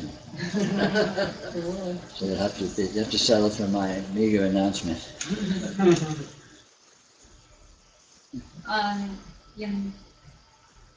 In Tuesday's meeting, you were mentioned about something about the scene, the direct engagement of the scene. You used the example of looking into the picture, like artwork, painting. Right. Yeah, could you talk a little more about that?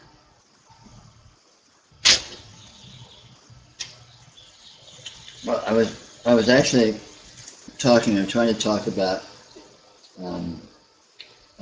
unresolvability, and to illustrate that resolvability can only happen with a very superficial examination of things. It's the same in a museum when you look at a painting, and there's a painting on the wall. Maybe it's some people walking down the road or something. Who knows what? Right? It's a painting.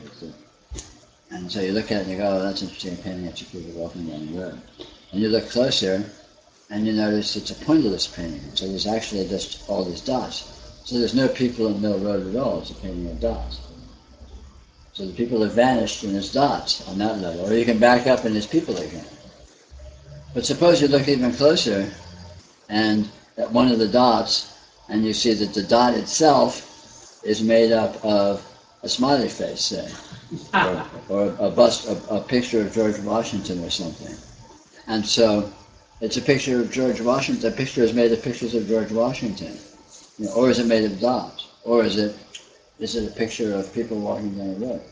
And the point is not that it is ultimately one or the other, but that it appears differently with different perspectives of examination, but it's the same thing. And from certain perspectives, it looks like two people walking down the road. From certain perspectives, it looks like dots. From certain perspectives, it looks like smiley faces. And maybe you look even closer and you see the smiley faces are made up of dots, and those dots are something else. And so, if you look at that, like say the dots are made up, say the smiley face dots are made up of, of Disney characters or something, Mickey Mouse heads, say. And so, when you back up and look at the painting, all you're seeing is Mickey Mouse heads. But they can look, Mickey Mouse heads can look like two people walking down the road, can look like smiley faces, can look, you see what I'm getting at? So there is no final, and imagine that this goes on forever. Mm-hmm. So the closer you look, you just find something else, and then you look closer and you find that's made of something else still, and so on and so forth. And then suppose you back up, and you notice the picture on the wall that you thought was just two people walking down the road is actually a composite on the same wall with a whole bunch of other pictures, and all of those pictures together form a whole other image, and so on and so forth. And so the point is not that this is resolvable. The point is that it appears radically different depending on your perspective without actually being different. It's the same painting, Whether you're seeing it as people walking down a road, or seeing it as smiley faces, or seeing it as busts of George Washington, or seeing it as Mickey Mouse heads, or seeing it as whatever, right? And it is quite accurately seeable as any of those, or even combinations of those. But it doesn't resolve to being any of those exclusively. And this is not literal, but it's a figurative way of giving an example of what non-resolvability looks like. Another very, I mean, it's analogous to this, not too far off. It's another very obvious example of unresolvability is optical illusions. Like, you know, the famous one where there's two faces or it's a vase. Is it two faces or is it a vase? Well, it depends how you look at it. It really is silhouettes of two faces, or it really is a vase. Maybe it's even both, if you can hold them both. But the point is that it's not that there's one or the other. It's not that it's real, but it's really two faces or it's really a vase. It's really something that is perceivable as this or that, but it isn't really either. It doesn't resolve to, it doesn't settle down to actually being either. There's no right answer about what it really is a picture of. And this again illustrates what I refer to as unresolvability. You know, you can't tell what any experience actually is because it can appear to be radically different from different perspectives. When I say perspectives, I don't just mean spatial perspectives. I mean just different ways of experiencing it, different ways of seeing it, so to speak. So that's what you're referring to? Yeah. So if one's increasing the sensitivity, they will be able to see multiple. Exactly. The more sensitive you are, the more you see these multiples, and the less of an urge you have to collapse it down and say, oh, it's not. It looks like two people walking around, but it's really dots. You know, it's not really dots. It's not really anything. It's ambiguous. It's both and. It's something that is complex and ultimately infinite, that is seeable as this, that, the other. But it doesn't collapse down to being this, that, or the other. Wouldn't you also say that's true of every person? In other words, how many times I have judged a person? Oh, absolutely. And then it's, wow. It's true of every phenomenon whatsoever. Yes. But certainly people are phenomena. No, it's kind of depressing because at some level you know there's Disney characters. They're out there.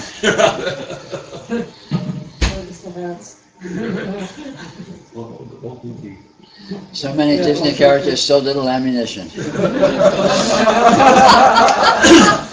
on that note,